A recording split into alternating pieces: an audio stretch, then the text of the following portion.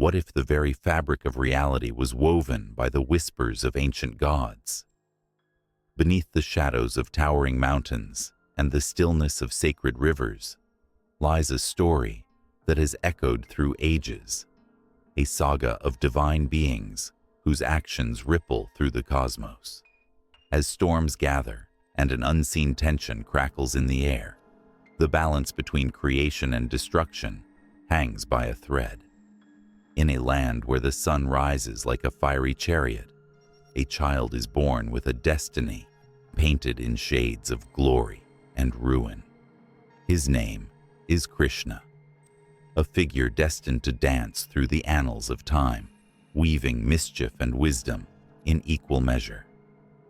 Yet, in the distance, a sinister prophecy looms, heralding the birth of a tyrant whose shadow threatens to engulf the world. The drums of war beat ominously, and the air thrums with an electric energy, heralding the clash of ideals that will shape the fates of gods and mortals alike. Amidst swirling clouds of doubt and despair, a goddess stands tall, her eyes reflecting the agony of a universe in crisis. Durga, fierce and unyielding, is summoned to confront the darkness that festers in the hearts of men. Her powerful form, adorned with weapons of light, embodies the spirit of righteousness. Yet, as she prepares for battle, whispers of betrayal slither like serpents through the ranks of the divine. Who can be trusted when the stakes are the very essence of existence?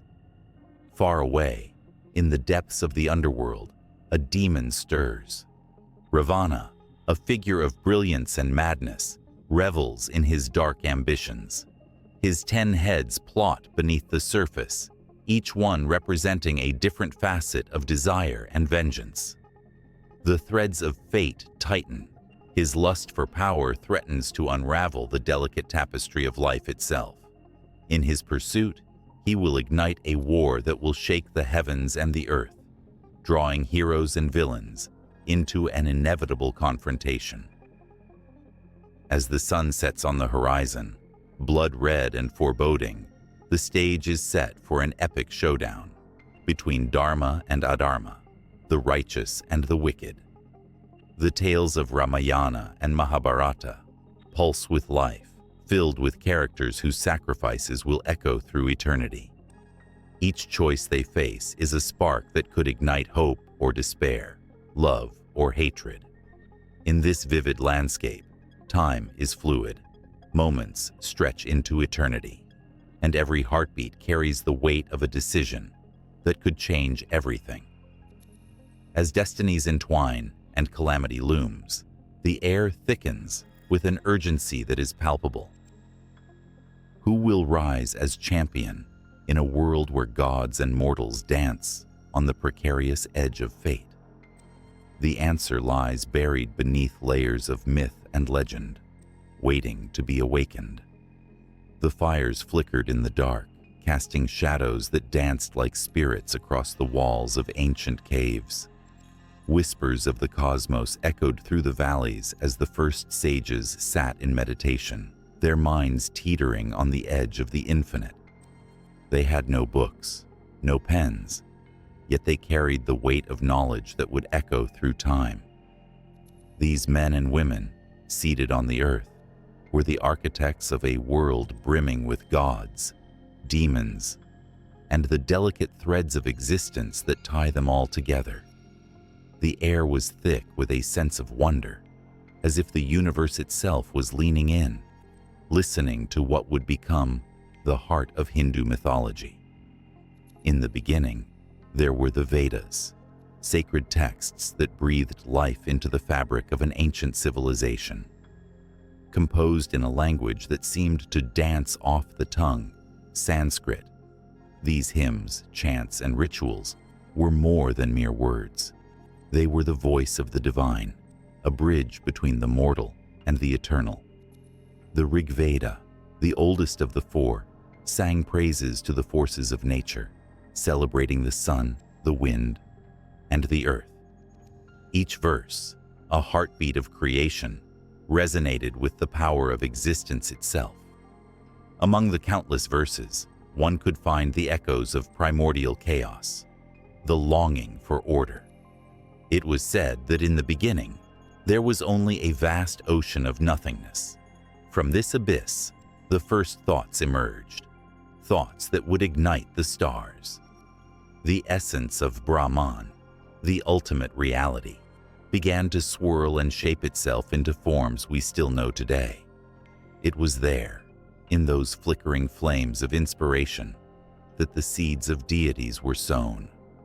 Indra, the king of gods, rumbled through the skies, wielding his thunderbolt like a warrior of the heavens. His stories of victory and valor inspired countless hearts, bringing them to life with every recitation. Yet, Indra was not just a figure of strength. He was flawed, vulnerable, and all too human, reflecting the complexity of life. As the Vedas detailed his exploits, readers felt the thrill of every battle, the ache of every loss, and the joy of every triumph. It was an emotional tapestry that bound the past to the present, urging listeners to find their own strength in the face of adversity. The Yajurveda followed, a guide for rituals that connected the earthly realm to the divine. It was in these sacred ceremonies that the longing for connection became palpable. The clang of bells, the crackle of firewood, and the fragrant offerings released into the flames transformed mere mortals into participants in the divine drama. Each chant brought life to the cosmic dance, and with it, a shared responsibility to uphold the Dharma, the moral order of the universe.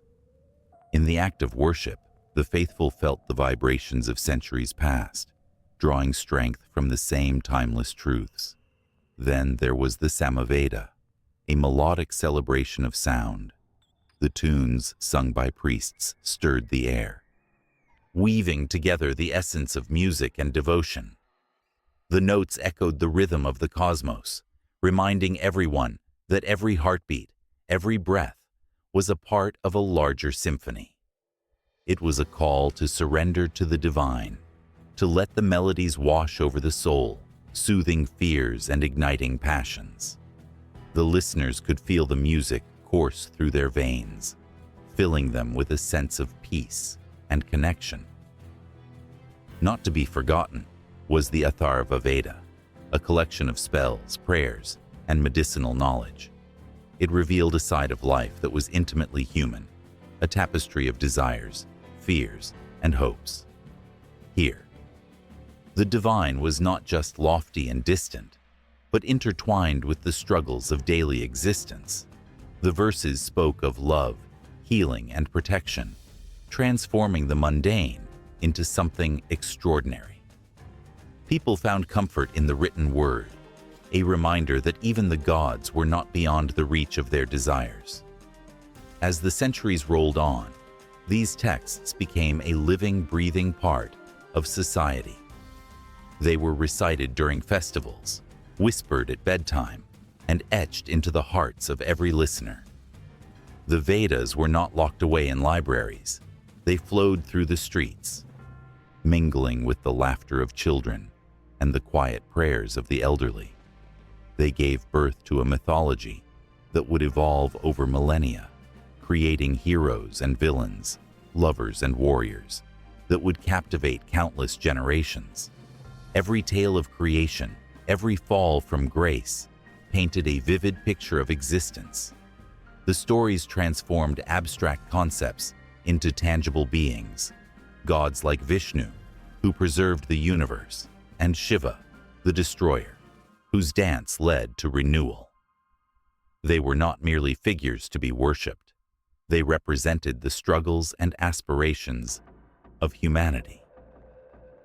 The emotional weight of these narratives gripped the hearts of those who listened, offering solace and understanding in a world fraught with uncertainty.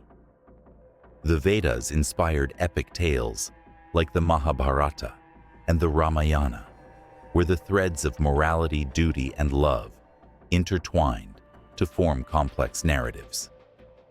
They spoke of Arjuna's moral dilemmas on the battlefield and Rama's unwavering devotion to Dharma.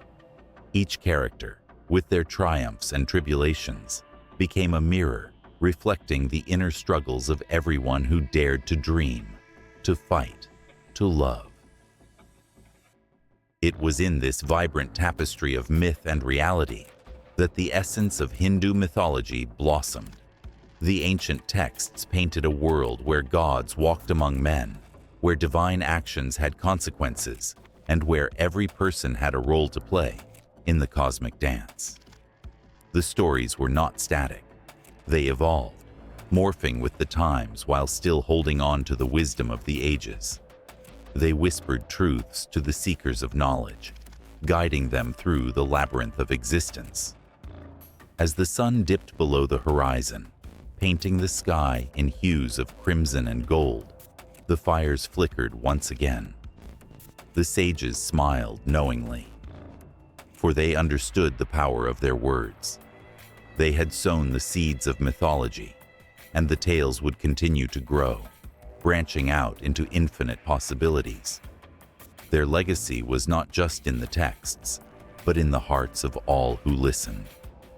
The echoes of the Vedas, rich with emotion and tension, would resonate through time, waiting to be uncovered anew, urging the world to remember that the stories of the past are ever entwined with the struggles of the present, an endless cycle of creation, destruction, and rebirth.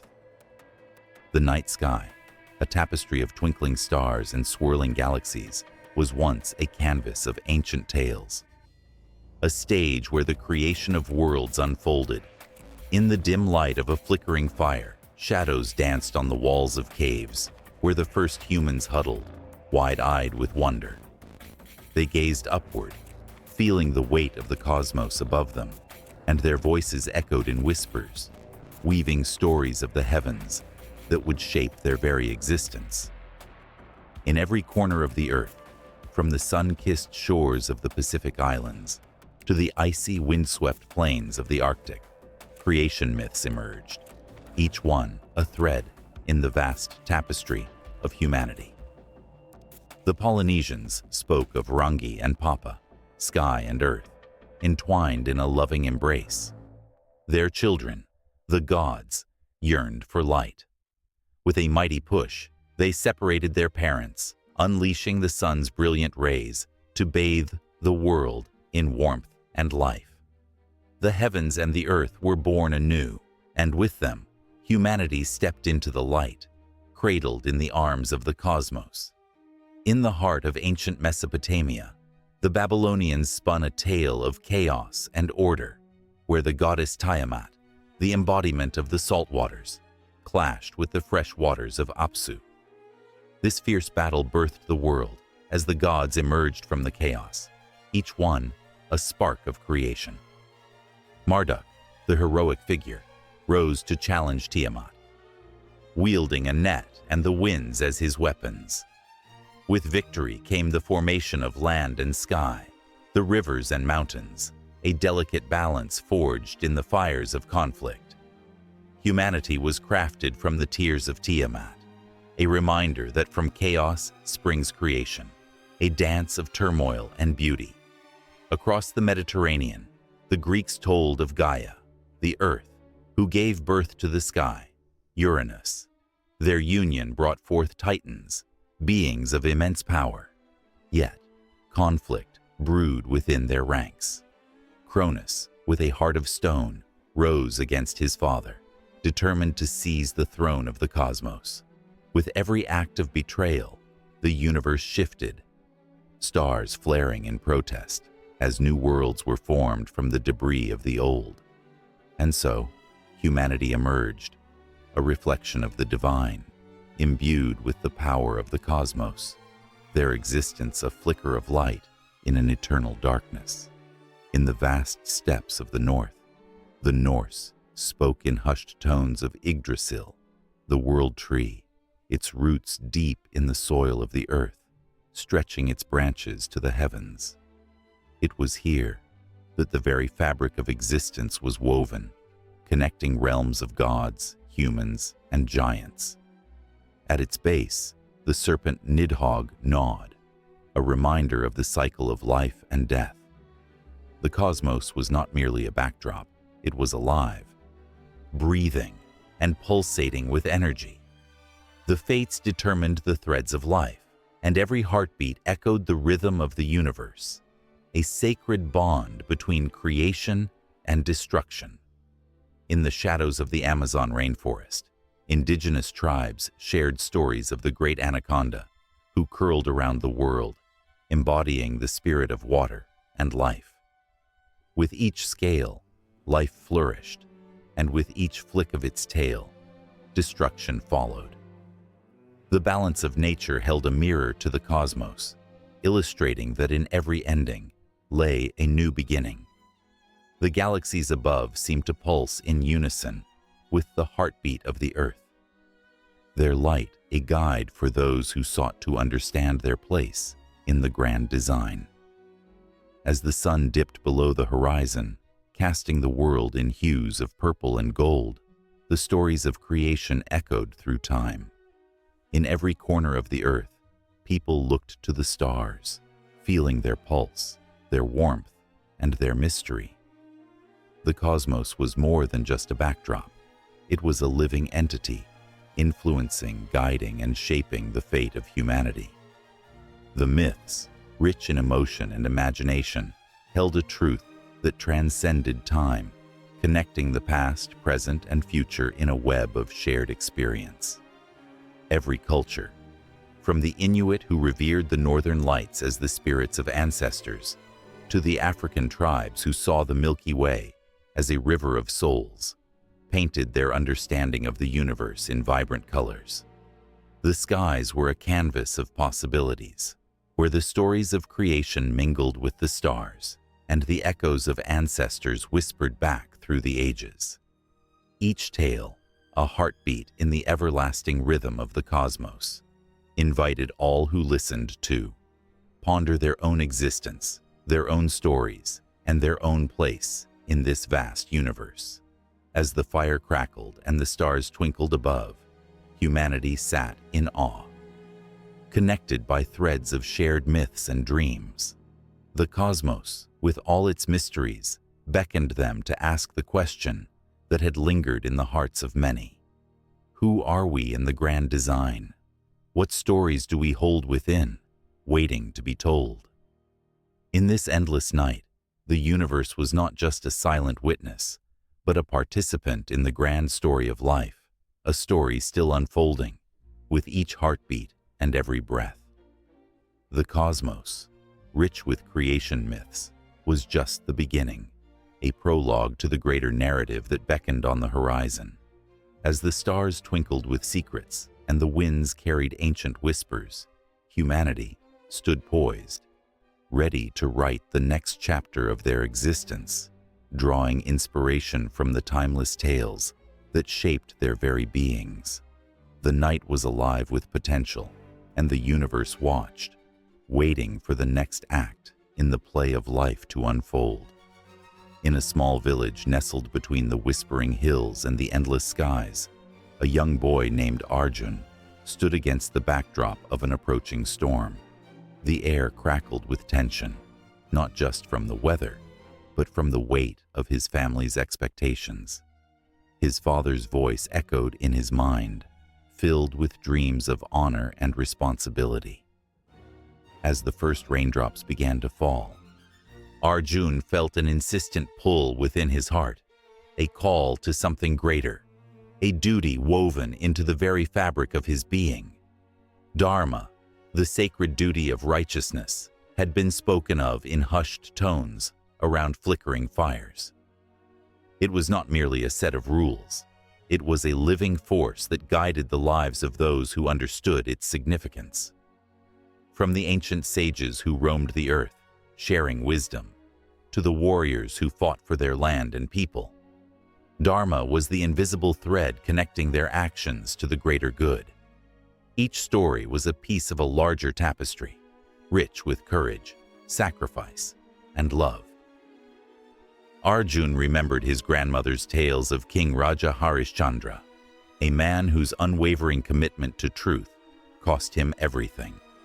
Stripped of his kingdom, his wealth, and even his family, he stood resolute, embodying the essence of Dharma.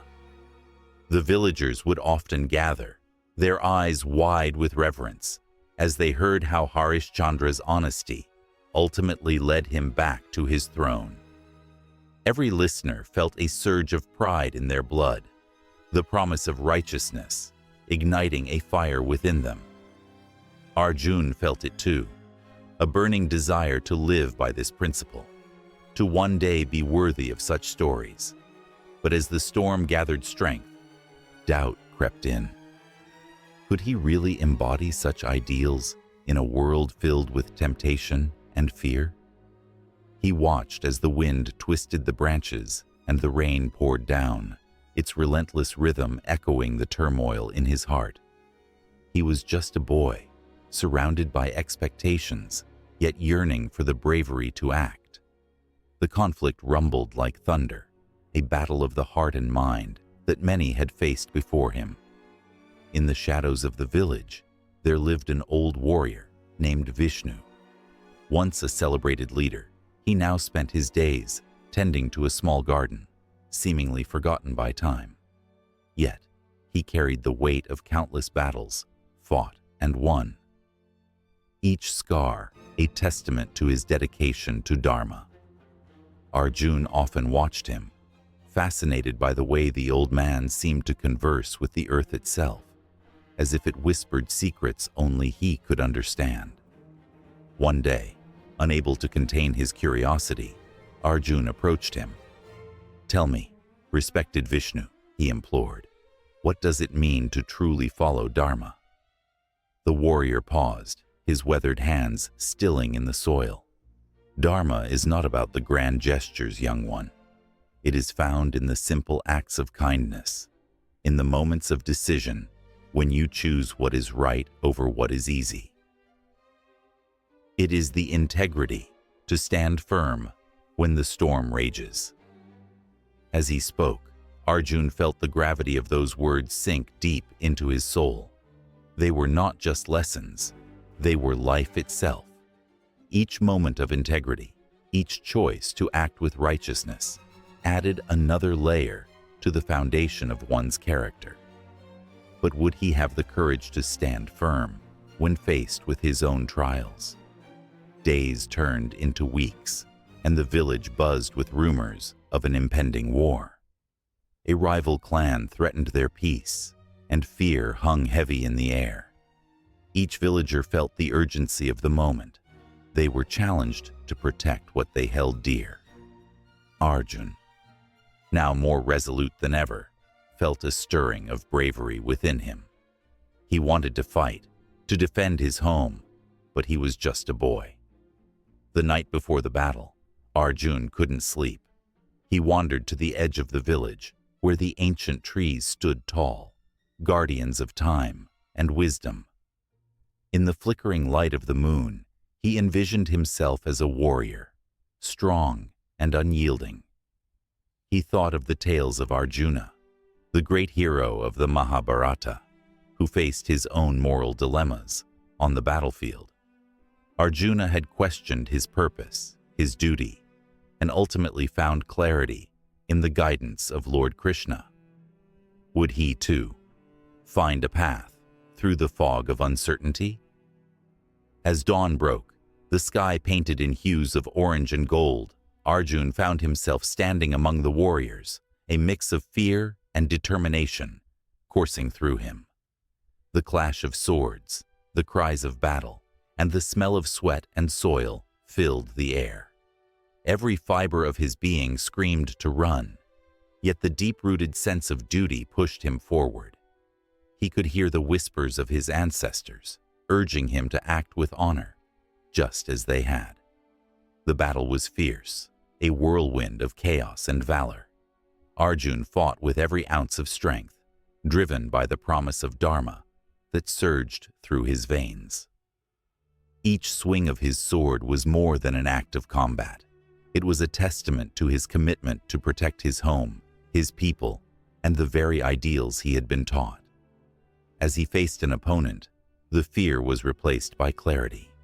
Here, in this moment of strife, he began to understand the true essence of duty and righteousness, an unwavering commitment to something greater than oneself. But as the day wore on, the tide of battle began to turn. Arjun witnessed his fellow villagers falter, courage wavering, as despair seeped into their hearts. In that crucible of conflict, he remembered the words of Vishnu, the importance of small acts of righteousness. He began to rally those around him, sharing stories of their ancestors, invoking the spirit of those great warriors who had come before. With every tale, he reignited the fires of hope within them, urging them to stand tall against the dark. In the chaos, Arjun's heart raced, not just from the fight, but from the realization that he was living his dharma. Each moment of bravery, every choice to uplift others, was shaping him into the man he longed to be. He felt the pulse of history in his veins, the weight of every soul that had ever fought for honor and justice. The battlefield became not merely a place of conflict, but a sacred ground where righteousness was forged in the flames of courage. With renewed fervor, they surged forward as a united force. The realization that they were all connected by the thread of Dharma propelled them into the fray with vigor. Through the swirling dust, Arjun caught a glimpse of Vishnu, still fiercely fighting, embodying the very essence of duty. In that moment, the boy became a warrior, not just for himself, but for every soul that had ever believed in the power of righteousness.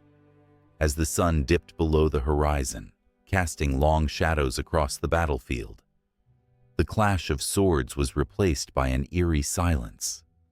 Arjun could feel the weight of victory and loss intertwining, a bittersweet reminder of the sacrifices made.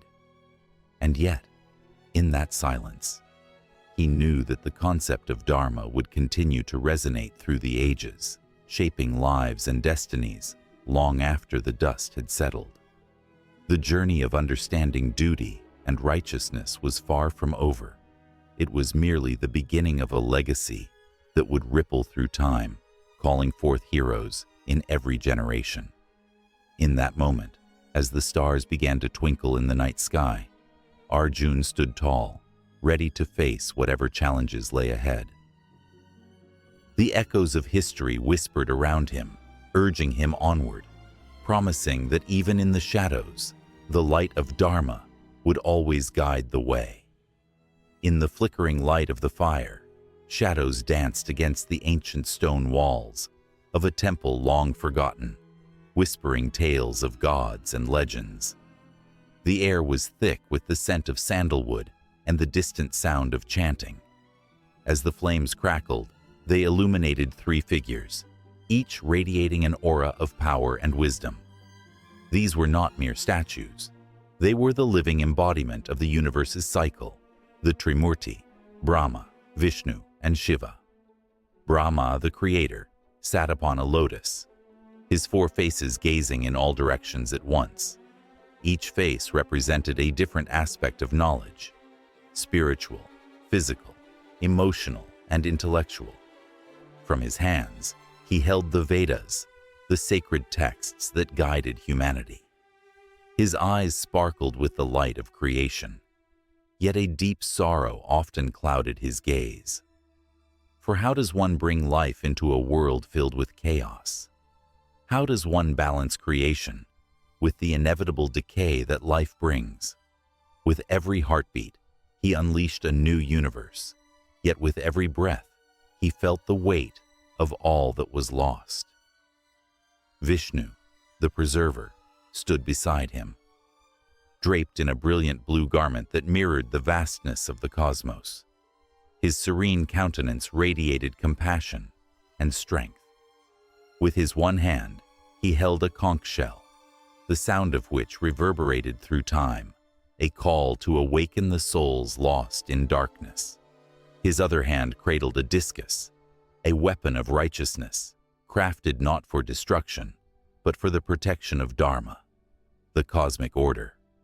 Vishnu's heart ached with the burden of ensuring balance in a world filled with turmoil.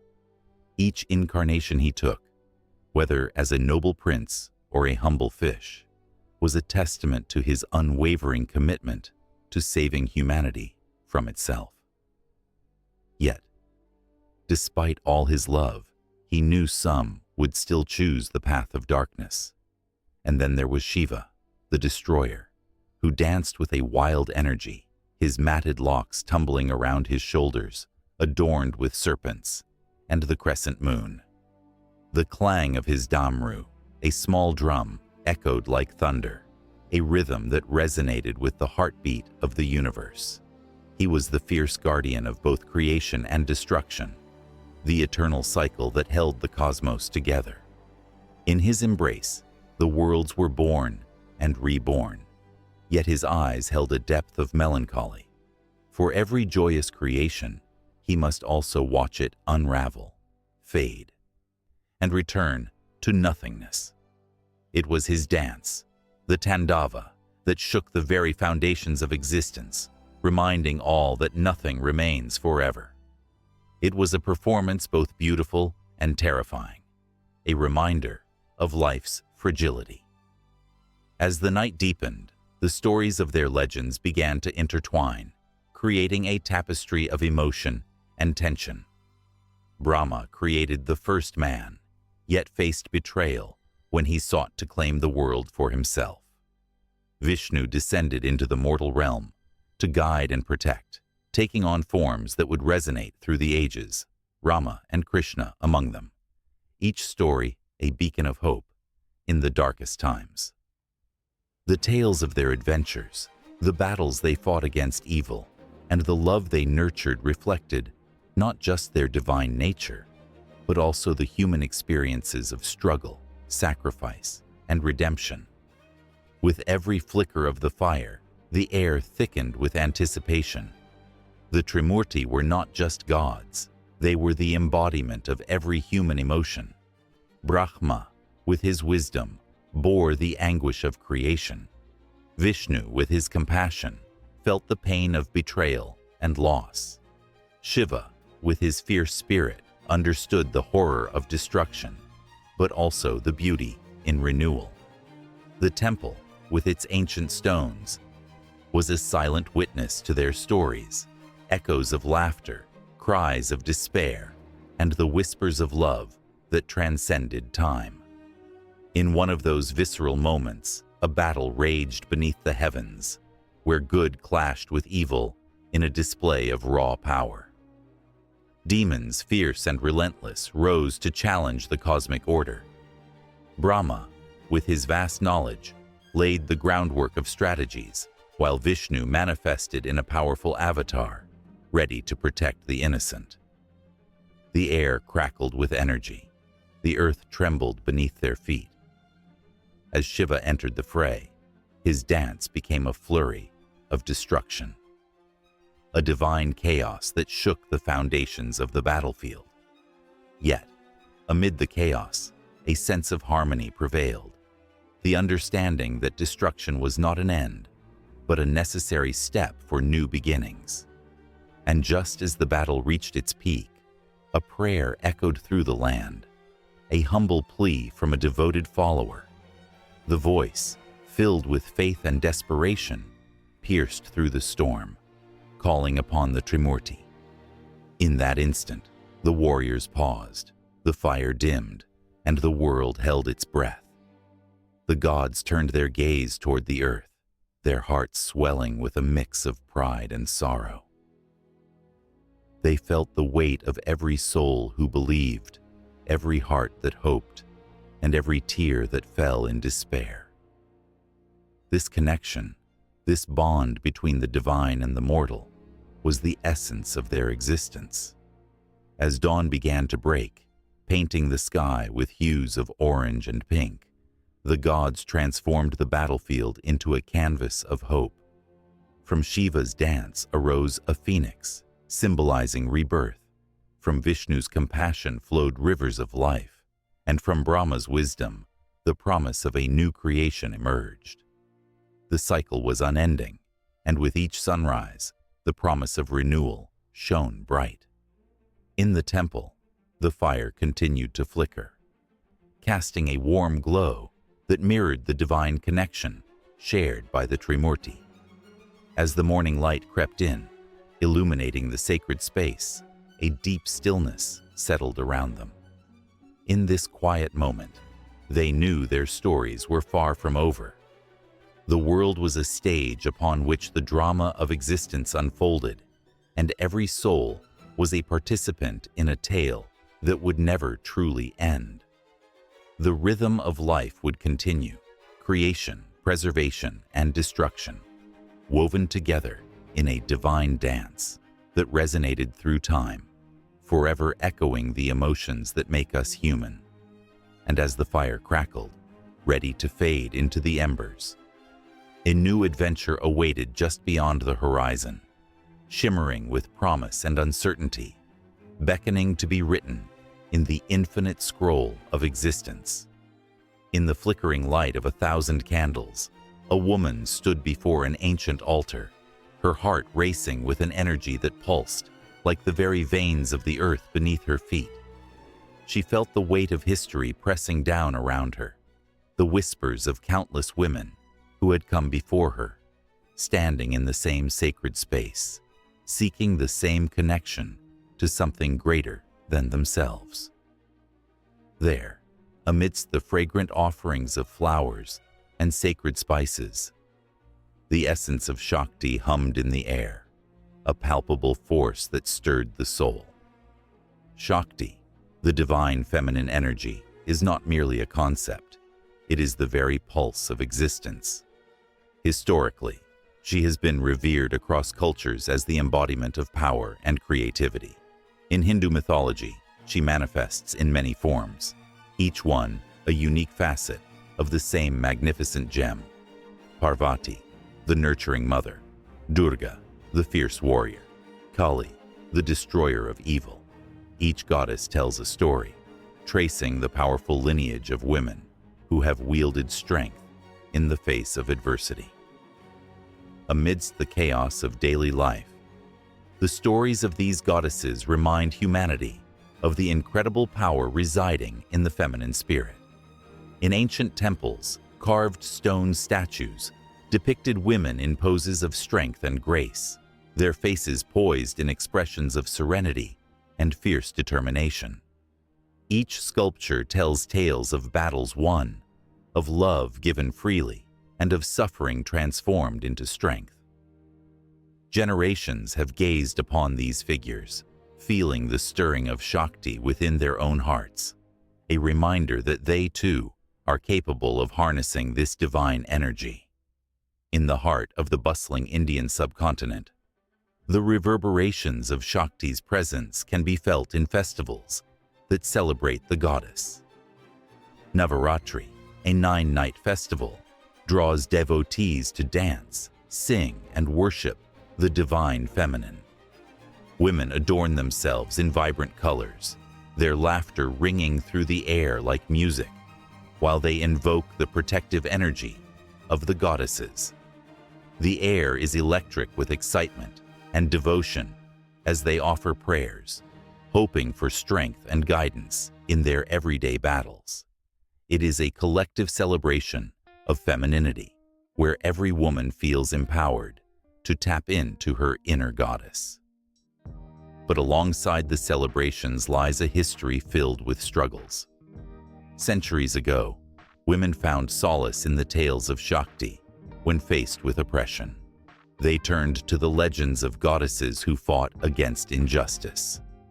Durga riding into battle on her lion, determined to vanquish the demon Mahishasura, symbolizing the triumph of good over evil.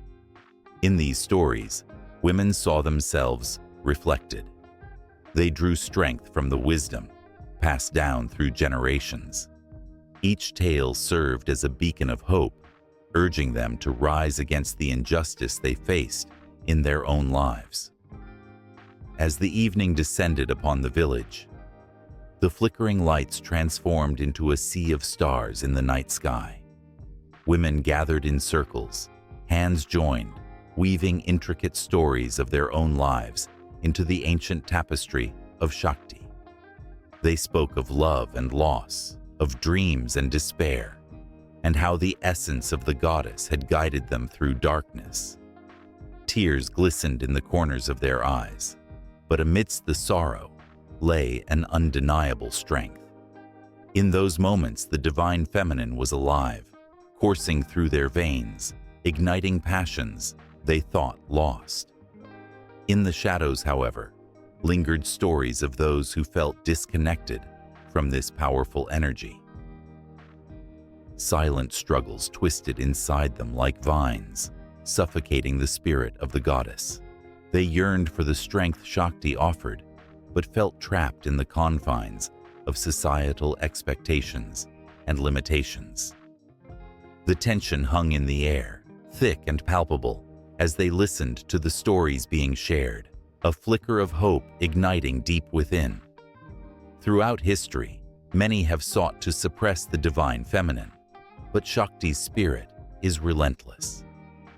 Even when faced with oppression, her energy has surged forth, breaking through barriers and igniting revolutions.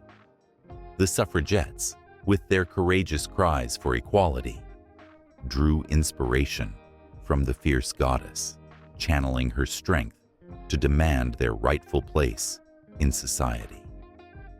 They marched for their voices to be heard, shaking the foundations of a world that had long silenced them. Each woman who stood up echoed Kali's call for justice, refusing to back down. As dawn broke, the sun spilling golden light over the village, whispers of Shakti danced in the air, urging women to rise and claim their power. In ancient texts, the very essence of Shakti is described as a serpent coiled within, waiting to be awakened. This energy is not just about strength, but about creation and nurturing, an ever-flowing force that shapes the world. Women who embraced this energy tapped into their creativity, becoming artists, leaders, and healers. They transformed pain into art, suffering into wisdom, speaking truths that shook the status quo. In temples, the chants of mantras resonated like waves crashing against a shore, each syllable a prayer to the divine feminine. The sacred energy was not confined to the past. It continued to ripple through time, reaching the modern world. Young women, inspired by the stories of their ancestors, began to rise as changemakers, asserting their space in professions dominated by men. They carried Shakti in their hearts, knowing that the goddess lived within them, propelling them forward in their fight for a better future. Yet, amidst the triumphs, shadows lingered. The world often seemed to push back against the rising tide of feminine power. Women faced judgment for daring to express their strength and for defying the roles society had crafted for them. But Shakti's spirit, embodied in the fierce determination of those unwilling to be silenced, began to carve a new path, one where every woman could embrace her power without fear or shame. In every whispered prayer, in every act of defiance, Shakti roared back at the world, a reminder that the divine feminine is an unstoppable force. And as dawn turned to day, the promise of a new beginning shimmered on the horizon, an invitation to every woman to step into her power, to honor the goddess within, and to join the chorus of voices calling for change, illuminating a path for generations to come. The story of Shakti is not merely a reflection of the past. It is an ongoing saga that beckons all to rise and reclaim the glory of the divine feminine, where the goddess is not an external figure, but a living, breathing essence woven into the fabric of every woman's soul. The night was thick with mystery, a tapestry woven with the tales of ancient beings. Flickering flames danced in the darkness, casting shadows that whispered secrets of the universe. As the stars twinkled like distant dreams, the stories of the Puranas stirred in the minds of those gathered around the fire. These were not mere stories. They were the lifeblood of a civilization that had thrived for millennia, etched into the very fabric of time. In the age of antiquity, the Puranas emerged as monumental texts, a rich series of writings that intertwined myth, history, and cosmology. Comprising 18 major volumes, they were repositories of knowledge, showcasing the profound wisdom of sages who had glimpsed beyond the veil of reality. Each word held the power to ignite awe and fear, to create and destroy, as they contained the echoes of gods and demons, heroes and villains, love and betrayal. The air crackled with anticipation as the fire's warmth enveloped the listeners. They clung to every word that unfolded like petals of a mystic flower. Stories of Vishnu, the preserver, who took on countless avatars, became the embodiment of hope and justice. His descent as a fish, a tortoise, a wild boar, and a man who danced the cosmic rhythm captivated the mind. Each incarnation revealed truths about the human condition, pointing to the endless cycles of life and rebirth. The tale of his incarnation as Rama stirred the hearts of the listeners, recalling the epic battle against the demon king Ravana. It was not just a story of struggle, but a poignant exploration of duty, honor, and love. As the flames flickered, the narrative turned darker, invoking the chaos of the universe. The Puranas spoke of the Great Deluge, a cataclysm that swept away civilizations, a reminder of nature's might. The vivid imagery of the storm clouds darkening the skies and the waves crashing over the land resonated with a primal fear. Lives were lost in the chaos, yet from the depths of despair, new beginnings emerged. The legend of Manu, the lone survivor, provided a glimmer of hope. He became the progenitor of mankind, a symbol of resilience amid devastation. The cycle of destruction and rebirth echoed in the hearts of the listeners, a powerful reminder that life often rises from the ashes. The Puranas also unveiled the divine dance of creation and destruction, embodied in the figure of Shiva, the god of transformation. His fierce demeanor and the intoxicating rhythm of his dance ignited the imagination. The listeners could almost feel the earth tremble beneath his feet. He was the destroyer, yet within his chaos lay the seeds of new life. The legend of his marriage to Parvati, a love story intertwined with trials and sacrifice, was not just romantic. It was a reflection of the eternal struggle between the material and the spiritual. As night deepened, the tales turned to the feminine divine, the powerful Shakti who danced through the pages of the Puranas. She was the essence of life, the energy that flowed through every being. The story of Durga's fierce battle against the buffalo demon Mahishasura sent chills down the spines of the listeners. Her unwavering strength and courage were not just attributes, but a call to every woman who sought empowerment. Her form, adorned with weapons, symbolized the struggle against oppression, the fight for justice, and the triumph of good over evil. The fire crackled as if in agreement, amplifying the sense of strength that resonated with every heartbeat. And then, like a sudden gust of wind, the tales took a turn into the realm of celestial beings and their earthly counterparts.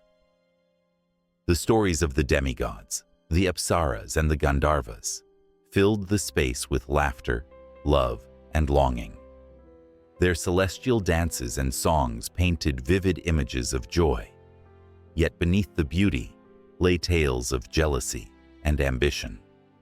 The poignant story of the divine sage Narada, who traversed the heavens and earth, weaving connections between gods and mortals, revealed the complexity of relationships. It was a reminder that even the divine were not free from desires and dilemmas, echoing the struggles of humanity. As the fire's glow dimmed, the listeners felt the weight of the teachings that lay hidden between the lines. The Puranas were not just tales of gods. They were mirrors reflecting the human experience. They spoke of morality, ethics, and the intricacies of existence, urging individuals to ponder their place in the cosmos. The stories ignited a flame of introspection, sparking questions that lingered in the air. What is the essence of Dharma? How does one navigate the trials of life? The Puranas were more than texts. They were a treasure trove of wisdom waiting to be uncovered. The night deepened, yet there was no desire to leave the warmth of the fire, for the stories had entwined themselves around the hearts of everyone present. Each tale was a thread, weaving a tapestry of existence that was both personal and universal. The listeners, entranced, felt the pull of these ancient narratives, urging them to live their truths, to confront their fears, and to embrace their journeys with courage. As dawn's first light began to seep into the horizon, the air shimmered with possibilities. Just beyond the veil of night lay new stories, new challenges, and new hopes waiting to unfold. The Puranas had opened doors to realms of understanding. The fire's last embers crackled, as if whispering promises of adventures yet to come, leaving the listeners on the brink of revelation, their hearts racing with the anticipation of the next chapter of existence. The stories continued to linger, intertwining with their dreams, echoing the call of the ancients, inviting them to step forward into the ever-unfolding narrative of life. In a land where the sun rises over golden fields and shadows of tall mountains loom, a grand tale unfolds, a story that transcends time and space, echoing with the whispers of humanity's deepest struggles, aspirations, and the very essence of existence. A battlefield laden with dust, sweat, and tears awaits, where destinies collide and the fates of kingdoms hang in the balance. This is not just a story. It is a living tapestry woven with the threads of honor, betrayal, love, and sacrifice. This is the Mahabharata. At its core lies a conflict that ignites passions and stirs the soul. Two families, the Pandavas and the Kauravas, are engulfed in a fierce rivalry. The stakes are more than just a throne or a kingdom. They are about righteousness, dharma, and the moral dilemmas that plague humanity. As the sun sets behind the distant hills, the tension thickens, wrapping around the hearts of warriors preparing for an inevitable clash, each heartbeat echoing the weight of their choices. The Mahabharata is not merely a historical epic. It is the world's longest poem, stretching over 100,000 shlokas or verses. It encompasses a myriad of stories, teachings, and philosophies that offer wisdom on how to navigate the complexities of life.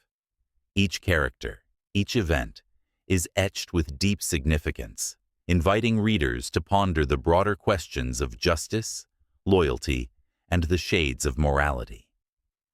Arjuna, the skilled archer, finds himself torn between duty and love. Should he fight against his own kin, or should he abandon his duty? His inner turmoil resonates with the struggles that many face when confronted with ethical dilemmas. As the plot thickens, the Kurukshetra battlefield morphs into a symbol of conflict, not just between two families, but within each individual. The tension escalates, and the cries of warriors fill the air, mingling with the haunting sounds of conch shells, announcing the commencement of war. friends become foes, and alliances shatter under the weight of ambition.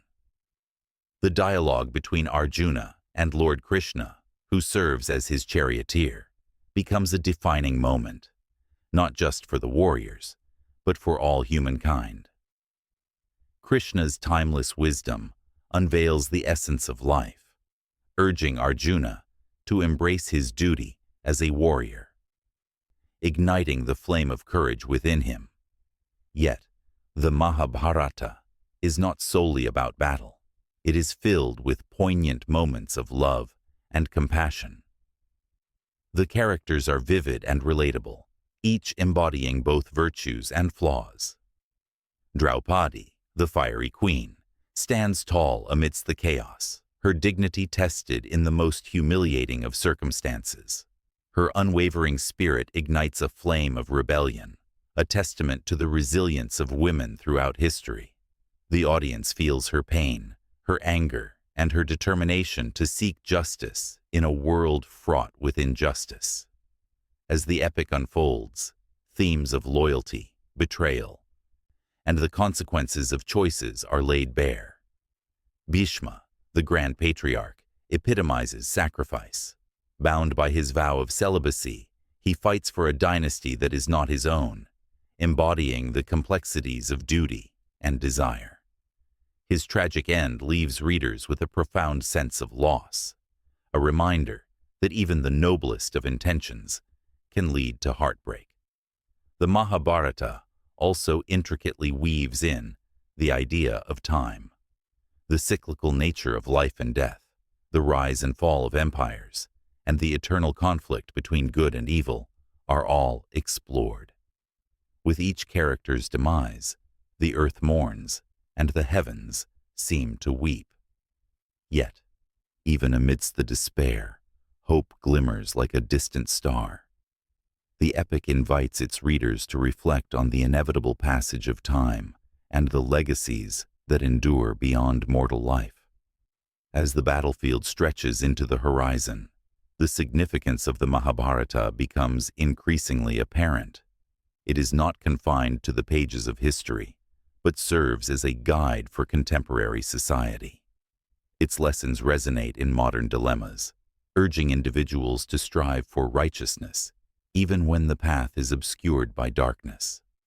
The text offers a rich tapestry of philosophies, from the concepts of karma to the importance of selfless action, shaping the moral compass for generations. The haunting melody of the flute played by Krishna lingers in the air, a reminder of the divine. As the battle rages on and the arrows fly, the reader is drawn further into a world where every moment is charged with consequence. The stakes are high, and the cost of war becomes painfully evident. Blood spills upon the sacred soil of Kurukshetra, turning it into a canvas painted with the hues of sacrifice and valor. Yet, even in the aftermath of chaos, the Mahabharata speaks of reconciliation and the possibility of redemption. Characters like Yudhishthira, the eldest of the Pandavas, emerge as a beacon of hope. His journey of self-discovery, riddled with loss and despair, leads him to understand the essence of compassion and leadership. The narrative does not shy away from the grim realities of war, but rather uses them to showcase the resilience of the human spirit. As the sun sets on the battlefield and the echoes of war fade into silence, the Mahabharata stands as a testament to the complexities of human nature. It urges its readers to confront their own battles, to reflect on their choices, and to seek a deeper understanding of what it means to live a life of purpose and integrity. The stories within its pages resonate like an ancient mantra, whispering truths about the human condition that remain ever relevant. With every twist and turn, the epic invites its readers to linger a little longer, to ponder the significance of each choice made by its characters, and to reflect upon their own lives. The Mahabharata is a mirror, reflecting our own battles, our own dilemmas, and our own quests for truth in a world that often feels chaotic. The emotions swell and the heart races. This is not just an epic. It is a living narrative that continues to inspire, teach, and resonate through the ages. In a lush battlefield, the air thick with tension, Arjuna stood frozen, his bow lowered, heart pounding like a war drum. Around him, the clash of armies was not just a struggle for land, but a tempest of emotions, duty, and moral dilemmas. His charioteer, Krishna, exuded an aura of calm amidst the chaos, the weight of ancient wisdom resting on his shoulders. It was here, at the precipice of war and peace, that the profound teachings of the Bhagavad Gita began to unfold, not just as a lesson in duty, but as an exploration of the very essence of life itself. Krishna's voice pierced through the tumult, rich and resonant, urging Arjuna to look beyond the surface. You are not just a warrior, you are part of the eternal cycle.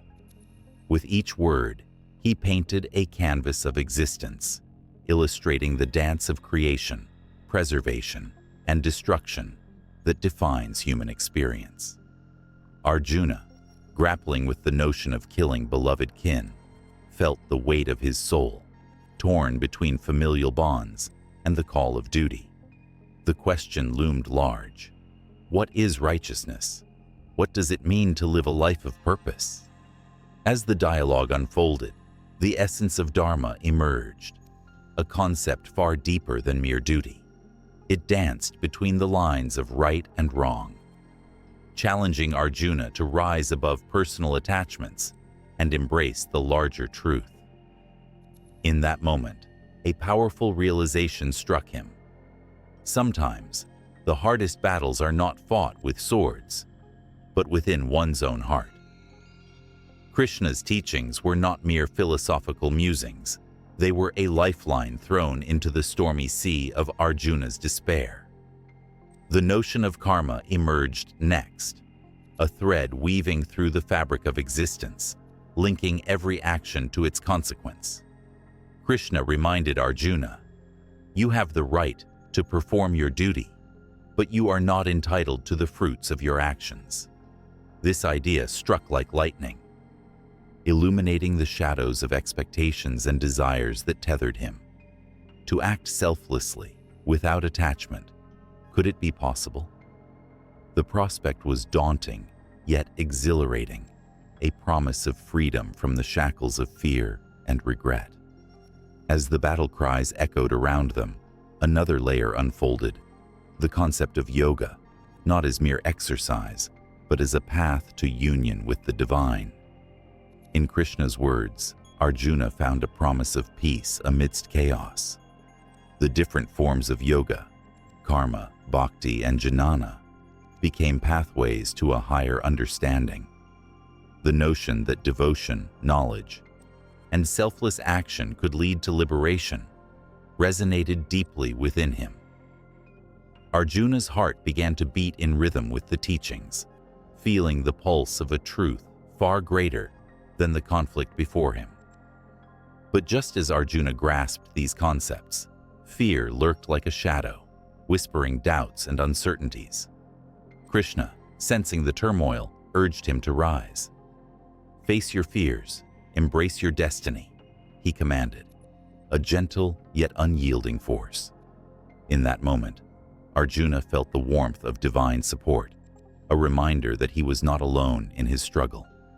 The battlefield transformed from a place of despair to a sacred ground of self-discovery. With every passing moment, the stakes escalated. The noise of war intensified, the clanking of armor, and the cries of men merging into a haunting symphony of life and death. Arjuna's heart raced, a surreal blend of anticipation and dread. In the depths of his being, a flicker of understanding ignited.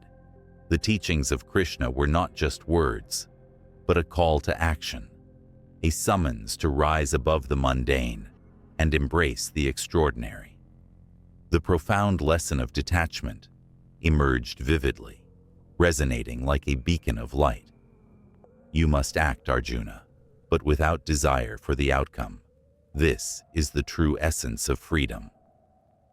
With these words, Krishna illuminated a path that transcended the immediate, urging him to see beyond the limits of the battlefield. The fear of loss, the anxiety over consequences, they all began to shift under the weight of this revelation. Arjuna felt a surge of courage, a transformation ignited by the fires of wisdom. As the first arrows were loosed, time seemed to slow. Each moment stretched into eternity, a kaleidoscope of emotions swirling around Arjuna. He was no longer just a warrior. He was a vessel of the teachings that flowed from Krishna. The battlefield became a metaphor for life's struggles, each adversary representing the internal conflicts everyone faces. The lessons of the Gita echoed through the air, ethereal and timeless, reminding all who would listen that true victory lies within. In that electric atmosphere, the boundary between the divine and the mortal blurred. For Arjuna, it was not merely about surviving the battle, but about embracing his role in the cosmic play of life. He felt the overwhelming presence of the divine enveloping him, guiding him toward action without fear or hesitation. The idea that every person has a divine spark, a purpose interwoven with the universe, became crystal clear. He was part of a grand design, a thread in the intricate tapestry of existence, and as arrows began to fly, each one carrying the weight of choices made, Arjuna's transformation became palpable. With every release of tension, every breath taken amid the chaos, he evolved from a man paralyzed by doubt into a warrior fueled by purpose. The Gita's lessons resonated through his very being, urging him to fight not just for victory, but for the truth that lay at the heart of all things. The lessons of the Bhagavad Gita were not just stories from ancient times. They were the whispers of eternity, echoing through the ages, waiting for hearts willing to listen. As the sun began to set on the battlefield, casting a golden hue across the land, Arjuna stood tall, bow in hand, ready to face his destiny. The teachings had ignited a fire within him, a reminder that the struggle for righteousness and the pursuit of knowledge are timeless endeavors. And as the first arrows flew, they carried not just the weight of battle, but the promise of awakening. The saga of existence continuing to unfold, its lessons echoing through time. In a land where the sun rises with golden hues, painting the sky with hope, there lay a timeless epic that has stirred the hearts of countless generations. The epic of Ramayana is not merely a story. It's a tapestry woven with the threads of love, honor, and the eternal battle between good and evil. From its ancient verses, the air vibrates with emotion, revealing the struggles of its characters in a way that feels both distant and heart-wrenchingly close. Rama, the noble prince of Ayodhya, stands as a beacon of virtue, his bow taut with the challenges that lie ahead. His journey is not just about reclaiming his wife, Sita, who has been taken by the demon king Ravana. It is about the quest for righteousness in a world that often seems dark. As the story unfolds, one can almost hear the whispers of the trees and the rustling leaves that carry the weight of his resolve. Every step he takes is filled with unshakable determination, yet the burden on his shoulders is immense. Sita, the embodiment of grace and devotion, faces her own trials. Her heart pounds with fear and longing, trapped in a world ruled by Ravana's tyranny. Each moment spent in captivity is a test of faith.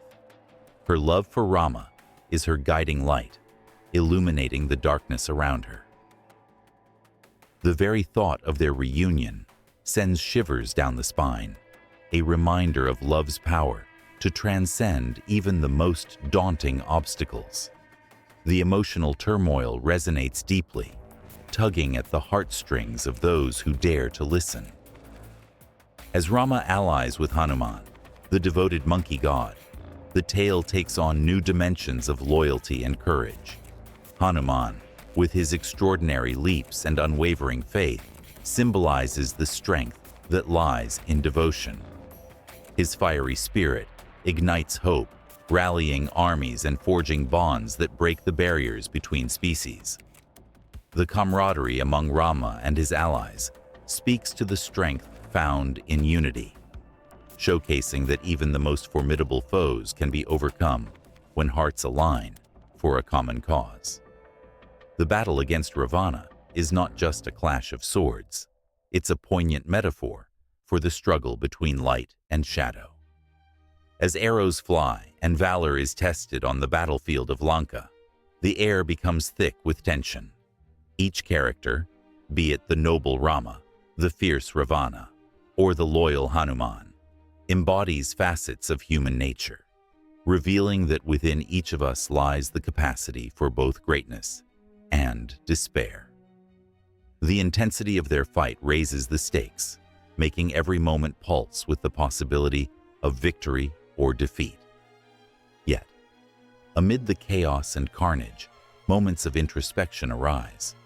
Rama reflects on duty, the weight of kingship, and the essence of dharma, righteousness. He is not just a warrior, he is a man grappling with his identity, his responsibilities, and the expectations of those around him. The struggles he faces evoke deep empathy, as readers are reminded that heroes too carry burdens that can bend even the strongest wills. Sita, in her moments of solitude, contemplates her own strength. As she waits, her heart becomes a fortress of hope. Her trials reveal the resilience of women throughout history, whose stories often remain untold, yet are laced with bravery that can rival the mightiest warriors. The depths of her love for Rama resonate in every heartbeat, showcasing a connection that endures beyond the confines of physical separation. The aftermath of the battle, filled with bittersweet victories, brings forth the complexities of human relationships. The moment Rama and Sita are reunited is both joyous and fraught with tension. Doubts and insecurities linger in the air, testing their bond. The emotional landscape shifts once more as the whispers of societal judgment echo through their triumphant return. Each twist and turn in this epic mirrors the real struggles of life, betrayals, sacrifices, and the unyielding quest for justice. The teachings embedded within the narrative serve as timeless lessons that resonate across cultures and epochs. The Ramayana is not merely an ancient text, it is a living, breathing entity that continues to inspire and provoke thought. Its significance transcends boundaries, urging readers to reflect on their own lives and choices. As the story unfolds, the emotional roller coaster becomes relentless. The highs and lows pull the reader deeper into a world where every character's joy and sorrow feels palpable. It speaks to the essence of humanity, the interconnectedness of all beings, and the moral dilemmas that plague us. The epic of Ramayana stands as a testament to the indomitable spirit of hope and resilience, echoing through the ages, whispering to all who would listen. With each passing moment, the narrative weaves a spell, drawing individuals from all walks of life into its rich historical fabric. The characters leap off the pages, their struggles and triumphs a reflection of the human condition. As the echoes of their voices fade into the background, one can almost sense the presence of those who have walked this path before, their footsteps leaving imprints on the sands of time. The Ramayana's significance is not confined to its pages. It reverberates through festivals, art, and everyday conversations. It has shaped cultures and established moral frameworks, guiding generations in their pursuit of purpose and virtue. It is more than a mere tale. It is a compass pointing toward truth and integrity, urging us to confront our own demons and rise above them. As the tale continues, the reader is left on the edge of a precipice, the journey far from over. The threads of the narrative are still weaving, connecting the past with the present, and hinting at the future to come. Each character holds their breath. Each heart beats in rhythm with the unfolding drama, promising that the story will morph and evolve, always leaving one yearning for more.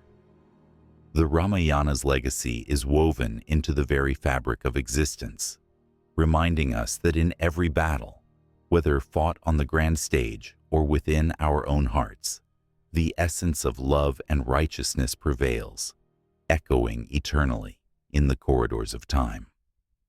The sun dipped low on the horizon, painting the sky with strokes of crimson and gold, a fitting backdrop for the life of a man who would become the embodiment of virtue. Lord Rama of Ayodhya, crowned prince, stood at the edge of the forest, his heart heavy yet resolute. Here was a man whose tale would echo through ages, stirring hearts and igniting the flame of righteousness in the souls of countless generations. Born to King Dasharatha and Queen Kausalya, Rama was not an ordinary child. From his very first breath, the air crackled with destiny.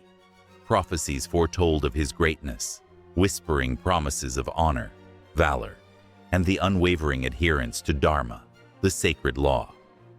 As a young boy, he was handsome and strong, his striking blue-black eyes filled with compassion. He played with his brothers, Lakshmana, Bharata, and Shatrughna, sharing laughter that resonated through the halls of the palace. Yet, even in these moments of joy, the weight of responsibility lay upon his shoulders. Rama's childhood was marked by lessons of morality, imparted by his sage mentor, Vasishtha. The teachings were simple yet profound, urging him to always choose the right path, to protect the weak, and to face challenges with unwavering courage. Each lesson shaped him into a man of integrity, and his heart swelled with the desire to serve his people. His bond with Sita, the daughter of King Janaka, blossomed like a lotus in the sun. Their love was pure and profound, rooted in respect and admiration. As they exchanged vows, the world celebrated, two souls intertwined, destined to face trials that would test their very essence. But fate had its own plans. Rama's life took a turn when his father, bound by promises and the complexities of royal duty, banished him to the forest for 14 years. The news struck like a thunderclap, shattering the tranquility of Ayodhya. Yet, Rama accepted his fate with grace, embodying the principle that duty often comes before personal desire. He turned to Sita and Lakshmana, and with a brave heart, he walked into the wilderness, leaving behind everything he cherished. The forest was a world apart, filled with the sounds of rustling leaves and the scent of damp earth. Yet it also harbored dangers lurking in the shadows. There, Rama faced the wrath of demons, each encounter a test of his strength and spirit. The fiercest among them was Ravana, the 10-headed king of Lanka, whose lust for power knew no bounds. But it was not just Ravana's physical might that posed a danger. It was his ability to warp the minds of men, leading them away from righteousness. In the depths of the forest, Rama demonstrated not just bravery, but also compassion. He befriended the creatures of the wild, winning their hearts with his kindness. When Shabala, the mythical cow, offered her service, Rama accepted with gratitude, forging bonds that transcended the boundaries of species. Together, they faced challenges that would have broken lesser men, proving that true strength lies in unity and compassion. As the years unfolded, the unthinkable happened. Sita, the embodiment of purity and devotion, was kidnapped by Ravana, a brutal act that set Rama's heart ablaze with despair. He felt as though the very sun had dimmed, his soul plunged into darkness. But within that abyss, a fire ignited, a fierce determination to rescue his beloved. The anguish in his heart transformed into a powerful force, propelling him to gather allies. He sought the help of Hanuman, the monkey god, who embodied loyalty and devotion. Their alliance was an indomitable force, a testament to the power of friendship and faith. The battle to reclaim Sita was fierce and brutal, a chaotic clash between good and evil that rattled the heavens. Rama stood at the forefront, wielding his bow and arrows with unmatched precision. Each arrow released was not just a weapon, but a promise to uphold righteousness, to protect those who cannot protect themselves. With every foe he vanquished, the whispers of hope grew louder, echoing through the hearts of those who believed in him. The day of victory was bittersweet. As Rama stood before Sita, their eyes locked in a moment that transcended words. Yet doubts and societal judgments loomed over them like dark clouds. In his quest for honor and righteousness, Rama faced the gravest test of all, public opinion questioning Sita's purity after her time in Ravana's captivity. With a heavy heart, he chose to uphold the ideals of his kingdom, sending Sita away to protect his honor, a painful sacrifice that shattered him. In that moment, the world witnessed the paradox of a hero bound by duty, a man torn between personal love and societal expectation. Sita, resilient and strong, fled to the forest, but never did she waver in her faith in Rama. Their love remained unbroken, a beacon of hope. As she gave birth to their twin sons, Lava and Kusha, the legacy of Rama continued, woven into the fabric of their lives. The tale of their reunion was both poignant and profound, a testament to love that endures through trials and tribulations. As the years passed, Rama returned to Ayodhya, crowned as king, fulfilling the prophecy that had followed him since birth. The kingdom rejoiced, yet in his heart remained the scars of his sacrifices. Rama ruled with wisdom and kindness, a ruler who listened to his people, who felt their joys and sorrows. He became synonymous with Dharma, a symbol of an ideal man, guiding others toward the path of righteousness with gentle strength. Yet the story of Rama is not merely one of victories and defeats. It is a tapestry woven with threads of devotion, heartache, and the relentless pursuit of justice. As the moon cast its silvery glow on Ayodhya, Rama stood on his balcony, looking over the city he cherished. His heart was full, yet the echoes of his choices remained haunting, like shadows dancing in the light. The legacy of Lord Rama transcends time, a powerful reminder that an ideal man is not defined by perfection, but by the choices he makes, the love he gives, and the sacrifices he endures. Each moment of his life, ebbing and flowing like the river that nourished his land, builds a bridge between the past and the present, a story that would never end. The path of Dharma is fraught with challenges, and as Rama continued to walk that path, the world watched, captivated, waiting to see where destiny would lead him next. The flickering light of the setting sun cast a golden hue over the mountains, where shadows danced like whispers of ancient tales long forgotten.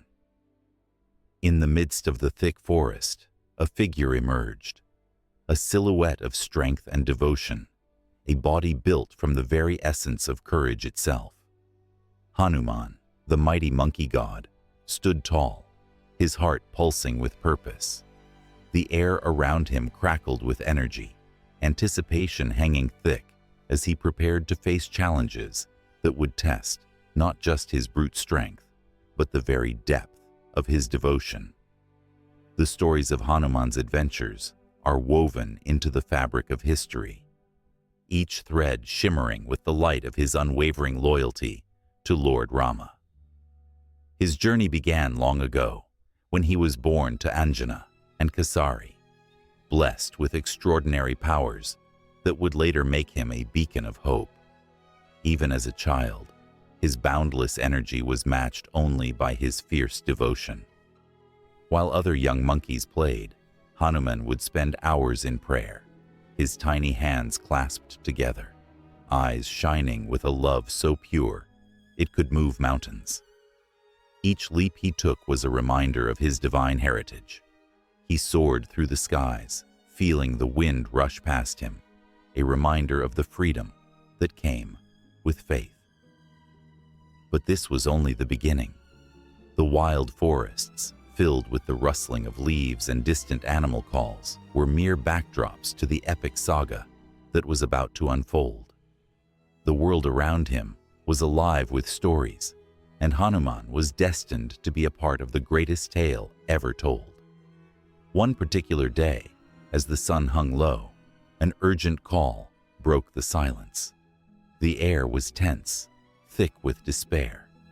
Sita, the beloved wife of Lord Rama, had been captured by the demon king Ravana, and the weight of this news struck Hanuman like a thunderbolt.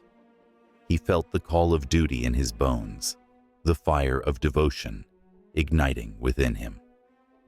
Without a moment's hesitation, he set off toward the distant land of Lanka, the city built of gold where darkness reigned.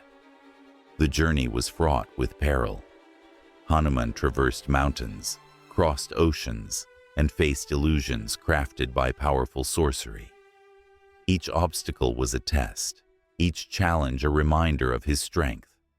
As he leapt across the vast expanse of water, the ocean roared beneath him, waves crashing with a wild fury. Yet, with every bound, he felt invincible, an embodiment of faith and power. When he reached Lanka, the sight that greeted him was both breathtaking and terrifying. Towering golden palaces shimmered in the moonlight, while guards patrolled the streets, unaware of the hero hidden in the shadows.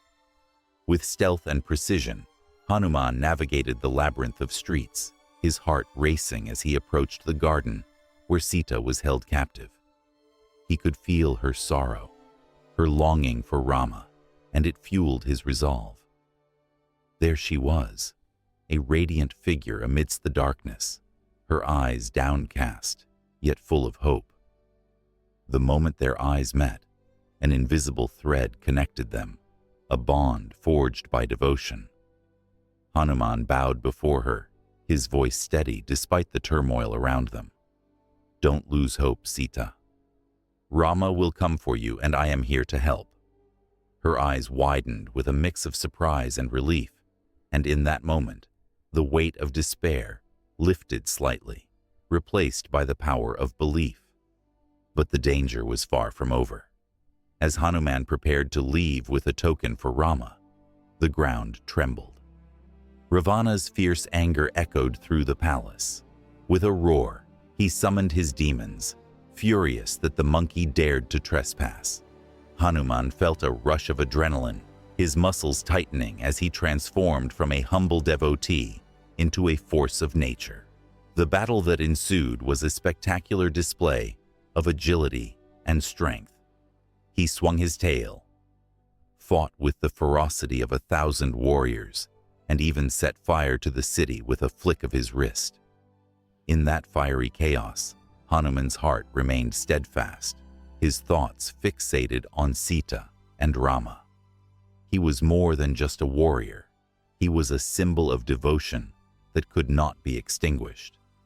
Every strike he made was a promise to his beloved Lord, a vow that he would stop at nothing to see Sita returned. The demons fell before him, like autumn leaves swept away by a gust, and amidst the flames, Hanuman's spirit soared higher than ever, fueled by a love that seemed eternal. But even in his triumph, darkness loomed. Ravana's sorcery was powerful, and as Hanuman faced him, he felt the weight of the world upon his shoulders. The two clashed like titans, and each blow exchanged echoed through the heavens. Hanuman gritted his teeth, drawing strength from his unwavering faith. With a final powerful leap, he struck Ravana down, but not without consequences. The world around him trembled, and he realized that while he had won this battle, the war was far from over. As dawn broke over Lanka, the golden light illuminated the ruins of a battle fought with fury and faith. Hanuman emerged, weary yet triumphant, the weight of his mission heavy in his heart. He carried the message of hope back to Rama, knowing that the path ahead would be fraught with more challenges, more tests of strength and devotion.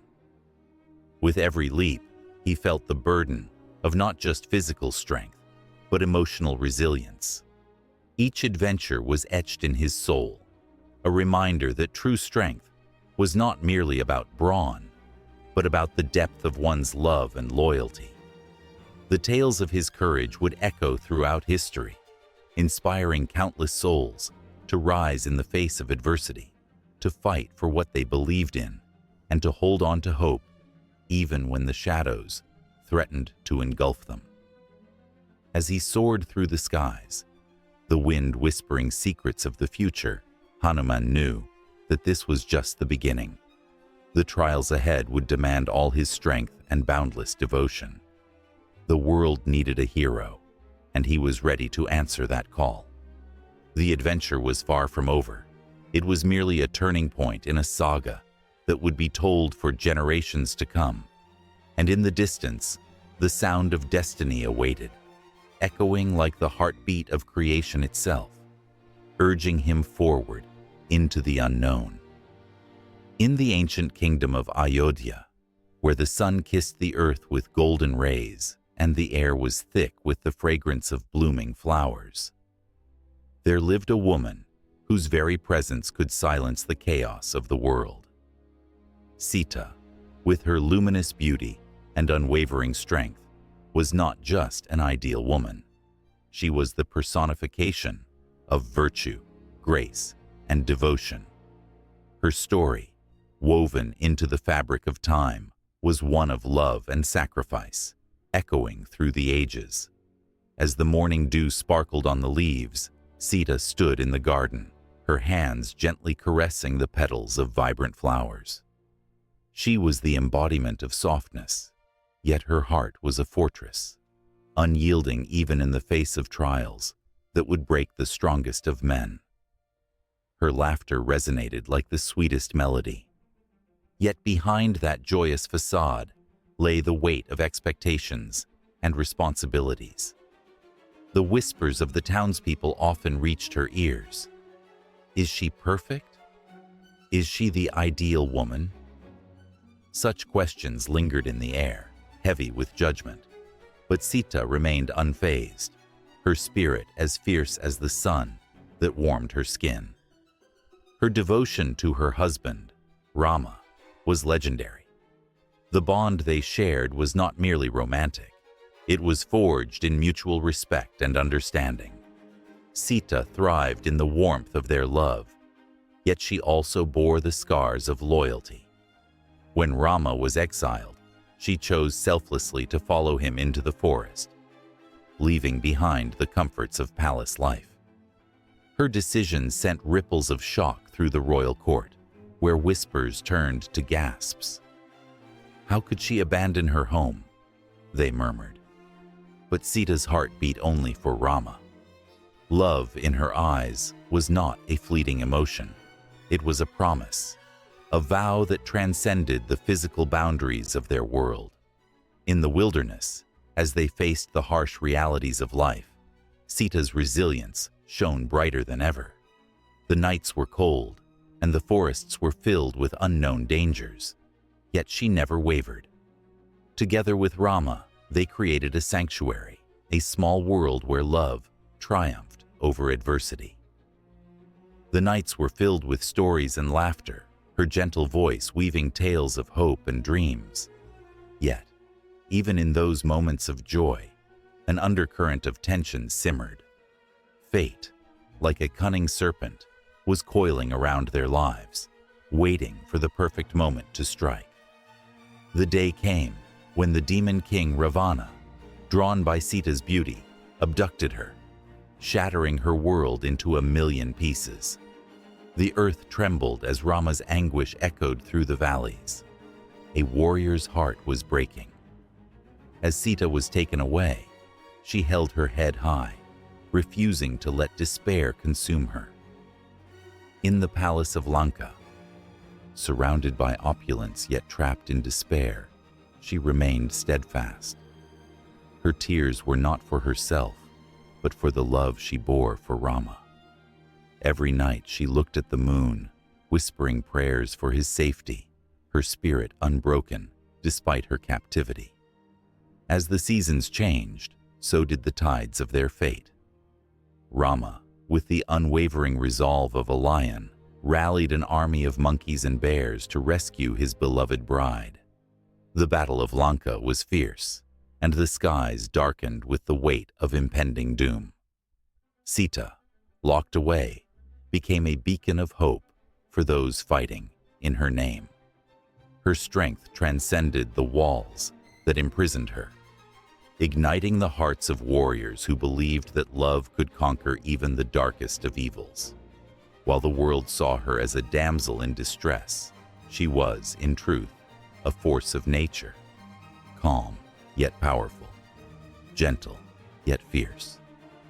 When Rama finally stood before Sita, their reunion sent shockwaves through the land. But the joy was short-lived. Doubts festered in the hearts of the people of Ayodhya. Has she remained pure? They questioned, their voices sharp as daggers. The very ideals she had come to symbolize were now being used to condemn her. Sita, ever dignified, faced the storm with quiet grace.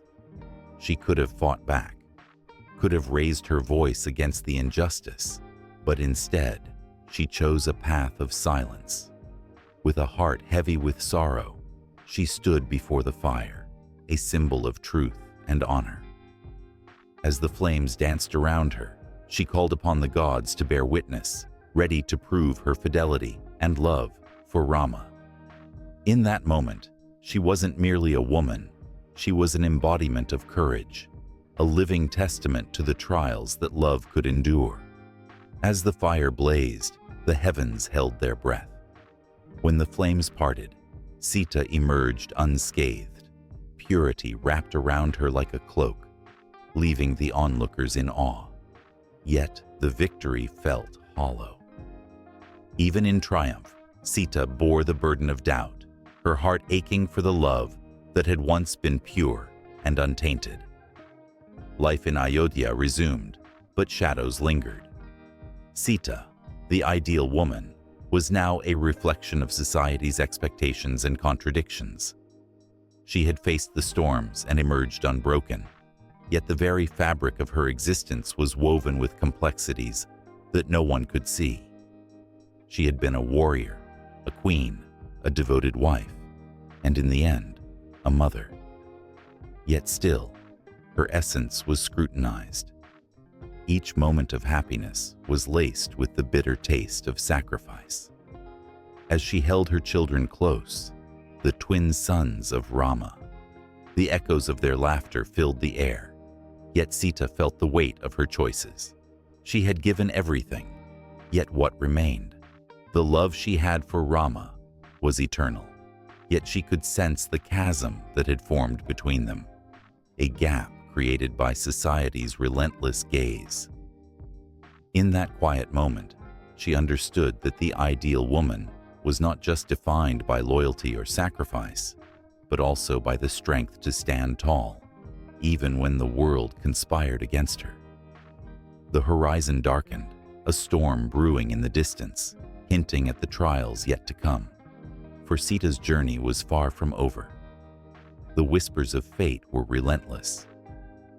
and the shadows of her past were about to catch up with her once more, weaving a tale that would echo through eternity. In the dim light of a flickering candle, a solitary figure sits, eyes wide with wonder, as generations of tales spill forth from ancient scrolls.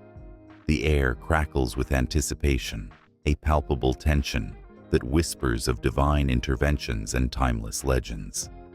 Each avatar, a manifestation of the cosmic protector Vishnu, has walked this earth in a saga that transcends time and space. Here, the stories of Matsya, Kurma, Varaha, Narasimha, Vamana, Parashurama, Rama, Krishna, Buddha, and Kalki breathe life into the fabric of existence, mingling myth with the pulse of humanity. Matsya, the fish, emerges from the depths of primordial waters, a creature of shimmering scales and a heart full of compassion. When the world is engulfed in a cataclysmic flood, it is Matsya who guides the king Manu's ark, carrying with it the seeds of life. Waves crash relentlessly, but within this chaos, the fish's gentle eyes promise salvation. As Manu stands trembling at the helm, he feels the weight of the world, yet the presence of Matsya instills hope. A bond forms, a divine protector and a mortal seeker, each moment woven with urgency. Then comes Kurma, the tortoise, who bears the weight of the cosmic mountains on its back during the legendary churning of the ocean. The celestial nectar of immortality hangs tantalizingly close, but the forces of good and evil clash violently. As the mountains tremble, the tortoise presses its massive shell against the ocean's floor, stabilizing the chaos. The tension hangs thick in the air. Gods and demons alike hold their breath. Kurma's silent strength becomes a beacon of resilience, reminding all that even the slowest among them can bear the heaviest of burdens. Varaha, the boar, bursts forth from the earth's depths, fierce and untamed. The demon Hiranyaksha has seized the planet, dragging it into the abyss. As Varaha charges into battle, the ground shakes and the heavens roar in approval. With tusks gleaming, he plunges into the dark waters, determined to rescue the earth. The struggle is fierce, raw, and primal. Each clash sends shockwaves through the universe, yet Varaha's spirit remains unyielding. In this moment, courage and determination dance wildly, igniting the very essence of bravery in the hearts of all who witness this epic confrontation. Narasimha, the man-lion, embodies raw power and divine fury. The unruly demon Hiranyakashipu has wreaked havoc, mocking the very essence of creation. His wicked laughter echoes through the cosmos, but the cries of his devout son, Prahlada, reach the heavens. When the time comes, Narasimha emerges in a blaze of fury, the line between man and beast blurring into an awe-inspiring spectacle. With every roar, he asserts the triumph of good over evil. The battle is fierce, the stakes impossibly high. In this tumult, hearts race and breath catches, for it is a fight for existence itself. Vamana, the dwarf, appears next, wielding wisdom sharper than any sword. He faces the mighty king Bali, whose arrogance knows no bounds. With a mere 3 steps, Vamana transforms the battlefield into a realm of humility and enlightenment. As he takes his first step, the universe holds its breath, and with the second, the heavens tremble. When the 3rd foot lands, Bali's empire is returned to the rightful balance of cosmic order. The audience gasps, caught in the tension of the moment. Here is a reminder that true strength often comes in unexpected forms. Parashurama, the warrior with an axe, is driven by vengeance for the injustices against his father. He storms through the world, fierce and relentless, cutting down the corrupt Kshatriyas with a resolve that sends chills down the spines of those who witness his wrath. His heart, burdened with sorrow, transforms into a relentless force of righteousness. Each swing of his axe becomes a testament to justice, and as he stands amidst the fallen, the air is thick with a haunting realization that sometimes the path to justice is paved with sacrifice. Rama, the prince, embodies the essence of dharma, of duty and honor. His exile becomes a poignant tale of love and loss, as Sita, the embodiment of purity, is stolen away by the demon king Ravana. The world watches as Rama's heart breaks but doesn't shatter. With unwavering resolve, he allies with the monkey god Hanuman, and together they embark on a quest that ignites the very spirit of devotion. The final battle is a crescendo of emotion, where every arrow shot carries the weight of love and righteousness. The sky darkens and the earth trembles. This is not just a tale of war, but a manifestation of the eternal struggle between light and darkness. Then there's Krishna, whose enchanting flute calls forth the very essence of love. He dances through the fields of Vrindavan, a mischievous spirit who steals not just butter, but the hearts of the gopis. Yet behind his playful smile lies a profound wisdom. In the battlefield of Kurukshetra, Krishna guides Arjuna with words that resonate through the ages: truth, love, and the eternal cycle of life. His presence is magnetic, a reminder that even in the face of conflict, compassion shines as the ultimate victory. Buddha, though sometimes debated as an avatar, brings forth a different kind of awakening. The serene figure, seated beneath the Bodhi tree, radiates peace and enlightenment. His teachings echo through the ages, challenging the world's suffering with compassion and understanding. The tension shifts from the battlefield to the heart, where the struggle against ignorance becomes the true war. Each moment of stillness invites the audience to reflect, to feel, and to embrace the transformative power of awakening. As the narrative unfolds towards Kalki, the prophesied future avatar, the atmosphere grows thick with anticipation. Kalki rides a white horse, sword drawn, ready to restore order in a world plunged into darkness. Shadows loom, and the earth quakes in expectation of the coming storm. The tension is electric. The battle of good and evil is far from over. Each heartbeat echoes the promise of renewal, the hope that even in chaos, divine intervention is always on the horizon. The audience leans in, breathless, captivated by the unending cycle of creation, preservation, and destruction that defines existence itself. In the spaces between these avatars, the stories intertwine, forming a tapestry rich with emotion, strength, and the relentless pursuit of balance. For in every incarnation, the essence of Vishnu weaves through the hearts of mortals, a reminder that the divine is never far away, always ready to rise again.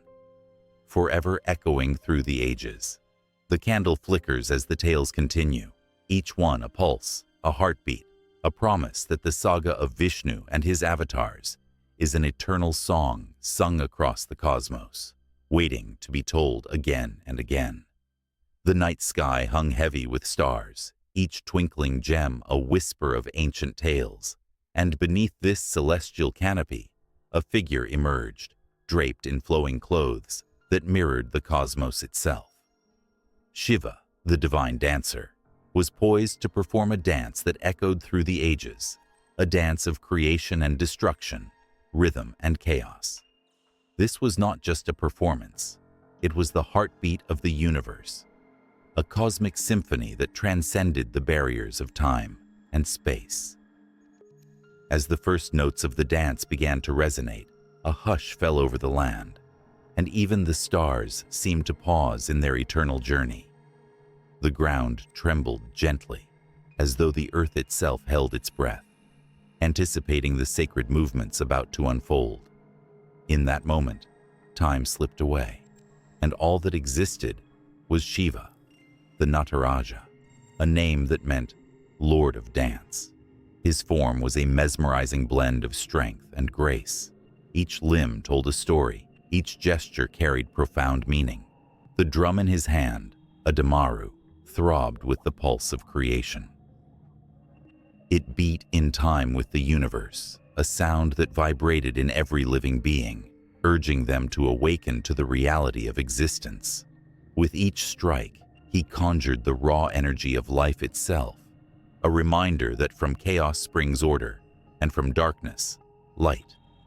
With every beat, he challenged the very fabric of creation, inviting all to witness the eternal cycle of birth, death, and rebirth. Yet his dance was not solely celebratory. It was a fierce, fiery expression of destruction as well. Flames danced around him, wild and untamed, illuminating his form in a radiant glow, casting shadows that seemed to twist and writhe in tandem with his movements. These flames were not merely destructive, they were purifying, a necessary force that cleared away the old to make way for the new. In the dance of Nataraja, destruction was a vital counterpart to creation, two sides of the same coin. As he twirled and leaped, the world around him responded. Rivers surged, mountains shuddered, and the very air crackled with energy. The celestial beings, those divine spectators who had gathered to witness the spectacle, were spellbound. Their hearts raced in unison with the rhythm of the Damaru, their souls ignited by Shiva's fierce devotion to the cosmic cycle. It was a moment when divinity and humanity intertwined, where the divine dance urged mortals to awaken to their own potential, to realize their place in the vast cosmic tapestry.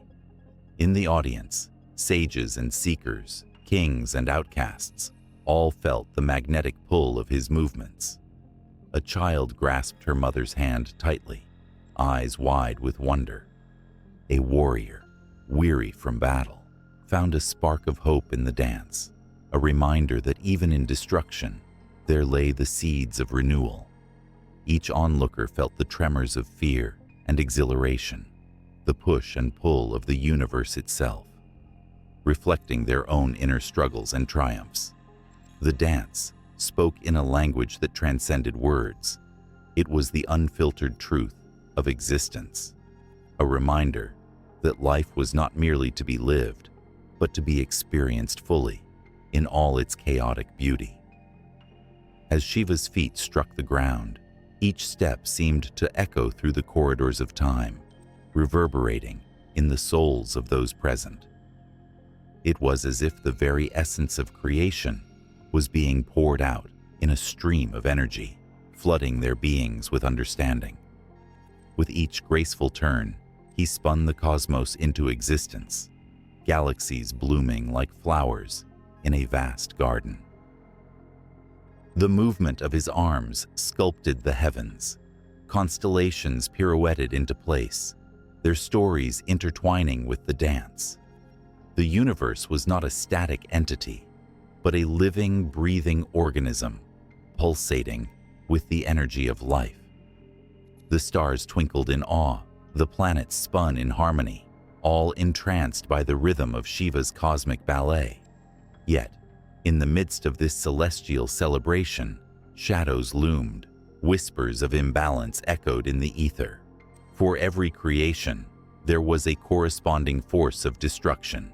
As Shiva spun, a dark energy began to coil around the edges of the dance, a reminder of the chaos lurking beneath the surface. The divine spectacle was a call to arms against stagnation, a challenge to confront the shadows that dwell within. And just then, his dance took on a new intensity. The flames flared higher, the drumbeat quickened, marking the urgency of the moment. It was a reminder that in every cycle of life, there comes a time when one must confront the darkness to emerge into the light. The tension mounted, a palpable energy that coursed through the air, causing hearts to race and breaths to quicken. As Shiva reached the zenith of his performance, his eyes shone with an otherworldly light, piercing through the veil of reality. In that instant, he became the embodiment of all existence, the creator, the destroyer, the lover of souls. His dance was an invitation to surrender to the ebb and flow of life, to embrace both the light and the dark within. The audience felt it, a surge of emotion that swept over them like a tidal wave. Tears flowed freely as they were reminded of their own journeys, the struggles they faced, and the moments of beauty that punctuated the pain. This was not just Shiva's dance. It was a dance of every soul, a collective expression of humanity's longing for connection with the divine. With a final breathtaking flourish, he completed the dance, leaving the air thick with energy and unspoken wishes. The stars blinked back into their regular rhythm.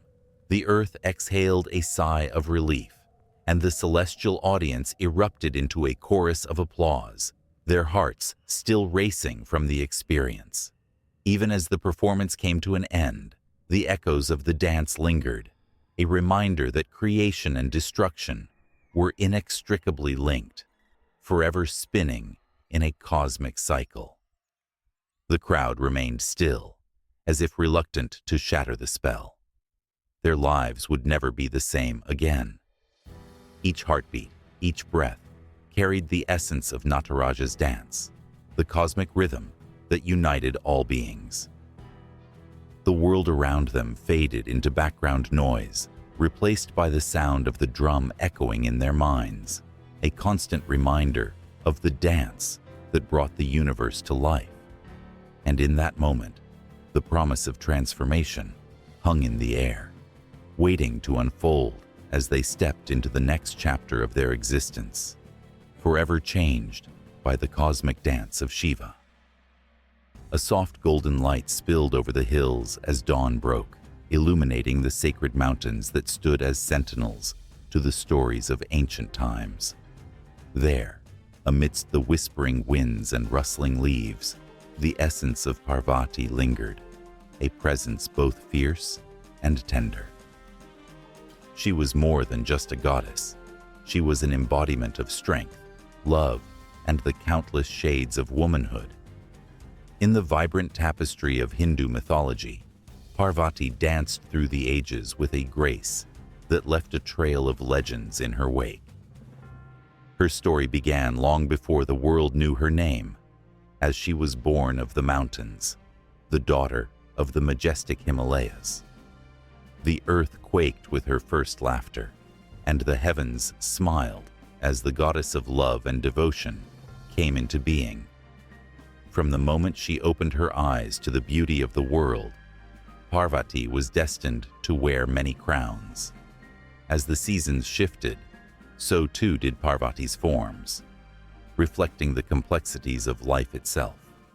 In her early days, she manifested as a maiden, innocent and joyful, her laughter ringing like a bell in the quiet of the forest. This youthful incarnation, known as Uma, was pure and radiant, captivating the hearts of all who encountered her. Yet, behind this innocence lay a fierce determination, a spark that would ignite her journey toward greatness.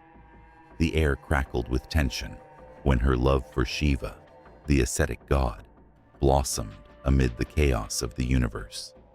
Their love story was one of obstacles and sacrifices, a testament to Parvati's unwavering dedication. With each trial she faced, her resolve only strengthened. She performed penance, her spirit unyielding, her heart steadfast. The mountains bore witness to her determination as she sat in meditation, the sun setting in a blaze of colors, each hue a promise of her commitment. Yet, Parvati was not merely a devoted lover. She was a warrior. In her fierce form as Durga, she wielded weapons with grace and power, vanquishing demons that threatened the balance of the cosmos. Her lion was not just a mount, but a symbol of her unbreakable spirit. Together, they roared against injustice. In the heat of battle, she became a force of nature, fierce and unrelenting, embodying the raw power of femininity.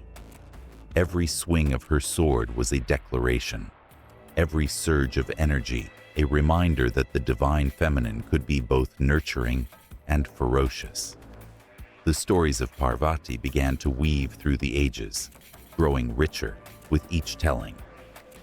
In one tale, she transformed into Kali, the goddess of time and change. In this form, she was dark and wild, with a necklace of skulls that spoke of her fierce nature. Kali's dance was a whirlwind, a celebration of destruction and creation, simultaneously beautiful and terrifying. Those who dared to gaze upon her found themselves entranced, caught in the duality of fear and admiration. She was chaos and order, a reminder that every end is but a new beginning. Beyond her many forms, Parvati remained a mother, a nurturing presence that enveloped everyone around her. As the mother of Ganesha and Kartikeya, she embodied unconditional love, her heart a sanctuary for her children. In quiet moments, she would weave stories of valor and wisdom, teaching them the importance of compassion and strength. The bond between mother and child resonated through time, a sacred connection that transcended the bounds of mythology. In her embrace, they found courage, and in her laughter, the promise of love. The threads of her stories intermingled with the lives of countless devotees, each finding solace in her myriad forms. An ordinary woman, burdened by the weight of the world, would light a lamp in her honor, whispering prayers that soared to the heavens. The flickering flame danced, a reflection of Parvati's spirit, steadfast, illuminating the darkness. Every prayer carried the weight of hope, and in return, Parvati showered her blessings, transforming despair into strength. In the bustling temples, her idols adorned with vibrant colors and intricate jewelry became the focal point of devotion. Devotees bowed their heads, their hearts filled with reverence as they poured their dreams and sorrows at her feet. In these sacred spaces, Parvati became a mirror of their lives, revealing the hidden strength within them. Her many faces whispered wisdom, each embodying a unique aspect of the human experience. As history rolled on, Parvati's essence seeped into the very fabric of culture. Her stories inspired art, music, and dance, each piece capturing her spirit in a fresh light. Sculptors carved her likeness from stone, each chisel stroke breathing life into her form, while dancers interpreted her grace through fluid movements that spoke of love and power. In every brush of paint and every note played, Parvati lived on, her many faces forever etched in the hearts of those who sought her guidance. Yet, amidst the beauty and reverence, there was an undercurrent of unrest. As society evolved, the narratives surrounding Parvati began to shift, sparking debates about her role and representation. Some saw her as a beacon of empowerment, while others questioned the limitations of her portrayals. In the modern world, discussions about gender roles and expectations echoed through the ages, challenging the age-old stories that had long glorified her forms. Parvati, ever present, stood at the crossroads of tradition and modernity, her essence flowing through each debate. The tension hung thick in the air, a blend of admiration and critique, a reflection of the very nature of the goddess herself. She was love, she was power, she was complexity. Each face told a story, yet together they formed a single truth. Parvati was the embodiment of the divine feminine, a force that could not be confined. As the sun dipped below the horizon, casting a warm glow across the land.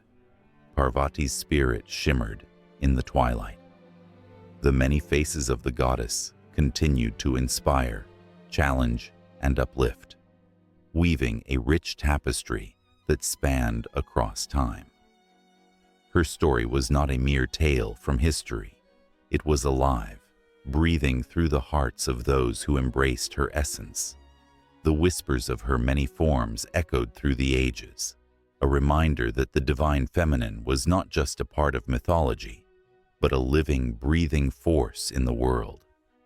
In the stillness of the cosmos, two forces stirred, each vying for dominance, their essence woven into the very fabric of existence. The Asuras, fierce and cunning, embodied ambition and defiance, while the Devas, radiant and noble, represented harmony and order. The air crackled with tension, whispers of ancient battles echoing through the ages, each conflict a testament to their unending struggle, a fight not just for power, but for the very soul of creation itself. The heavens trembled as the Devas gathered, shimmering like stars against the vast night sky. Indra, their king, stood at the forefront, his golden armor glinting in the light of 1,000 suns. His heart burned with determination, fueled by the memories of past confrontations, the relentless onslaught of the Asuras, who sought to harness the universe's energy for their own dark designs. With a voice that resonated like thunder, Indra rallied his warriors. "We stand for light, for balance. We shall not falter." Below, in the shadows of the mountains, the Asuras plotted with a fury that mirrored the tempest brewing in their hearts. Led by the fierce and charismatic Bali, they plotted their next move. Bali's eyes glimmered with a fiery ambition, his voice smooth as silk but edged with steel. "We will seize the nectar of immortality, the Amrita.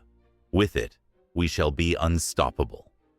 His followers, driven by envy and desire, roared in agreement, their spirits ignited by the promise of power.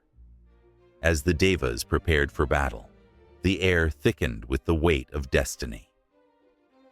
Scenes from the past flickered in their minds, countless confrontations, each more brutal than the last.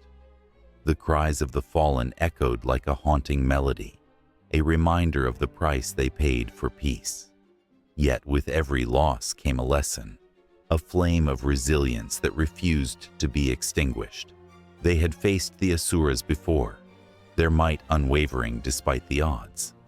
The day of reckoning approached, and the world held its breath. The ocean swelled, its depths teeming with ancient secrets, waiting for the moment when the forces would clash.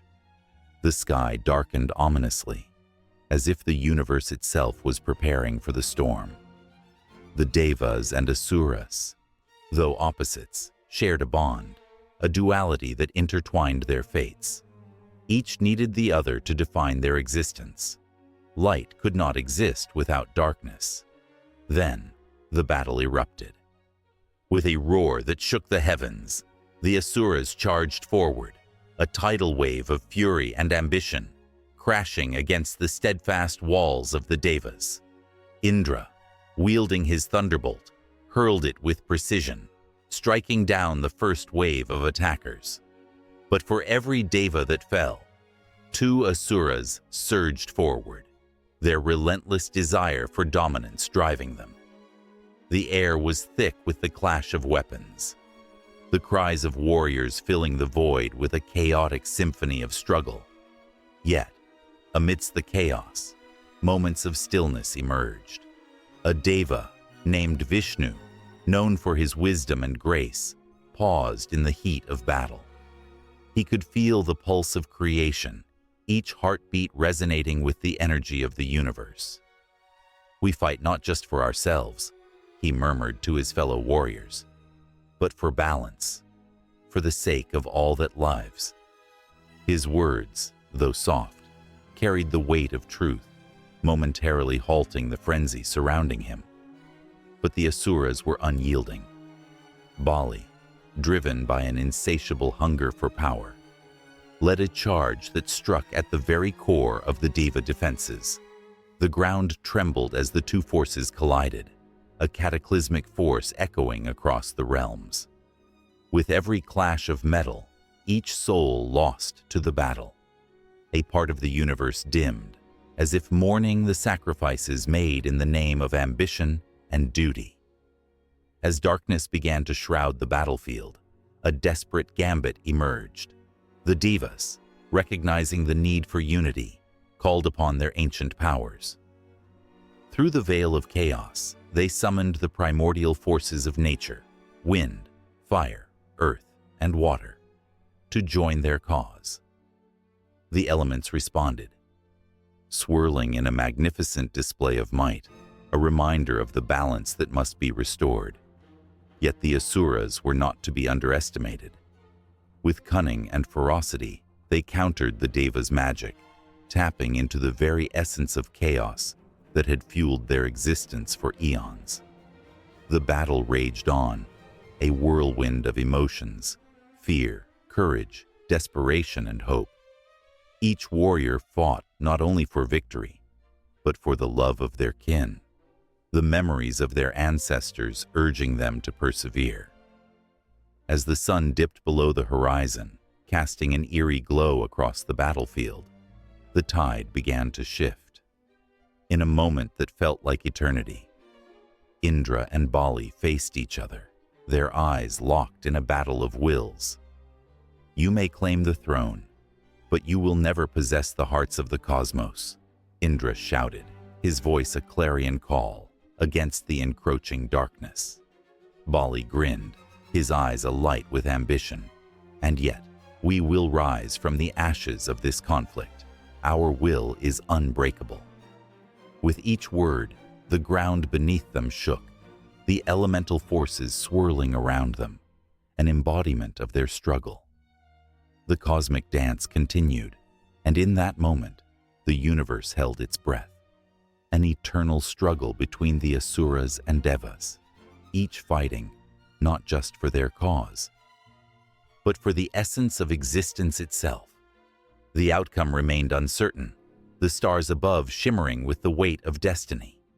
As the future unfolded, ancient echoes of battles fought and alliances forged lingered in the air, a reminder that the struggle would never truly end, and the dance of light and dark would echo through eternity. In the beginning, there was a vast silence, an expanse of nothingness, so profound it seemed to throb with potential.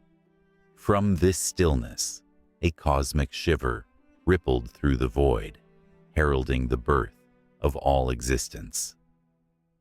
It was during this primeval moment that the great Purusha emerged, a being of boundless magnitude, embodying the essence of life itself.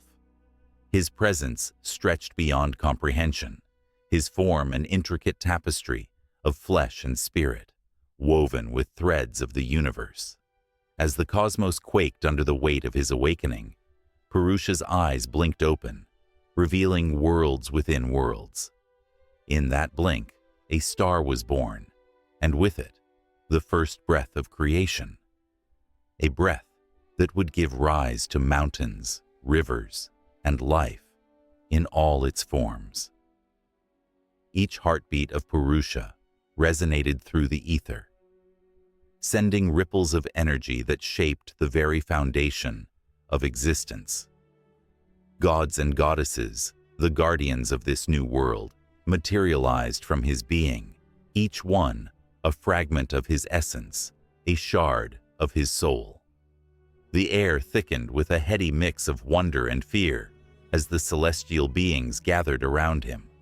They whispered his name, reverent and awed, each syllable imbued with the power to summon forth the elements.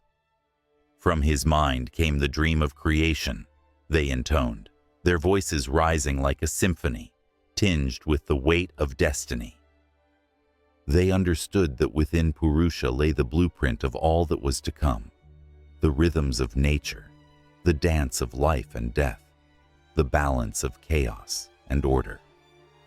As the gods contemplated the enormity of their task, they understood they had to sacrifice a part of Purusha to give life to the world.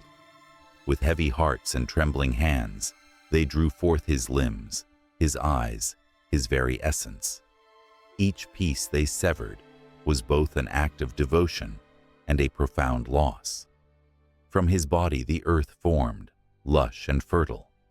From his breath the winds swirled, fierce yet gentle. From his blood rivers flowed, nourishing the land. The stars flickered to life in the sky, each a fragment of his spirit, illuminating the darkness with hopes and dreams yet to be realized. Yet, as the universe expanded, growing rich with colors and sounds, a tension threaded through the air. The balance was precarious. The sacrifice of Purusha had birthed life, but it had also given rise to conflict. In the shadowy corners of existence, desires ignited, creating discord among the newly formed beings.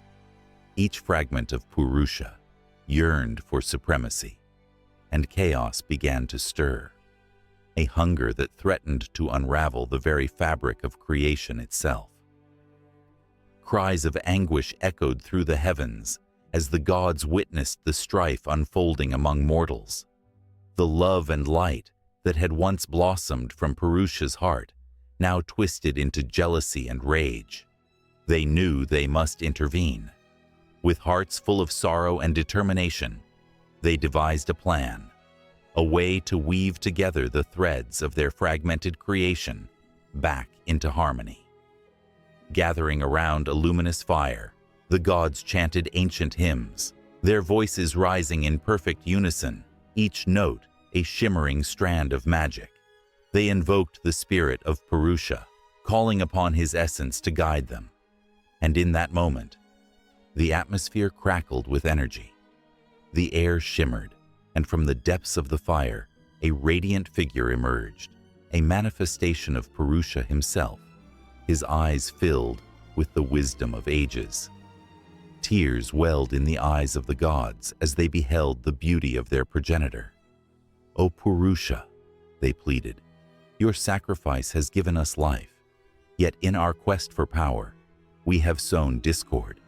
Help us mend what has been broken." Purusha, in his infinite compassion, bestowed upon them a gift, the sacred knowledge of Dharma, the way of righteousness and cosmic order. With the light of his wisdom illuminating their hearts, the gods descended upon the earth. They whispered to the mortals, sowing seeds of unity, compassion, and courage. They taught them the importance of balance, of living in harmony with the world and one another. As the teachings spread, hearts began to swell with understanding, and the bitter tides of conflict began to recede. But as the sun rose and set, shadows continued to dance on the fringes of hope. A darkness stirred among the mortals, an ancient force that thrived on discord and division.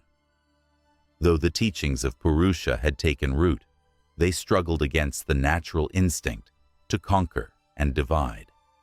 The specter of violence loomed, lurking like a storm on the horizon, ready to unleash its fury upon the unsuspecting world. In the midst of this brewing tempest, a young seer named Arya stood on a hill, her heart heavy with the weight of impending chaos. She sensed the pulse of Purusha in the air, a haunting melody that echoed the cries of the earth.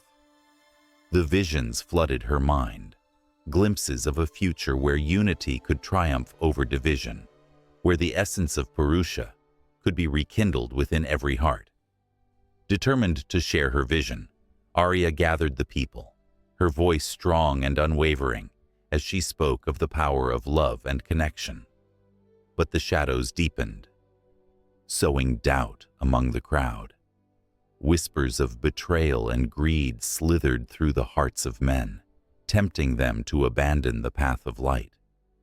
As they wavered, the earth trembled beneath their feet, a warning from Purusha himself. The air felt thick, vibrating with the tension of choices unmade and paths untaken. The gods watched from the heavens, their faces etched with concern, knowing that the fate of creation hung by a fragile thread. Each day passed like a storm gathering strength, the cries of the earth growing more desperate with every sun that set. The balance was shifting, and somewhere in the depths of the cosmos, Purusha's heart ached for the world, born from his sacrifice. The echoes of his being resonated in the hearts of all creation, a reminder of the love that once united them. Would they heed the call, or would they let the shadows consume them? In this moment of uncertainty, as the winds howled and the stars blinked in anxious anticipation, the myth of creation teetered on the edge of renewal or ruin. And the story, like the rhythm of the universe, continued to unfold. Time in Hindu cosmology is not merely a ticking clock. It is a vast, swirling river that flows ceaselessly through the cosmos, bending and twisting with the rhythms of existence. As the sun dips below the horizon, painting the sky in hues of orange and crimson, one can almost hear the whispers of ancient sages, speaking of an eternity measured not in minutes, but in cycles, in ages, in the very breath of the universe itself. In the sacred texts of the Vedas, time is woven into the fabric of creation. The concept of the yuga, a cycle of ages, is a captivating tapestry that tells of the rise and fall of civilizations, the dance of gods, and the eternal battle between light and darkness. Each yuga spans thousands of years, echoing the celestial movements of stars and planets, creating a cosmic clock that governs the fate of all beings. The Krita Yuga, a golden age of harmony and righteousness, feels like a distant memory, while the current Kali Yuga, often seen as the age of strife and ignorance, serves as a poignant reminder of the fragility of virtue. As the sages speak of these ages, it is impossible not to imagine the world shifting beneath one's feet, the weight of time pressing against the soul. Is it too much to bear? The rhythm of creation is told through the narratives of the Mahabharata and Ramayana, where the characters are not just heroes or villains. They are embodiments of time itself, caught in a cosmic play that transcends the mundane. The tales echo with the sound of swords clashing, the cries of the wounded, and the laughter of the victorious. The stakes are not just personal, they are cosmic. The very balance of Dharma hangs in the balance, and the clock is ticking. In this intricate web of time, the notion of Kalpa emerges, a vast expanse representing a day in the life of Brahma, the creator. This day lasts for billions of years, an unfathomable span that evokes a shiver of awe and humility. When Brahma opens his eyes, the universe bursts into existence. When he closes them, everything returns to an endless void. This ebb and flow captures the essence of life and death, creation and destruction, a reminder that every beginning has an end. The heartbeat of the cosmos is felt in this cycle, reverberating through the hearts of those who dare to listen. The seasons change, the sun rises and sets, and yet, in the grand scheme of things, it is but a fleeting moment. Ancient astronomers, with their meticulous observations, calculated time not just through the movements of celestial bodies, but through the very essence of life. They understood that time is both cyclical and linear, a paradox that creates a profound tension in the human experience. Time stretches infinitely, and yet it compresses.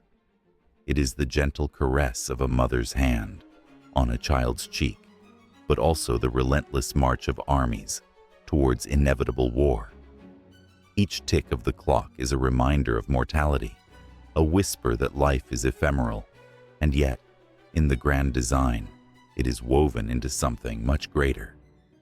As the stories unfold, one cannot help but feel a chill run down the spine. The battles fought in the Mahabharata resonate with the struggles of modern life, each conflict a reflection of the eternal battle between good and evil. The sacred verses remind us that time is not just a measure, but a force that binds us all together, transcending boundaries and cultures. In the ancient temples, where stone and faith coalesce, the air is thick with the weight of history. Each deity carved into the rock represents an aspect of time. Ganesha, the remover of obstacles, and Shiva, the destroyer and creator, stand as timeless guardians of the cosmic order. Consider the cycle of birth, death, and rebirth, known as samsara, which paints a hauntingly beautiful picture of existence. Souls journey through countless lifetimes, gathering experiences that mold their destinies. The longing for liberation, or moksha, becomes a lifelong pursuit. It is the ultimate escape from the shackles of time, a yearning to merge with the eternal. The emotions swell in the heart like the tide, a profound understanding that time is both a friend and an enemy. The clock ticks onward, but for those who seek, the moments can stretch into infinity. The concept of time permeates rituals and festivals, celebrated with fervor. Diwali, the festival of lights, symbolizes the victory of light over darkness, of knowledge over ignorance. It is a reminder that even in the darkest ages, hope shines bright.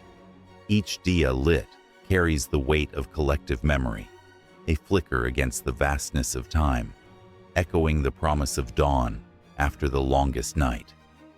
Holi, with its vibrant colors, paints the skies with joy, reminding us that time, while relentless, can also be a canvas of celebration, of unity, of love. The ancient sages, with their deep understanding of the universe, knew that while individual lives may flicker briefly, they are part of a much grander scheme. The celestial bodies, the sun, moon, and stars, all dance to the rhythm of the cosmos, marking time in a way that transcends human comprehension. It is a celestial choreography that evokes a sense of reverence and awe, as if the universe itself breathes in sync with the heartbeat of mankind. Yet, the reality of time can also bring a shudder of fear. The fleeting nature of life, the inevitability of change, and the relentless march towards death create an emotional heaviness. How does one reconcile the desire for eternal life with the acceptance of mortality? In Hindu cosmology, the answers lie within the very cycle of time itself. Embracing the impermanence of life leads to a deeper understanding of existence. The sages teach that by realizing the illusory nature of time, one can find peace amidst the chaos. As the sun rises again, casting soft light on the earth, one is reminded that the story of time is never ending. The tales of yugas, the battles of gods and mortals, the lessons of love and loss, all become part of the eternal cycle. Each moment is a thread in the great tapestry of existence, woven together by the hands of fate and free will. Time, in all its complexity, becomes a dance, sometimes a slow waltz, other times a frenetic tango, but always alive, always moving forward, pulling every soul along in its grip. The tale continues, laced with emotion, tension, and the ever-turning wheel of time, waiting for the next chapter to unfold. In a small village in ancient India, the sun dipped low on the horizon, casting long shadows that clung to the earth like whispered secrets. There, amid the mud-brick homes and dusty paths, lived a man named Arjun. He was known for his kindness, always helping neighbors, sharing food, and lending a hand to the weary. Yet, Beneath this warm exterior lay a heart burdened by sorrow, a past shrouded in choices that echoed in the lives of others. One evening, as the village gathered for a festival, laughter and music filled the air, drawing Arjun toward the vibrant scene. Children danced with abandon, their carefree joy infectious. But as he approached, a familiar face emerged from the throng. Kiran, a childhood friend whose life had taken a darker path. Once bright and full of dreams, she now wore the scars of regret, her laughter replaced by a weary smile. Arjun's heart ached at the sight. Long ago, Arjun had faced a choice that had altered the course of their lives forever. When Kiran had fallen into the clutches of a ruthless band of thieves, he had turned away, fearing the danger it would bring to himself and his family. It was a decision made in the blink of an eye, but its consequences rippled through time, echoing in Kiran's lost opportunities and shattered hopes. As he watched her, a storm of guilt brewed within him. The festival around him felt like a cruel irony, a celebration shadowed by the weight of his past. Yet, unseen forces were at work. This evening would not only bring memories, but also a reckoning. That night, as the stars twinkled like scattered diamonds, a voice, a whisper from the universe, seemed to beckon Arjun to the temple at the village's edge.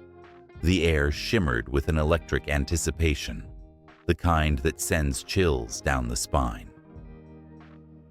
Inside the temple, the flickering oil lamps cast dancing shadows on the walls, illuminating ancient carvings that told stories of gods and heroes, battles fought and won, and the eternal cycle of life. As Arjun knelt, the smell of incense enveloped him, filling his senses with a calming warmth. The priest, an old man with wise, knowing eyes, approached, sensing the turmoil within Arjun's heart. "Your actions, my son, shape your world," the priest said softly, his voice like a gentle breeze. "Karma is not merely fate, it is the echo of every choice you make." Arjun's breath caught in his throat. Here was the daunting truth. His choices had not only affected his life, but had woven into the lives of others, creating a tapestry of connected fates. The priest continued, recounting tales of warriors who faced the consequences of their actions, of kings whose cruel decrees brought ruin upon their kingdoms. Each story resonated so deeply within Arjun that he felt as if he were living them, each character's anguish gripping his heart like a vice. It was a poignant reminder that every action, no matter how small, held the power to change destinies. As the priest spoke, Arjun felt an invisible thread pulling him toward Kiran. The night air outside was thick with anticipation, as if the universe itself paused to listen. He knew, without a doubt, that he could not let her remain lost. The weight of his past decisions pressed heavily on his chest, and he understood that to heal the wounds they had both suffered, he must confront his fears. When he found Kiran beneath the ancient banyan tree, her eyes reflected the moonlight, shimmering with unspoken dreams and lingering sorrows. They stood in silence, the world around them fading into a distant hum. Time seemed suspended as they faced each other, two souls entwined by shared history and pain. The air crackled with unsaid apologies and missed opportunities, but also with the promise of redemption. "I should have been there for you," Arjun whispered, his voice trembling with emotion. "I let you down when you needed me the most." The words hung between them like a fragile thread, ready to snap at any moment. Kiran's gaze softened, a flicker of understanding igniting in her eyes. "You were scared," she replied, her voice barely above a whisper. "But your fear became my prison." A tear slid down her cheek, and in that moment, The walls they had built around their hearts began to crumble. Karma had brought them back to this point, each carrying the weight of their choices, yet daring to hope for a new beginning. As they spoke, the night air shifted, swirling with whispers of change. Memories of laughter and dreams shared during their childhood resurfaced, entwining with the sorrow of what could have been. The bond of their past, tempered by the fires of regret, began to forge anew, a connection that no longer felt like chains, but rather a bridge to the future. But karma is relentless. The past cannot be erased. It can only be transformed. As Arjun and Kiran stood together beneath the tree, the winds of fate began to stir, hinting at the challenges yet to come. Choices awaited them at every turn, each one a step on a path that could lead to redemption or further heartbreak. The air crackled with possibility, and neither could foresee the trials that lay ahead, weaving their lives together in ways they could never imagine. Outside the village, shadows danced on the horizon, and a storm brewed, foreshadowing upheaval. In the darkness, forces stirred, unaware of the journey that Arjun and Kiran were about to embark upon.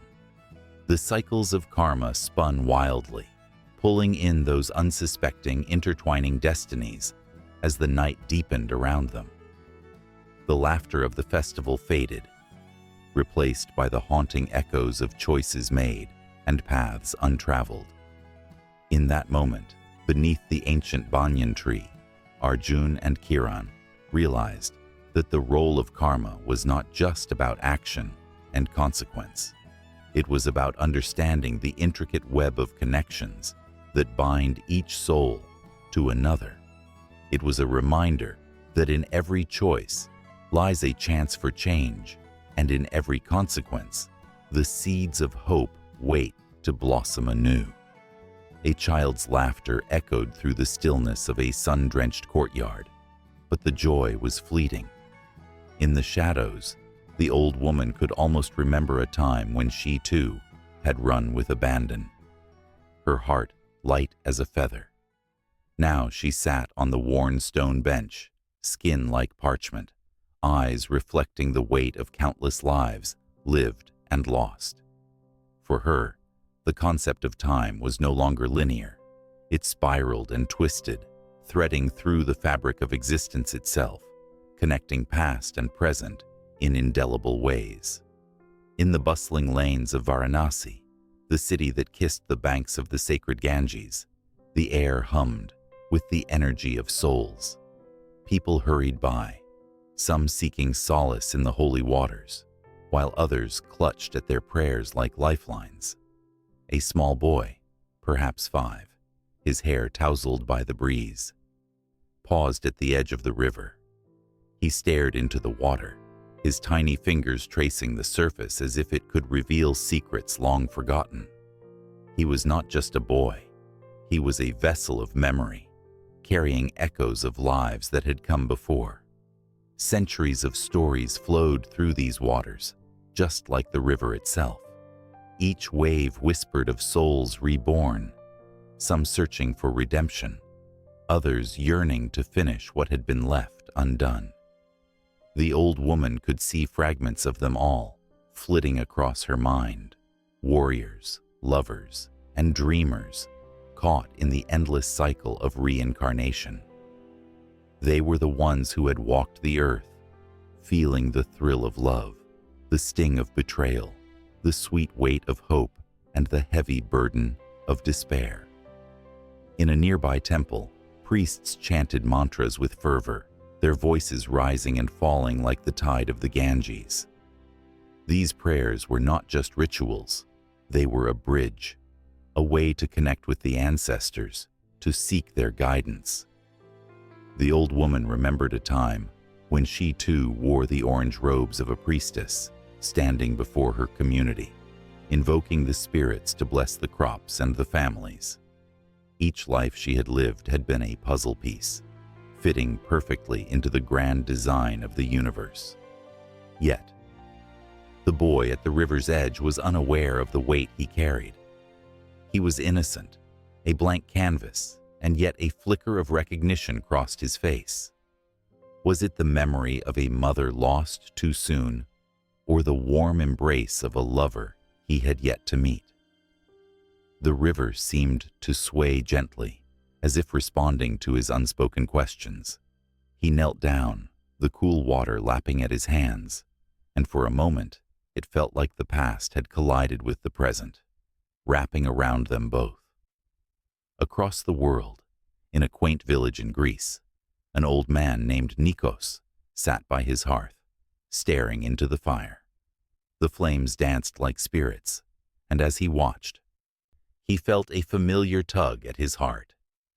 Visions of olive groves and sun-drenched hills flashed before him. In another life, he had been a farmer, a son, a husband.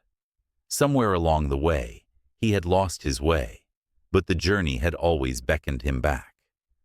At this moment, he could almost hear the laughter of children playing in the fields, their voices woven into the very essence of life.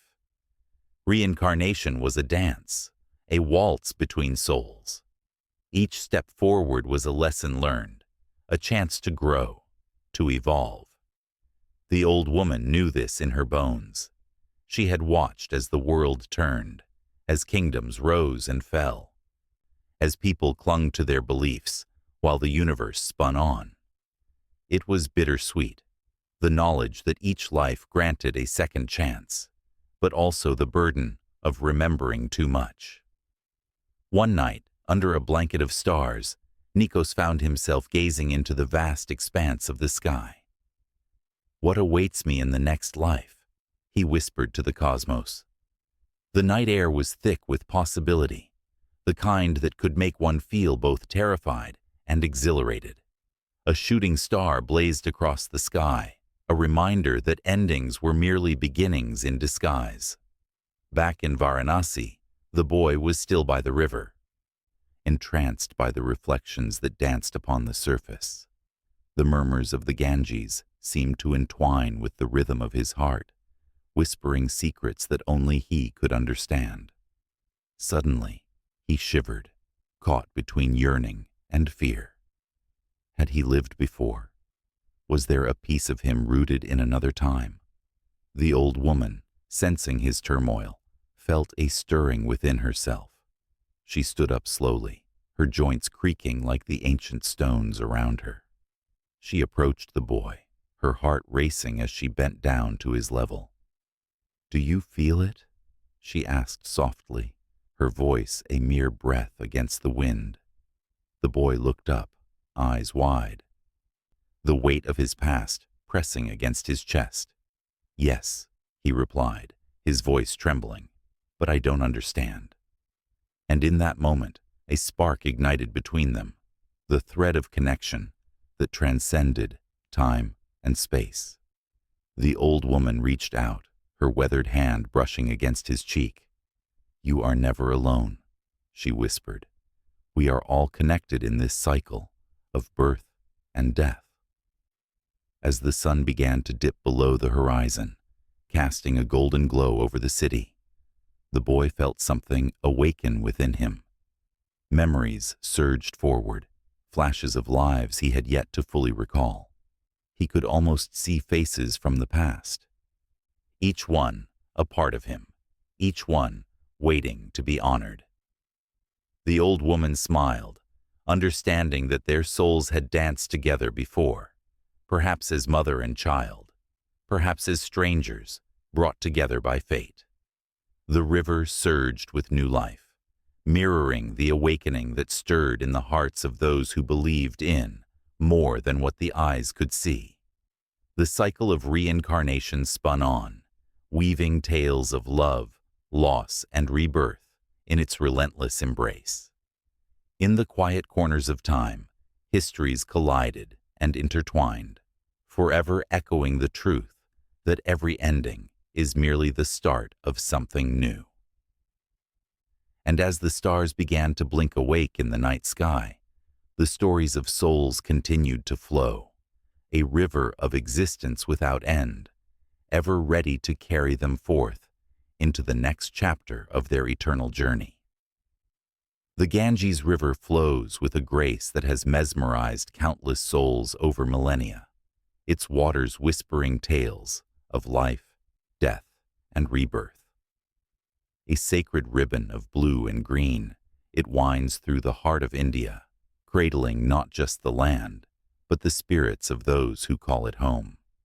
As the sun dips low, painting the sky with hues of orange and pink, the river comes alive.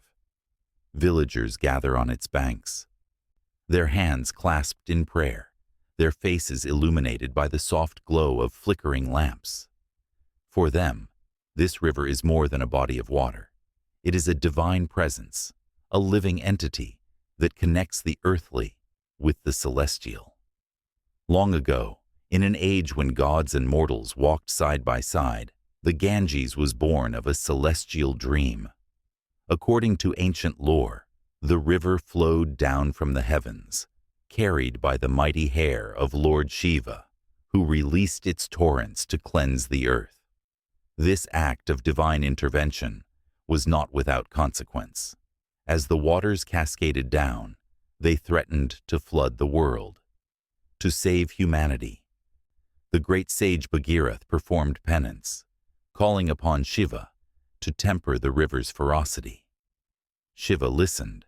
He caught the Ganges in his matted locks, allowing it to flow gently onto the earth, nurturing life with each glistening drop. As the river meandered through valleys and mountains, it became the silent witness to the rise and fall of empires. The banks of the Ganges saw the birth of great civilizations, each leaving behind echoes of their existence. The Maurya and Gupta empires flourished in its fertile embrace, and the stories of kings and scholars became entwined with the river's currents. Historical texts recount how Emperor Ashoka, after his conversion to Buddhism, sought solace by its banks, contemplating the nature of life and suffering. The Ganges was more than just a river. It was a mirror, reflecting the hearts of those who gazed upon it. To the common folk, the Ganges was life itself. It provided sustenance, washing away the dirt of daily toil while nurturing the surrounding lands.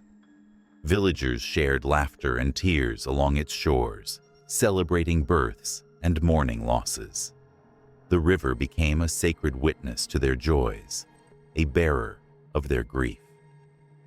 It was believed that a single drop of Ganges water could cleanse the soul of sins accumulated over lifetimes. As families gathered to immerse themselves in its holy waters, they felt the transformative power surging through them, washing away their regrets and fears. But not all tales associated with the Ganges are gentle. Legends speak of the fearsome goddess Durga, who once battled the demons of darkness that threatened to engulf the earth. In a dramatic clash, she unleashed her fury, and as the earth trembled beneath her feet, the Ganges sprang forth, rushing to her aid. The river's waters became a fierce force, carving out valleys and creating life-giving plains. In this dance of destruction and creation, the Ganges embodied both the nurturing mother and the fierce warrior, showing that life is often a balance of light and shadow. The Ganges has also been a stage for the deepest human emotions. On its banks, the rites of passage unfold like a sacred script, with families performing last rites for their loved ones. The flames of the funeral pyres flicker against the backdrop of twilight, casting an otherworldly glow. The mourners weep, tears mingling with the waters, believing that the soul, upon being immersed in the Ganges, will find its way to heaven. It is here, in this sacred space, that the river becomes a bridge between the living and the departed, where every droplet carries memories of love, loss, and longing. As stories of the Ganges spread across the ages, they reached the ears of poets, artists, and philosophers, weaving their magic into the fabric of culture. The river inspired countless works of art, each stroke of the brush capturing its ethereal beauty. Mystics and seekers traveled from distant lands, drawn to its shores in search of enlightenment. They found solace in its rhythm, listening to the whispers of the water as it danced over stones, telling secrets of the universe. The Ganges became a pilgrimage for those yearning to connect with their spirituality, where every step along its banks felt like a step toward the divine. Yet, as the modern world encroached upon this sacred space, the Ganges faced challenges that threatened to mar its beauty. Pollution and neglect became its adversaries, and the cries for preservation echoed louder. Activists and devotees rallied together, their hearts aflame with passion, knowing that the river's soul was at stake. They planted trees along its banks and organized cleanup drives, infusing new life into its once pure waters. The struggle became a symbol of hope, a testament to the enduring bond between humanity and the sacred. In the quiet moments, as the moonlight dances across the surface of the Ganges, one can almost hear the murmurs of the past. The river calls out to those willing to listen, beckoning them to partake in its eternal story. It holds within its depths the laughter of children, the prayers of the faithful, and the wisdom of sages who walked upon its banks long ago. The Ganges is not merely a river. It is a tapestry woven with the threads of countless lives, each contributing to its sacredness. With every wave that laps against the shore, the Ganges reminds us of our shared humanity. It is a river that flows not just through land, but through hearts, binding us through the tapestry of existence. As the sun rises, casting its golden rays upon the waters, the river stirs to life once more, ready to embrace the stories yet to unfold. It stands as a reminder that within every myth lies a piece of truth, and within every truth, a story worth telling. The Ganges waits, its currents ever flowing, a timeless witness to the miracles and mysteries that define the human experience. In the flickering glow of a campfire, shadows danced across the faces of eager listeners, their eyes wide with wonder. The air was thick with anticipation, the kind that prickled the skin and made hearts beat a little faster. The storyteller, with a voice as smooth as silk, began to weave a world of lessons and adventures that transcended time, a tapestry rich with the threads of wisdom. Once, in a kingdom where the trees whispered secrets to the winds, there lived a clever fox named Chand. Chand was known far and wide, not just for his cunning, but for his flair for finding ways to outsmart anyone who dared to cross his path. One fateful day, as he roamed the sun-dappled forest, he stumbled upon a grand gathering, a council of animals debating the troubles that had befallen them. A fierce lion had begun to rule the land with an iron paw, demanding tribute from all the creatures, leaving them in a state of fear and despair. The tension in the air was palpable, and the animals looked at one another, their eyes filled with uncertainty. They needed a leader, someone to rise against the lion's tyranny. Chand, with his sharp mind and brilliant ideas, stepped forward, his heart racing not with fear, but with the thrill of possibility. "Let us not cower in fear," he said, his voice ringing with resolve. "We shall outwit the lion. Let's devise a plan so clever that he will lose his power over us." As the animals gathered closer, their hearts began to swell with hope. Chand reminded them of their strengths, and for the first time, they felt a spark of courage flicker within. The plan was set into motion, with everyone playing a role. The wise old owl would spread the word of a grand feast to lure the lion, while the nimble deer would act as scouts, keeping watch. They worked under the cover of twilight, their breaths mingling in the cool night air, every heartbeat echoing the anticipation of liberation. The day of the feast arrived, and the jungle was alive with the sense of ripe fruit and roasted nuts. As the lion approached, his eyes gleamed with greed, unaware of the trap that lay ahead. Chand, hidden in the shadows, felt the thrill of the moment coursing through him like wild wind. The animals sprang into action, creating chaos around the lion, and as planned, led him to a deep pit, cleverly camouflaged under leaves and vines. With a mighty roar, the lion tumbled into the pit, his power stripped away in an instant.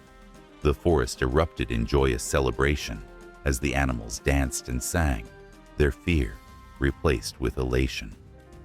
Chand stood atop a rock, basking in the glory of their unity and courage, knowing that together they had changed their fate. As the sun set behind them, painting the sky in hues of orange and purple, they understood that strength is not always physical. Sometimes it lies in cleverness and teamwork. But the joy was short-lived. In another part of the forest, a sleek hawk named Sita watched the celebrations with envy. She had always believed that she was above the ground-dwelling creatures with their petty squabbles and weak alliances. Sita was determined to reclaim the power she thought was rightfully hers. With her sharp talons and fierce conviction, she devised a plan to sow discord among the animals, whispering lies that would poison their hearts against one another. As dusk fell on the forest, Sita swooped down, her wings cutting through the air like a knife. She approached the wise old owl, spinning tales of betrayal and mistrust. "Chand will lead you all to ruin," she hissed. "Do you really think a mere fox can protect you from the lion, or anyone else for that matter? He only seeks glory for himself." The owl, wise but weary, felt the seeds of doubt take root in his heart. Soon, the whispers spread like wildfire. Chand, who once stood as a hero, became the target of suspicion. The animals began to question their leader, their unity fracturing bit by bit. The joy of victory turned sour, and just as hope had ignited, so too had mistrust. Chand, sensing the change in the air, called for a gathering, hoping to mend the rifts that had formed. But as he spoke, the shadows of doubt loomed larger, drowning out his words.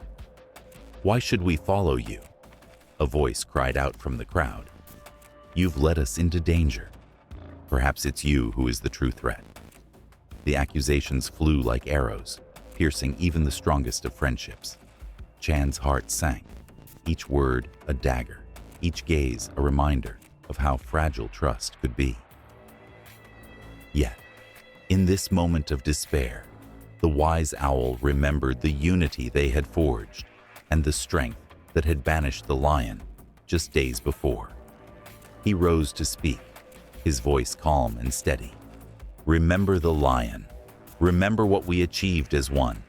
We must not let envy tear us apart. Chand sought to protect us, not to harm us." His words hung in the air, a fragile thread connecting the past to the present. But Sita, watching from above, was not done. She swooped down, her eyes reflecting the moonlight, and unleashed a final burst of venom. "What's this?" she cawed, gliding gracefully over the gathering. "A fairy tale of trust? How foolish." "Look around you. They are all ready to turn against each other. There's no hero here, only chaos." The tension peaked, and the animals began to fracture, the bonds of friendship fraying at the seams. Chand's despair turned to determination. He could not let this be the end. With a heart full of resolve, he called out, "If we stand divided, we will fall. We must confront Sita and her lies together." Perhaps it was the echo of his voice, or the flicker of courage in the night, that stirred the hearts of the animals. One by one, they rallied behind Chand, their eyes burning with the fire of unity. As they turned to face Sita, the forest seemed to hold its breath, the air thick with possibility. The clash of ideals swirled in the night, each creature ready to defend their newfound bond. They understood that the strength of their spirit was more powerful than any hawk's deceit. And as they faced the darkness of mistrust together, a glimmer of hope ignited once more, a promise of resilience that pulsed in their hearts, ready to conquer what lay ahead. The tale spun on, the flames of the campfire flickering in rhythm with the intensity of the moment, as the legacy of the Panchatantra whispered through the ages, urging them forward, reminding them of the wisdom that lay in stories waiting to be told. A storm raged outside, bolts of lightning flashing across the sky like the wrath of the cosmos, laying bare its fury.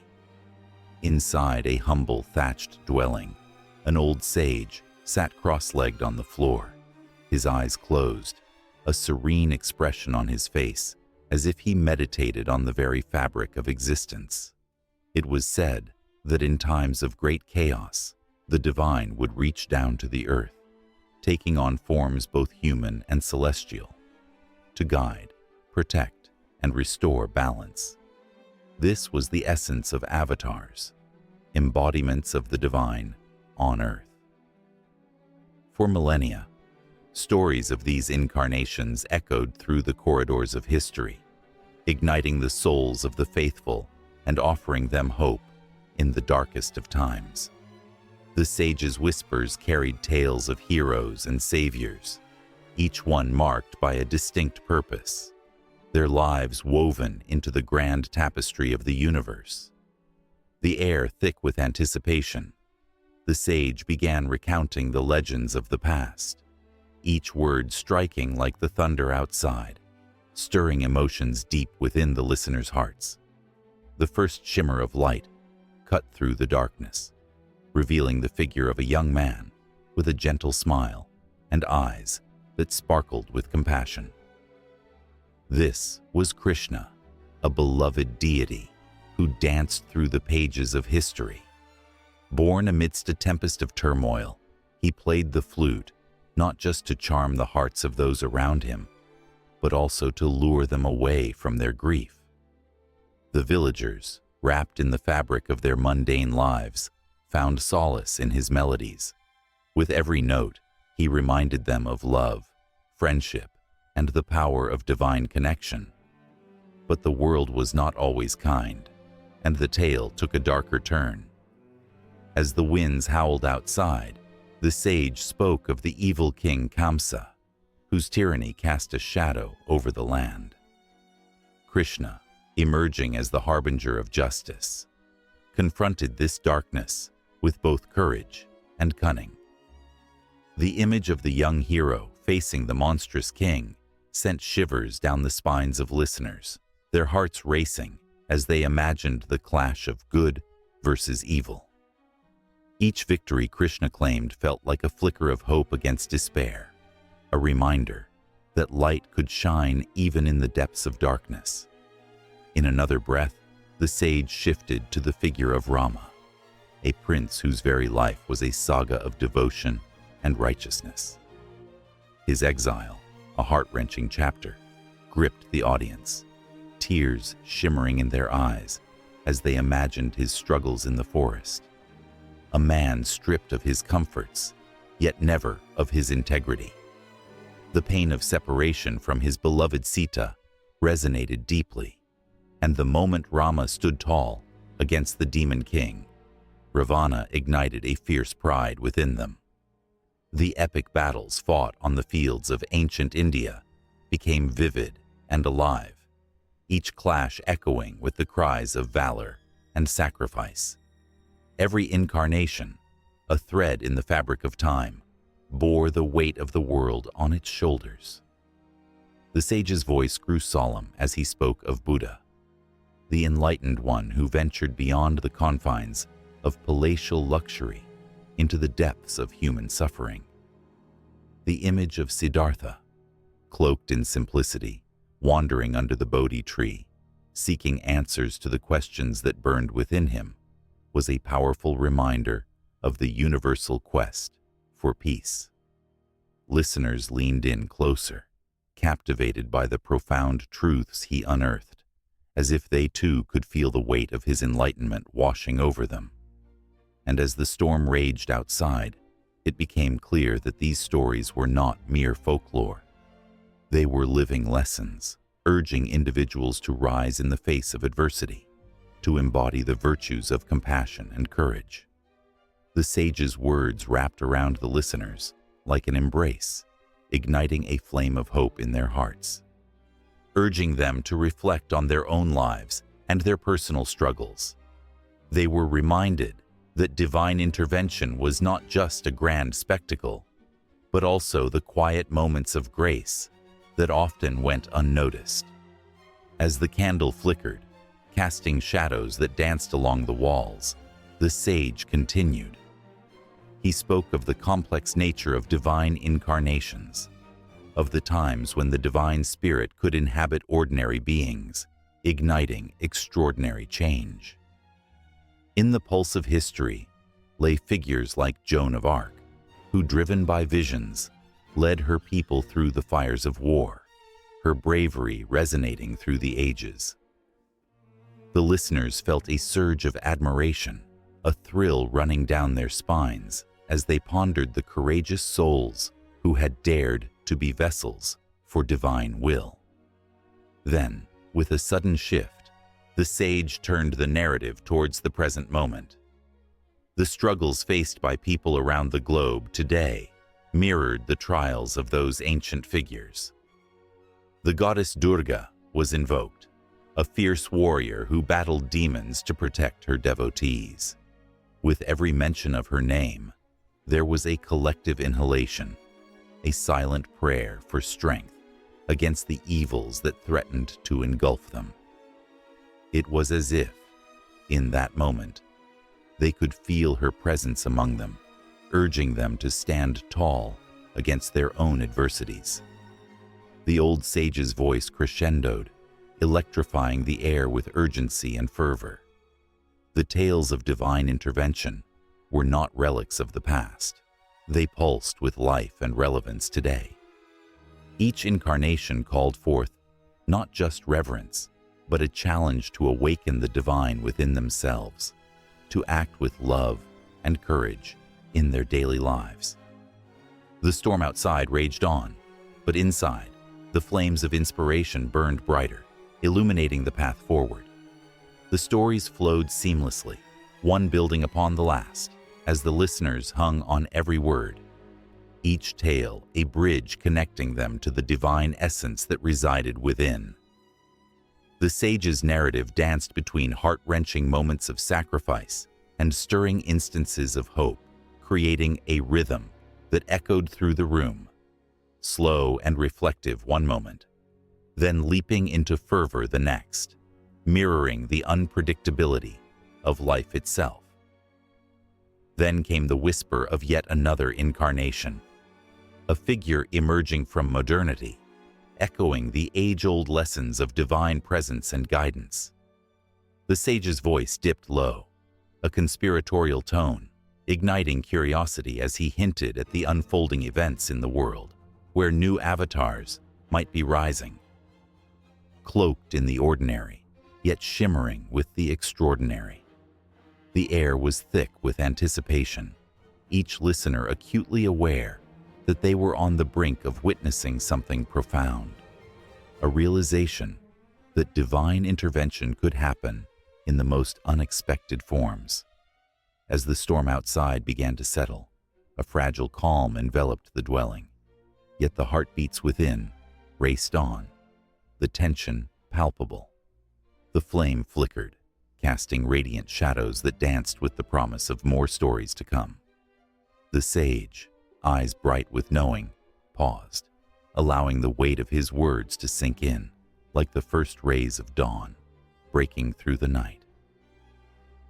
The listeners, caught in a web of emotion and revelation, felt the stirring of something deep within, urging them to reach out, to connect with the divine, not just in stories of old, but in their lives right now.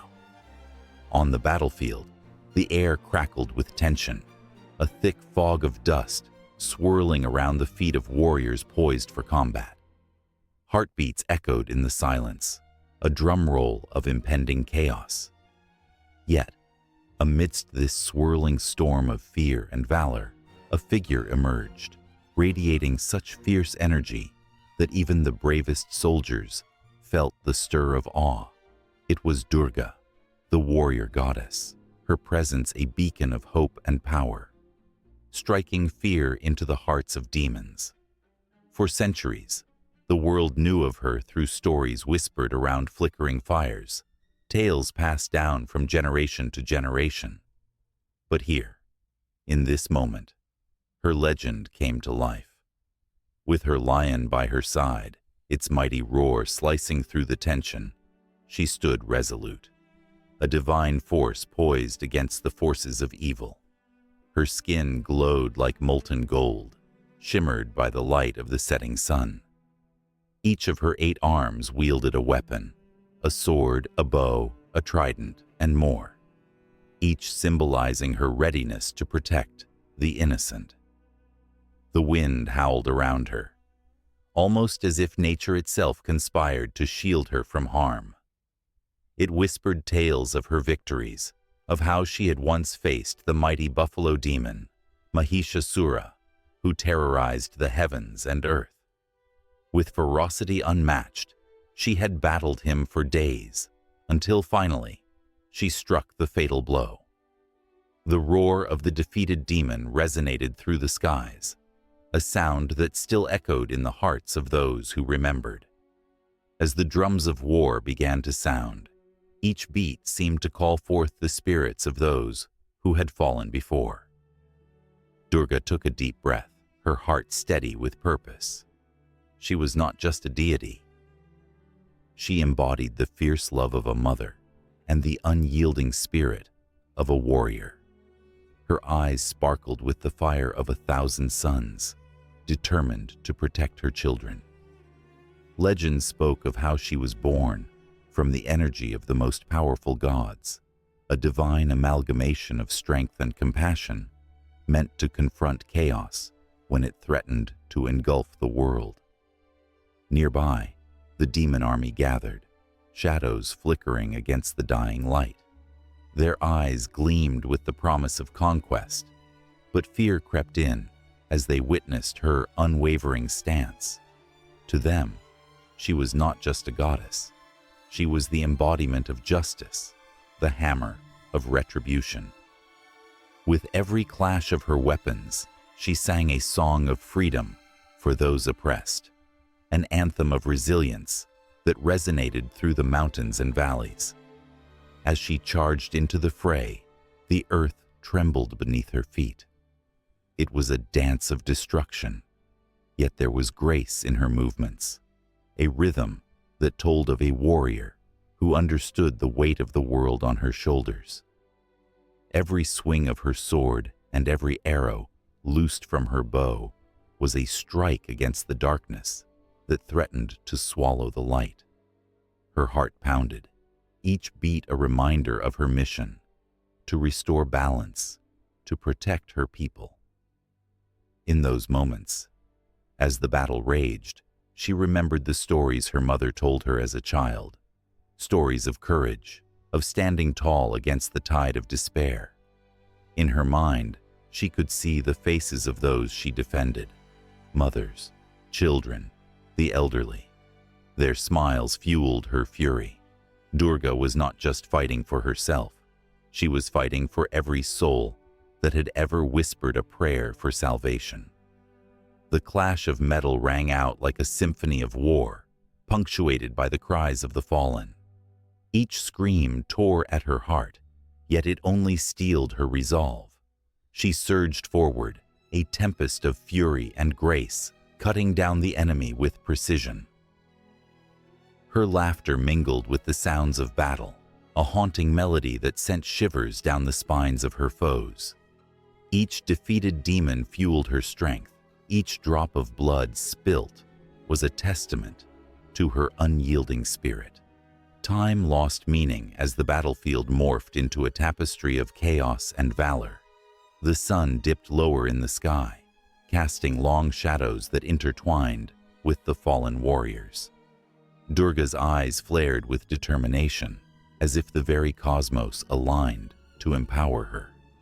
She felt the weight of her ancestors upon her shoulders, their courage forging her path. She was the culmination of their dreams, their struggles, and their victories.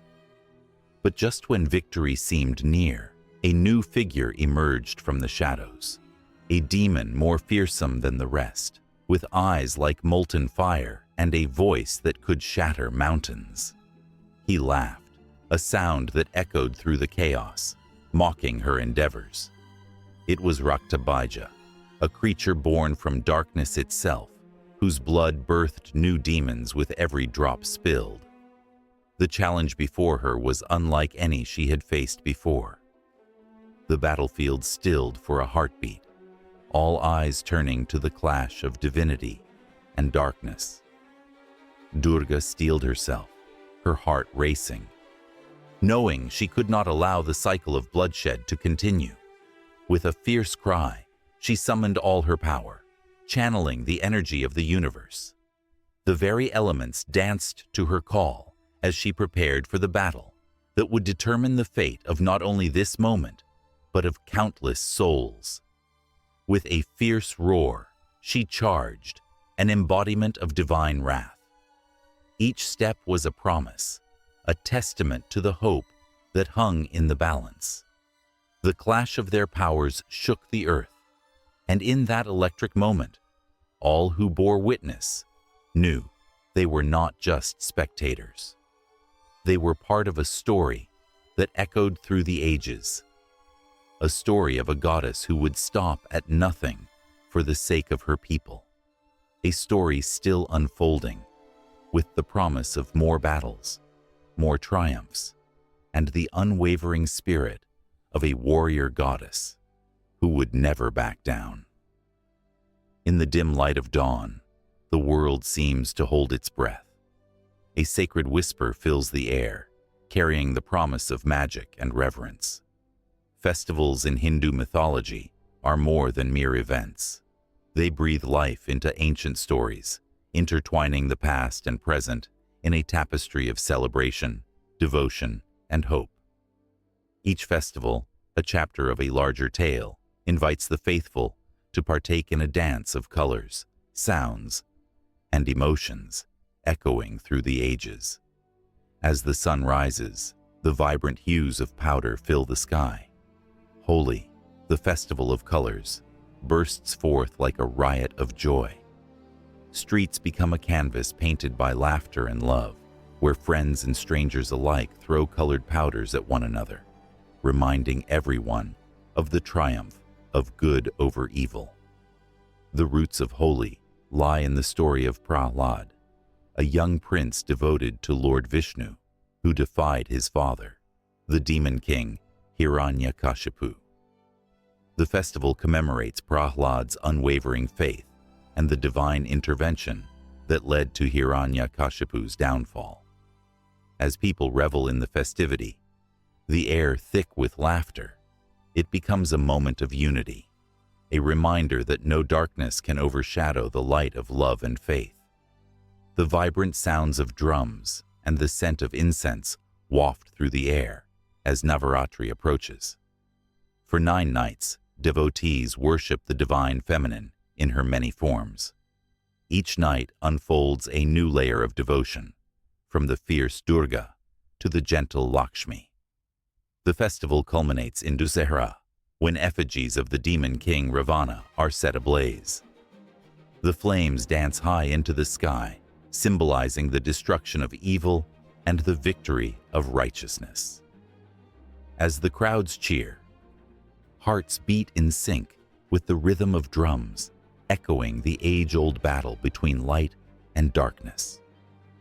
The narrative weaves itself through the crowd, binding them together in the shared experience of faith and resilience.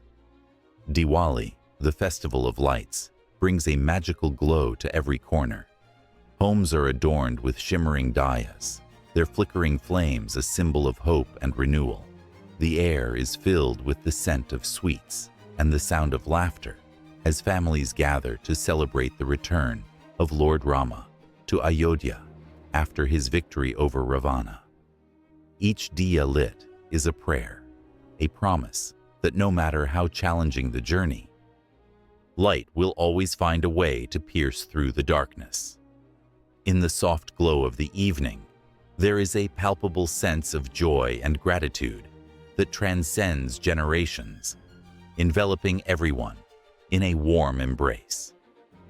As the festivities continue, the sacred bond of Raksha Bandhan unveils a poignant story of love and duty. Sisters tie colorful threads around their brothers' wrists, a symbol of protection and promise. The legend of this festival traces back to the goddess Durga, who tied a sacred thread around the wrist of King Bali to protect him. In that simple act, a deep connection is forged, one that transcends time and space. The laughter of children, the teasing banter between siblings, and the heartfelt promises exchanged create an atmosphere thick with emotion, as ties of love are honored and celebrated. Then comes Makar Sankranti, a festival that marks the transition of the sun into Capricorn. It's a time of harvest and new beginnings, where kites fill the sky like dreams taking flight. The significance of this festival resonates with the story of Ganga's descent to earth, a divine blessing that brought prosperity and nourishment. As families gather to fly kites, the air buzzes with excitement. Each cut string feels like a small victory, a reminder that life's challenges can be met with determination and joy. Pongal, celebrated with fervor in the southern regions, showcases the bountiful harvest and expresses gratitude toward the sun god, Surya. The rhythmic sound of pots boiling over rice, the sweet aroma of jaggery, and the colorful columns drawn outside homes paint a picture of abundance and gratitude. The festival's roots lie in the legend of Lord Krishna, who mischievously stole butter from the gopis, embodying the playful yet profound connection between the divine and the earthly. As the seasons change, Onam paints Kerala with the richness of tradition and culture. The story of King Mahabali, whose spirit returns to visit his people during this festival, is celebrated with intricate flower carpets, vibrant boat races, and a sumptuous feast. The spirit of Onam lies in the unity and joy shared among communities, transcending social barriers and bringing people together in a display of love and respect. Each festival carries with it an emotional weight, a connection to the divine and to one another. The rhythmic beat of drums during Ganesh Chaturthi reverberates through hearts as clay idols of Lord Ganesha are lovingly crafted and immersed in water after days of celebration. The festival is a heartfelt homage to new beginnings, embodying the belief that with faith, obstacles can be overcome. The sacredness of these celebrations pulses through the fabric of society, weaving together threads of mythology, devotion, and humanity. Every festival tells a story, a narrative that is not just recounted, but relived. Families huddle together, sharing stories of gods and goddesses, rekindling the flames of tradition that have burned for centuries. These festivals stand as living testaments to the resilience of faith and the power of community. As twilight descends, the flicker of diyas and the laughter of children merge into a symphony that resonates through time. Each festival encapsulates the essence of life, the joys, struggles, and triumphs that connect every individual to the divine and to each other. The celebrations are a reminder that through every challenge, light will always follow, and love will always prevail. In this vibrant tapestry of life, the transition from one festival to another carries the weight of history and hope, and the promise of new beginnings. A sacred cycle continues, each celebration echoing the past while illuminating the path forward. A never-ending dance of spirit, emotion and tradition that binds generations together, creating an unbreakable thread of unity and faith. In the ancient lands of India, where the sun kissed the earth with a golden hue, stories of gods and beasts danced through the air like whispers on the wind. Each tale was steeped in rich tradition, where animals were more than mere creatures. They were symbols infused with meaning, messengers of the divine, and guardians of ancient wisdom. As the moon cast its silvery glow over the sacred texts, the roles of these animals unfolded like a tapestry, weaving together the essence of life and spirituality that resonated deep within the hearts of the people.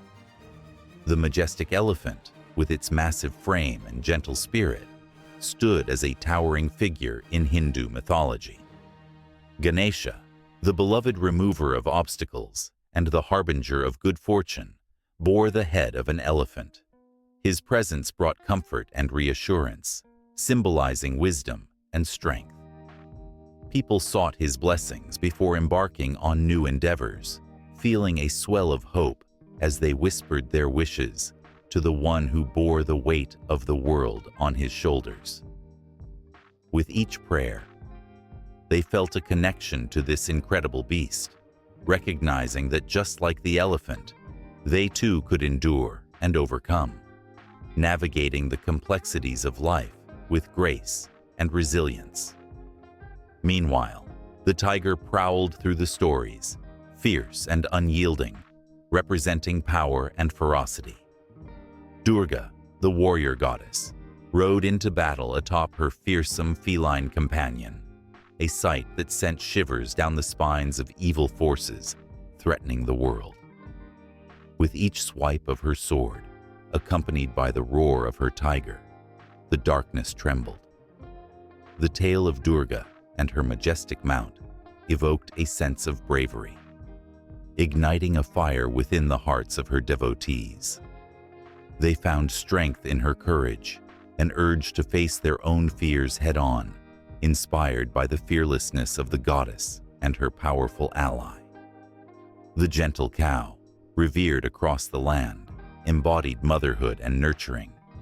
It was said that Kamadhenu, the divine cow, could fulfill any wish. To the people, the cow was not just a source of sustenance, but a sacred symbol of abundance and fertility, representing the earth's generosity. With every offering of milk, they felt a connection to the divine, a reminder that life's richness came not just from material wealth, but from compassion and care. In the presence of this sacred creature, a sense of peace enveloped the hearts of those who honored her, as they understood that nurturing kindness would bring forth a bountiful harvest of joy and prosperity. Among the birds, the peacock shimmered with unparalleled beauty, its feathers a stunning canvas of vibrant colors. Saraswati, the goddess of knowledge and art, was often depicted with a peacock by her side, embodying the essence of creativity and wisdom. When poets and scholars sought inspiration, they looked to the peacock's dance, a mesmerizing display that symbolized the harmony of intellect and beauty. In moments of doubt or confusion, the sight of this iridescent bird filled them with awe, reigniting their passion and purpose.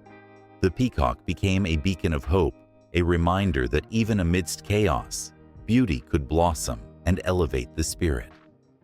The serpent, coiled and watchful, played a dual role in the cosmic dance of creation and destruction.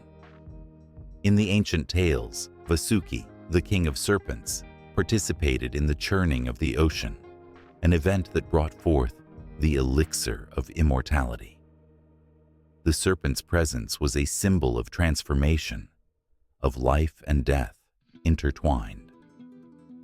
People understood that growth often came from the ashes of what once was.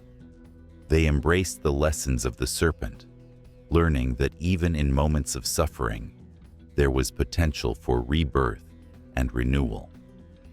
The tension of the serpent's coil echoed in their lives, reminding them that change, though daunting, could lead to something extraordinary.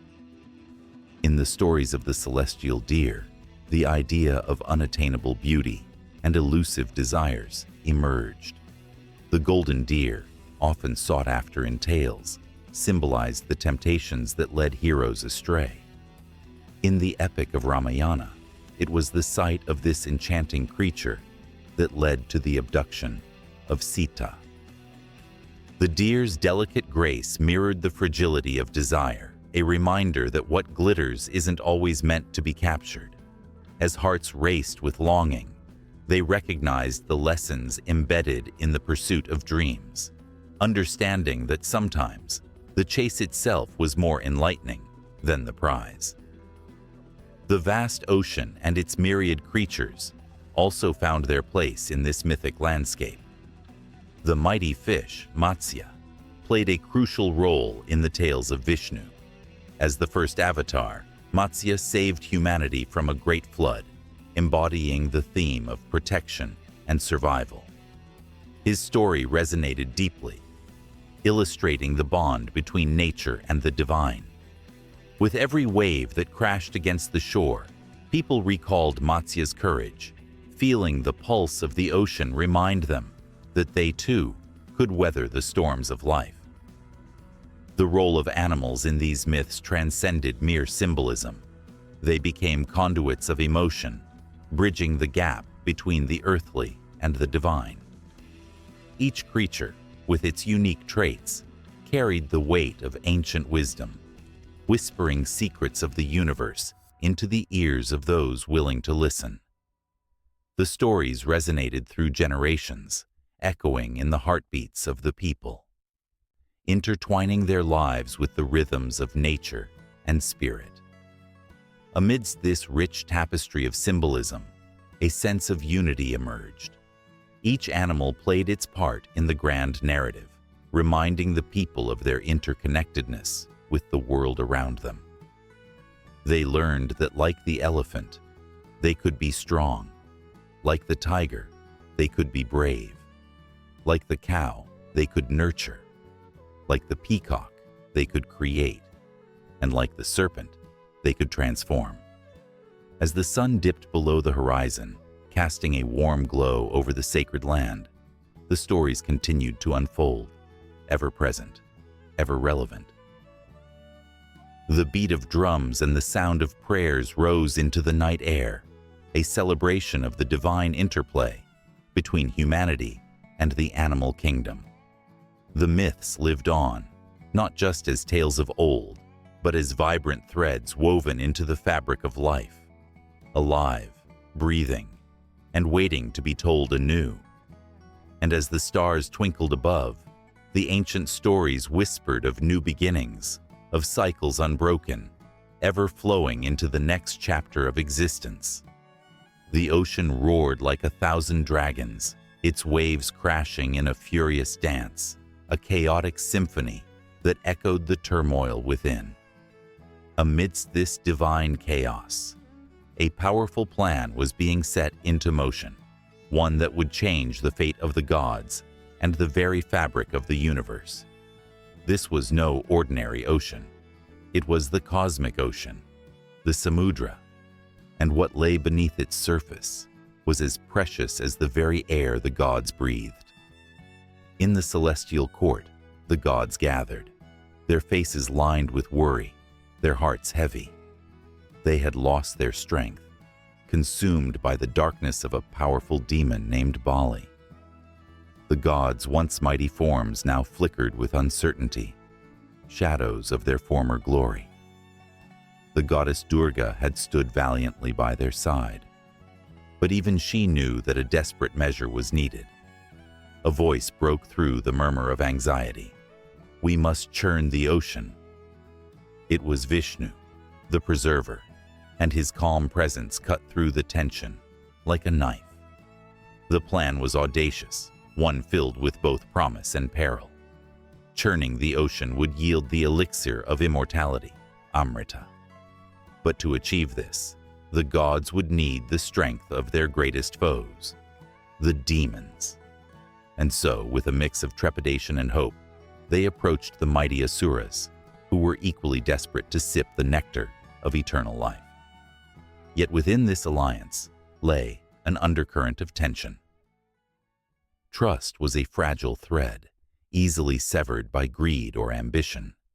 With both parties agreeing, the formidable Mount Mandara was chosen as the churning rod, a towering mass that loomed over them like a silent sentinel. The ocean's depths whispered secrets of treasures hidden within its waters, but it also concealed dangers that would test their very existence. They anchored Mandara in the ocean, but soon the mountain began to sink. Panic spread like wildfire among the gods until Vishnu transformed into a tortoise, Kurma, to support the mountain from below. The sight of Kurma's massive shell rising from the depths was awe-inspiring. It symbolized hope, a reminder that even in the darkest times, strength could emerge from unexpected places. As the churning began, the gods and demons took hold of the great snake Vasuki, coiling him tightly around the mountain. The demons grasped his tail, while the gods held his head. There was an electric tension in the air as they pulled and pushed in unison, the ocean roiling like a tempest. The first few moments were filled with exhilaration, but soon the strain began to show. Sweat dripped from celestial brows, and gritted teeth mirrored the struggle on the battlefield. The ocean churned violently, transforming into a whirlpool of fury and fear. Waves crashed against one another, creating a cacophony that seemed to echo through the heavens. And then it happened. A surge of blinding light erupted from the depths. The first treasure to emerge was Halahala, the poison, dark and ferocious. It seeped into the air, a toxic mist that threatened to consume everything in its path. The gods recoiled, their eyes wide with horror. Fear gripped their hearts as the very essence of destruction threatened to undo their efforts. In a moment of profound bravery, Shiva stepped forth. His presence radiated courage as he swallowed the poison to protect the universe. The gods gasped as they watched, fear and admiration mingling within them. The poison turned into a blue hue on his throat, marking him as the savior. His sacrifice echoed through time, a reminder that true strength often comes at a price. After the storm of Halahala, the ocean continued to churn, revealing treasures that sparkled like the stars themselves. The moon, Chandra, shone brightly, a beacon of beauty amongst the chaos. The goddess Lakshmi emerged, her radiance overwhelming, a vision of elegance and divinity. The gods could hardly contain their awe, their hearts swelling with hope. Yet, the demons' greed tugged at the strings of fate, their eyes glinting with ambition as they reached for the Amrita. But it was not to be so simple. As the nectar finally surfaced from the depths, the atmosphere thickened with anticipation and envy. The gods knew they had to act quickly. In a desperate attempt to claim the Amrita, they sought counsel from Vishnu once more. With a cunning smile, he devised a plan to outsmart the demons. Disguised as a captivating enchantress, he approached the greedy Asuras, weaving a spell of illusion and allure. The demons, entranced by her beauty, succumbed to her charm. They forgot their greed, even as the Amrita sat tantalizingly close. And just as the gods seized the moment, the nectar flowed into their hands, a shimmering promise of life eternal. Joy erupted among them, an elation that drowned out the earlier fears. They had triumphed. Together they had faced the storm, and now they were stronger than ever. Yet, beneath the surface of this victory lay a tension that crackled like lightning in the sky. The demons, realizing they had been deceived, roared in fury, their anger igniting the air around them. The battle for the Amrita was far from over. The taste of immortality hung in the balance, and the fate of the universe was no longer just a story of alliances, but one of betrayal and revenge. With shouts of war echoing in the distance, the gods braced themselves for what was to come. The ocean, once a place of creation, had now become a battleground. The depths of the Samudra held more than treasures. They held the pulse of life and death, a balance that would forever shift. And as they stood on the brink of chaos, another force stirred in the shadows, a whisper of destiny that lingered just out of sight. The gods had unlocked a door to powers unknown, and with it came the potential for destruction. Who would emerge victorious in this cosmic struggle? Would the Amrita grant them the power they sought, or would it lead them down a path of destruction? In that moment, the churning of the ocean continued, a relentless force that mirrored the turmoil of the gods and demons. The currents twisted and turned, reflecting the eternal dance of creation and destruction, and the jeweled treasures of the deep glimmered with a promise that would echo through the ages. The story had only just begun, and as the tendrils of fate wrapped around each being, the world held its breath, waiting for the next chapter to unfold. Under the vast canopy of a sunset-streaked sky, the air was thick with the sweet scent of blooming flowers. The enchanting sounds of flutes danced through the fields, mingling with the gentle mooing of cows. In the village of Gokul, life thrummed with a rhythm that felt eternal, as if nature itself held its breath in reverence. But in this idyllic landscape, a boy named Krishna roamed, his laughter a melody that tied the hearts of all who heard it. He was no ordinary child. He was the embodiment of joy, an ethereal spirit wrapped in human form, destined for greatness. Krishna, with his radiant skin the color of a dark cloud, was the darling of every villager. As he played with his friends, herding the cows, his eyes sparkled with mischief and wisdom beyond his years.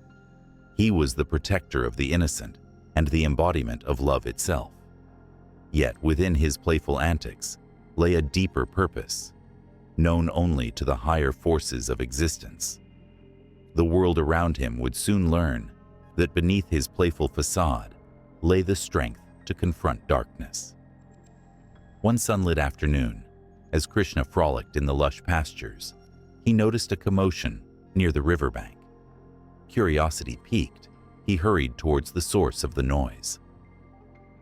There, a group of villagers stood, their faces painted with worry.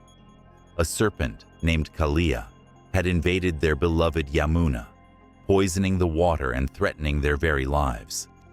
Panic rippled through the air, yet amidst the fear, there stood Krishna, calm and composed. With determination sparking in his eyes, he approached the river, the water glimmering like stars. "Fear not," he declared, his voice a soothing balm. "I will handle this." The villagers gasped. Some shook their heads, doubt lingering like shadows. But Krishna, with unwavering resolve, stepped into the serpent's domain. The moment he entered, the waters churned violently, a tempest rising as Kaliya lashed out, his scales glinting ominously. The serpent was a creature of nightmares, with multiple hoods and venomous fangs. But Krishna, undaunted, leapt onto Kaliya's back, a mere boy against a formidable beast. The villagers watched, their hearts in their throats, as the boy danced upon the serpent, his form effortlessly moving with grace, an echo of divine power. With every movement, Krishna subdued Kaliya, twisting and turning, weaving a tapestry of courage and strength. The very air vibrated with energy as the serpent struggled, its many hoods rising in anger. Yet, Krishna's laughter rang out, a sound that was both enchanting and defiant. He was a divine warrior, and the villagers felt something shift within them. Hope ignited like a burning flame. As Kaliya thrashed in desperation, Krishna's feet found their mark with impeccable precision. Each step resonated with the heartbeat of the universe, a reminder that love always triumphs over hatred, that innocence can overpower fear. The serpent soon realized that his strength was no match for the boy. In a final act of humility, Kaliya surrendered, his hoods bowing low in submission. The Yamuna flowed clear once more, its waters sparkled like diamonds under the sun. The villagers erupted in cheers, their hearts swelling with gratitude. In that moment, Krishna was no longer just a boy. He was a savior, heralded by the very skies that bore witness to his courage. But as their shouts filled the air, Krishna turned, his eyes revealing a hint of deeper wisdom. He understood that true victory lay not in the defeat of Kaliya, but in the forgiveness he extended. "Go," he instructed the serpent softly, "and never return to harm these innocent souls again." With a newfound respect, Kaliya slithered away, and the village erupted in celebration. Krishna, their divine cowherd, the embodiment of love and compassion, had shown them that even the fiercest adversary could be transformed through kindness. Yet, the echoes of this victory were not to last in peace. Darker clouds loomed on the horizon, and the whispers of fate hinted at greater challenges ahead. As the sun dipped below the horizon, painting the world in hues of orange and purple, Krishna returned to the pastures. His friends surrounded him, their laughter a light in the encroaching darkness. But even amidst their joy, Krishna felt the weight of his destiny pressing upon him. He was destined to confront a malevolent force that awaited, lurking in the shadows of his life. Days turned into weeks, and life in Gokul flowed with a fragile peace. Yet, the village buzzed with stories of a tyrant named Kansa, a ruler whose heart was as cold as ice. He had been warned that his end would come at the hands of a child born to devour him, and fear twisted his heart. The air grew thick with tension, and whispers of Kansa's cruelty sent tremors through the community. But Krishna, sensing the impending storm, remained a beacon of hope, gathering not just strength, but loyalty around him. The villagers began to unite, inspired by Krishna's courage and charm. They believed in him, and with each passing day, Krishna's influence grew. The villagers rallied together, bringing their gifts and talents, weaving an intricate tapestry of community, bonded by their love for the boy who had become their protector. One fateful night, as the stars twinkled like a million eyes, watching over them, whispers of Kansa's men reached the village. A band of mercenaries, driven by greed and a thirst for blood, approached, intent on capturing the divine cowherd. The air crackled with tension. Krishna felt the world around him shift, the weight of destiny pulling him into the fray. He stood at the edge of the village, eyes steady, heart resolute. With a flick of his wrist, he summoned a surge of energy, a divine radiance illuminating the darkness. The villagers stood behind him, emboldened by his presence. They felt the ground tremble, a reflection of the power that surged within the boy. As the mercenaries advanced, they were met not just by a child, but the spirit of a warrior, determined to protect his home. And just like that, the stage was set for an epic confrontation. As the moon hung high above, bathing the village in silvery light, the battle lines were drawn. Krishna, The divine cowherd stood tall and fearless, ready to face whatever evil Kansa had sent his way. The whispers of fate echoed louder, and the dance between light and darkness began, intertwining lives and destinies in a tale that would stretch far beyond the limits of this earthly realm. The moon hung low in the night sky, casting a silvery glow on the lush fields of Vrindavan. A soft breeze whispered through the trees, carrying the sweet fragrance of blooming jasmine and the echoes of laughter that danced through the air. The villagers gathered under the gentle light, their hearts beating in rhythm with the anticipation that filled the night. They knew something magical was about to unfold, a celebration of love that transcended the ordinary. As the first notes of the flute pierced the silence, a hush fell over the crowd. It was Krishna, the embodiment of joy and mischief, with his enchanting smile and enchanting music. His fingers glided effortlessly over the instrument, beckoning the gopis, the divine cowherd maidens, who were drawn to him like moths to a flame. Their eyes sparkled with excitement, hearts ablaze with unspoken feelings, as they sensed that this night was destined to be extraordinary. The Ras Leela began, a dance of divine love and devotion that had been passed down through generations. The gopis, clad in vibrant saris adorned with jewels, stepped forward, their movements graceful and fluid, each step echoing their longing for Krishna. As he played, a magical energy enveloped them, binding their souls in a tapestry of love that was both profound and enchanting. Every twirl and sway told a story of devotion, of yearning, of an eternal connection that defied the constraints of time and space. As the dance intensified, the night air crackled with emotion. Each gopi felt chosen by Krishna, his gaze locking onto theirs with an intensity that sent shivers down their spines. In that moment, the world around them faded away. They were not mere maidens of Vrindavan. They were divine lovers, caught in an ecstatic whirl of passion and devotion. Their hearts raced as they reached out to Krishna, each one believing that he was theirs alone, that their love was unparalleled. In the depths of this enchanting ballet, Krishna's playful spirit emerged. He would pull one gopi close, twirling her in a dizzying spin, only to let go and draw another into his embrace. Laughter bubbled forth, echoing through the fields as the gopis chased after him, hearts pounding with joy and longing. It was a dance of surrender, where every twirl was a prayer, every glance a promise, and every heartbeat a testament to their devotion. Among them was Radha, whose love for Krishna transcended the bounds of mere adoration. She stood a step apart, her heart a bittersweet melody, knowing well that her connection to him was deep yet unfulfilled.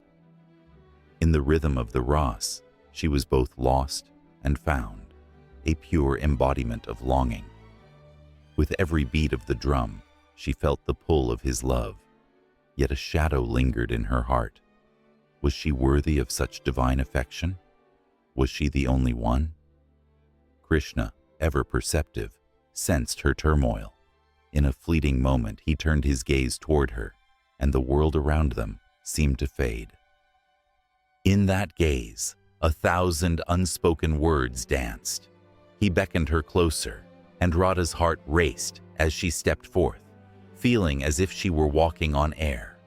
The music swelled, and the dance took on an ethereal quality, as if the very cosmos had joined in their celebration. As the night wore on, the atmosphere shifted.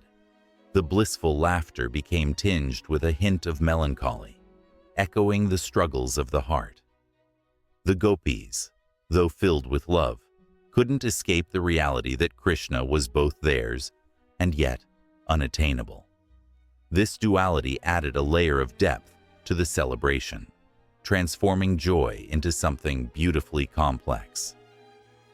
Their dance became a poignant reflection of life itself, a tapestry woven with threads of happiness and sorrow. The stars above twinkled brightly, witnesses to this divine play. Each twinkle mirrored the dreams of the gopis, who in their hearts wished for a love that was eternal. They swayed and twirled, the vibrant colors of their clothes contrasting against the rich greens of the fields, creating a visual masterpiece. It was a scene straight out of a dream, yet it held the weight of reality, the bittersweet essence of love that can bring both joy and pain. As the Ras Leela reached its climax, Krishna's flute created a melody that was both haunting and beautiful. The gopis moved in perfect harmony, their spirits entwined with his, resonating with each note, each breath. The world around them seemed to stand still as they surrendered to the moment, losing themselves in the dance of love and devotion. The air thickened with emotion, and tears glistened in the eyes of those who watched, for they understood that what they witnessed was not merely a celebration, but a glimpse into the divine. But as the night wore on, the dawn began to break, casting a golden hue over the horizon. The realization of the fleeting nature of this enchanting moment began to settle in. The gopis, aware that their time with Krishna was limited, felt the weight of longing grow heavier. Yet, in their hearts, they also knew that this love, though ephemeral, would remain eternal, a flame that would burn brightly in their souls. Krishna, sensing the shift, played a softer tune, one filled with promises of eternal love. He moved gracefully among them, offering smiles and glances that spoke volumes. Each gopi felt a connection so profound that it transcended words, a bond that would linger long after the dance had ended. With every twirl, every laugh, the magic of the Ras Leela enveloped them, a cocoon of love and devotion that would carry them through the trials of life. And as the sun began to rise, casting its warm light on the scene, the gopis understood that while their physical connection to Krishna might be fleeting, the love they felt would echo in their hearts for eternity. The dance would not end, it would transform, continuing in whispers and dreams in the very fabric of their beings. In that moment, as the first rays of sunlight broke through the horizon, the gopis found solace in the knowledge that true love knows no boundaries. They were bound not just by the dance, but by something much deeper, a divine connection that would carry them forward through every joy and every sorrow. And with the dawn came the promise of new beginnings, the reassurance that this love would always be a part of them, guiding them through the tapestry of life into the next chapter of their journey. The night sky shimmered with stars, each one a silent witness to the deep, unending love between Radha and Krishna. As she stood by the banks of the Yamuna, her heart swelled with emotions that transcended time and space. A gentle breeze caressed her cheek, whispering promises of eternal union, while the moonlight painted her delicate features in silver. Radha, the eternal consort, was not just a figure in Indian mythology. She was the embodiment of love itself, a force so powerful it resonated through the ages. In the villages surrounding Vrindavan, tales of Radha's beauty and devotion were woven into the fabric of everyday life. The gopis spoke in hushed tones about her enchanting laughter that danced like the melodies of the flute Krishna played. But beneath the surface of these stories lay a profound connection, an unbreakable bond between two souls destined to find each other time and again. The scent of fresh jasmine filled the air, evoking memories of their secret rendezvous amidst the lush groves and secret glades, where they had shared stolen moments of bliss. As Radha gazed at the shimmering waters of the Yamuna, the memories flooded back. One fateful evening, as twilight draped the world in shades of purple and gold, she had felt the unmistakable pull of Krishna's presence. His laughter echoed through the trees, a melody that sent shivers down her spine, igniting a spark of joy in her heart. With each step, her anticipation grew until she found herself standing before him, her heart racing like a wild stallion. There he stood, a vision of divine love, his eyes deep and expressive, radiating warmth that made her feel cherished. "Radha," he had whispered, his voice like honey. "The universe sings for us." In that moment, time ceased to exist. The stars, the moon, the river, they all conspired to witness the magic, the dance of love that had begun long before their first breath. She had reached for him, their fingers intertwining as if they had been crafted from the same celestial thread. It was in that sacred moment that Radha realized her destiny was irrevocably linked with Krishna's, a bond that would weather the storms of life and death. But love, even one as pure as theirs, was not without its trials.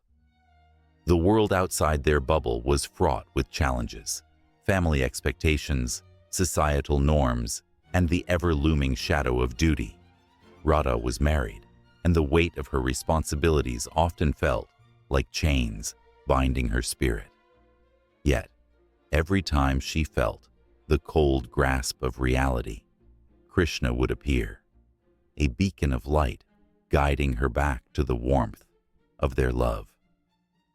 With a mere glance, he could silence her doubts and fears, reminding her of the divine connection they shared. In the depths of night, whispers of their love story spread through the village. The gopis would gather by the fire, their eyes sparkling with mischief as they recounted tales of Radha and Krishna's playful antics. There was the time they danced under a shower of petals, the way he stole her heart with a single glance, and how he played pranks that made her both infuriated and enchanted.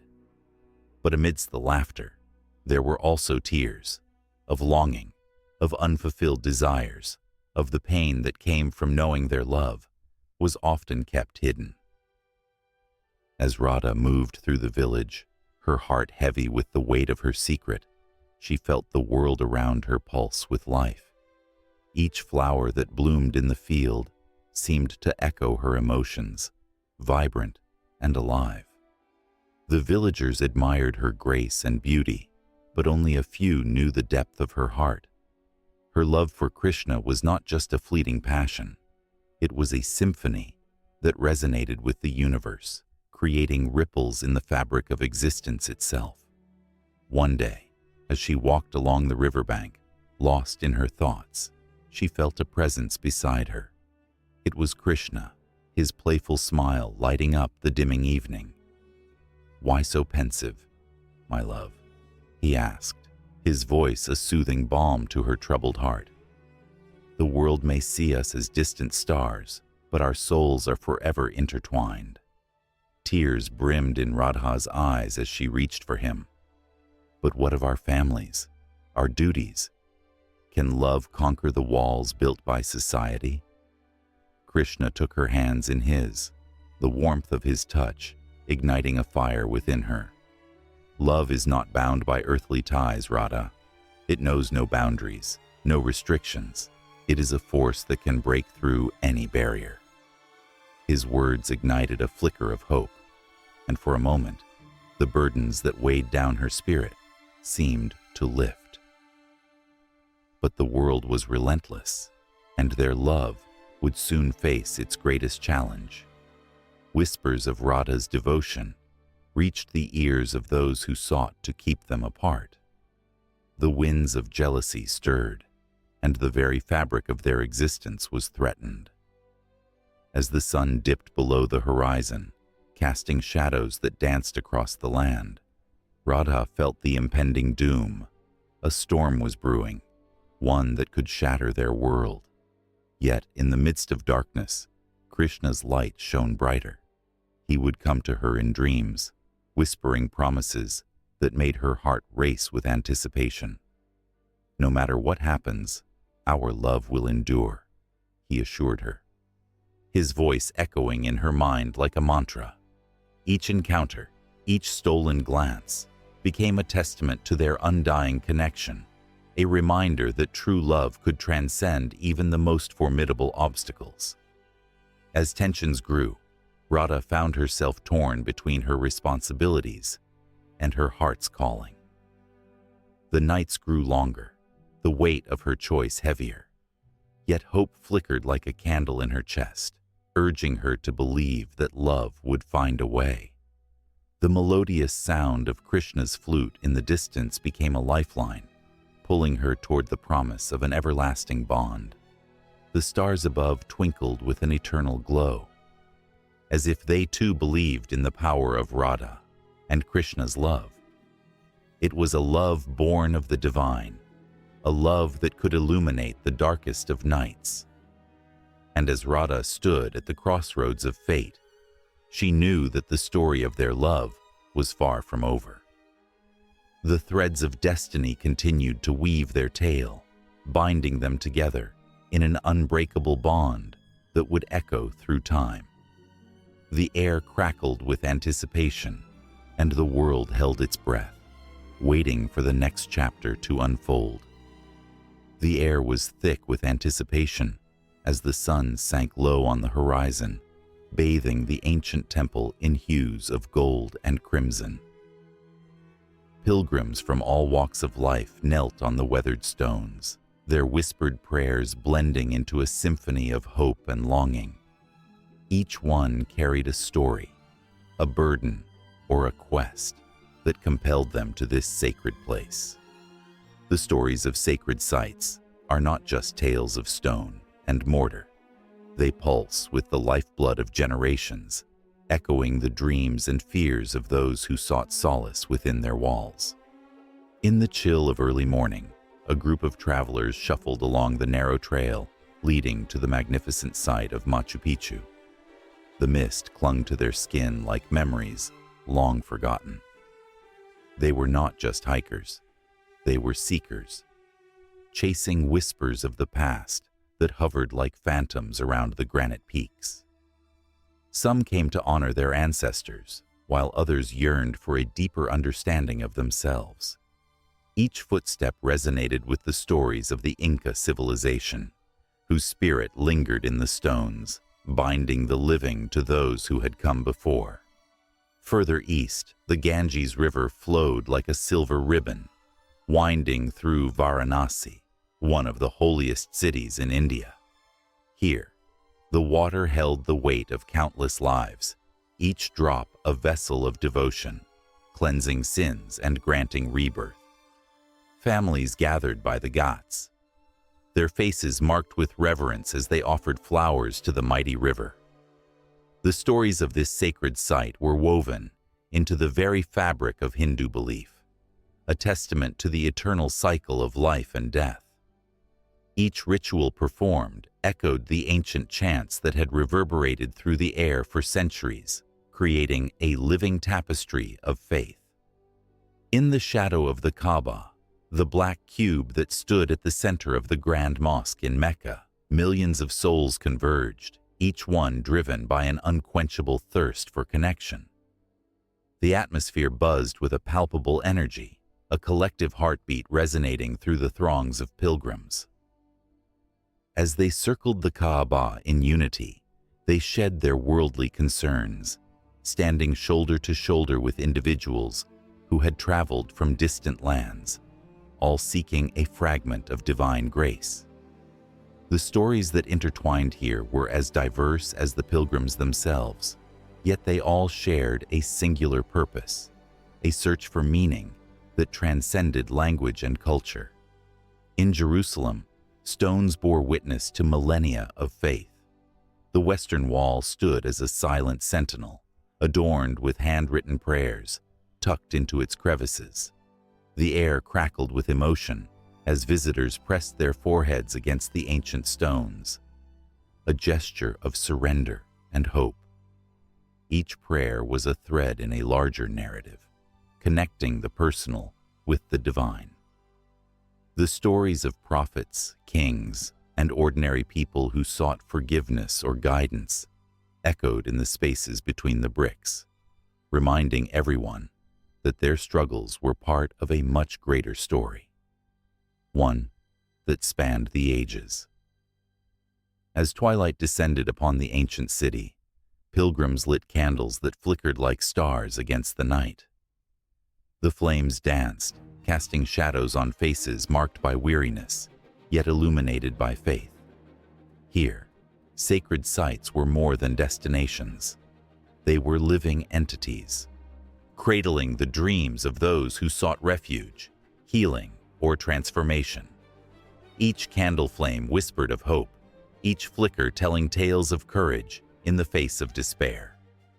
Across the plains of Shikoku in Japan, the ancient pilgrimage route known as the Shikoku Henro was alive with footsteps and prayers.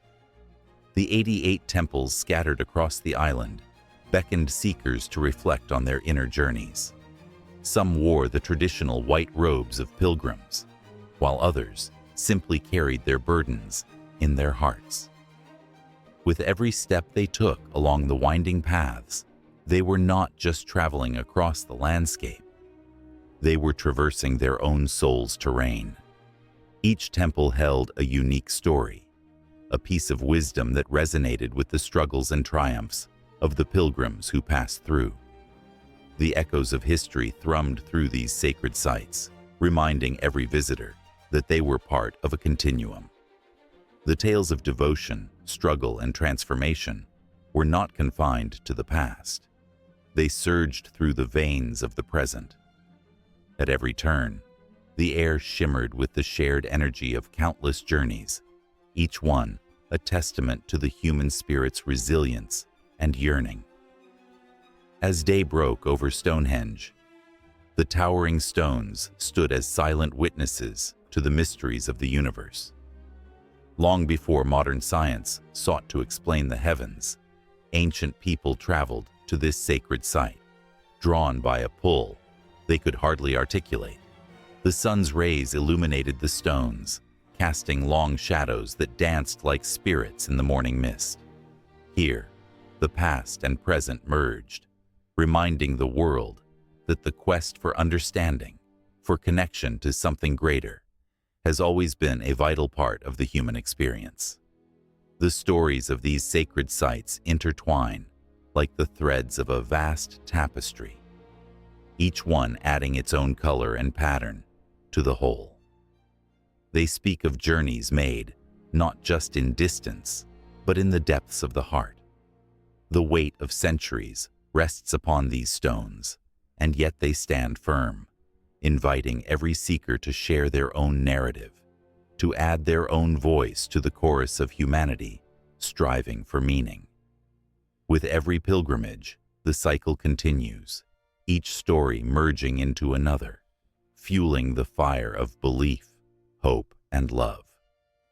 Each seeker carries with them not only their own burdens, but also the whispers of those who walked before them. As they move toward their sacred destinations, they become part of something larger, a beautiful, chaotic blend of faith that transcends time and space, a journey with no end. And as hearts open and souls awaken, the stories are passed down, shaping the future while honoring the past.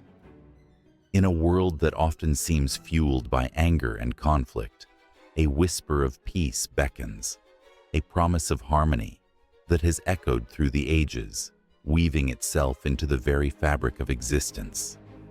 It's a call to tread lightly upon the earth, to hold sacred the lives of all beings. This call is known as ahimsa, a concept so powerful that it has the ability to transform hearts and awaken a deep-seated understanding of our interconnectedness. Ahimsa, meaning nonviolence, is more than just a principle. It's a way of life that has shaped the ethos of Hindu philosophy. The ancient texts, rich with wisdom, speak of it as a divine command, urging followers to cultivate love and compassion toward every creature. In the sacred verses of the Bhagavad Gita, Lord Krishna imparts lessons on duty and righteousness, all while emphasizing the importance of nonviolence. Here, in the midst of a battlefield, he implores Arjuna to rise above his fear and doubt, teaching him that true strength lies not in the sword, but in the heart that chooses kindness over cruelty. Echoes of ahimsa can be traced back to the Vedas, where sages contemplated the essence of life. They viewed every living being as a manifestation of the divine, deserving of respect and reverence. This understanding birthed a profound sense of responsibility, a realization that one's actions ripple through the universe, affecting the lives of countless others. How could one harm another without harming oneself? The thought alone sends shivers down the spine, an awakening to the reality that our fates are intertwined. As centuries flowed like a river, ahimsa was embraced and championed by remarkable souls who took its teachings to heart. Mahatma Gandhi, perhaps the most famous advocate of nonviolence, harnessed the spirit of ahimsa in his quest for India's freedom. He marched, he fasted, and he spoke, his voice a melodic blend of determination and love. The British Raj, with its iron grip, was met with a gentle yet unyielding force. Gandhi's belief that love could conquer hatred became a beacon of hope, inspiring millions to rise peacefully against oppression. Every time he faced an adversary, he chose empathy over vengeance, revealing the profound strength that lies in vulnerability. The stories of those who walked this path are as varied as they are poignant. There was the monk who tended to the sick, healing not just their bodies, but their souls. There was the father who taught his children to respect all living things, fostering a legacy of compassion that would echo through generations. Each act of kindness, no matter how small, was a practical application of ahimsa, binding the community together in a tapestry of love. Yet, the path of nonviolence is not without its trials. The weight of history bears down on the shoulders of those who choose this way.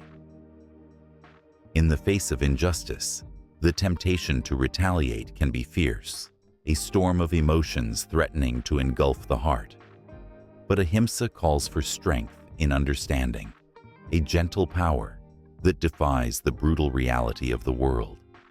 Those who embody it must confront their own anger, their own pain, transforming it into a wellspring of compassion. The struggle is deeply personal, yet universally shared, a dance of light and shadow that plays out in every corner of the earth. This philosophy transcends mere words. It pulsates with life and connection. In the teachings of Jainism, which also holds ahimsa as a central tenet, practitioners go to extraordinary lengths to avoid harming even the tiniest of creatures.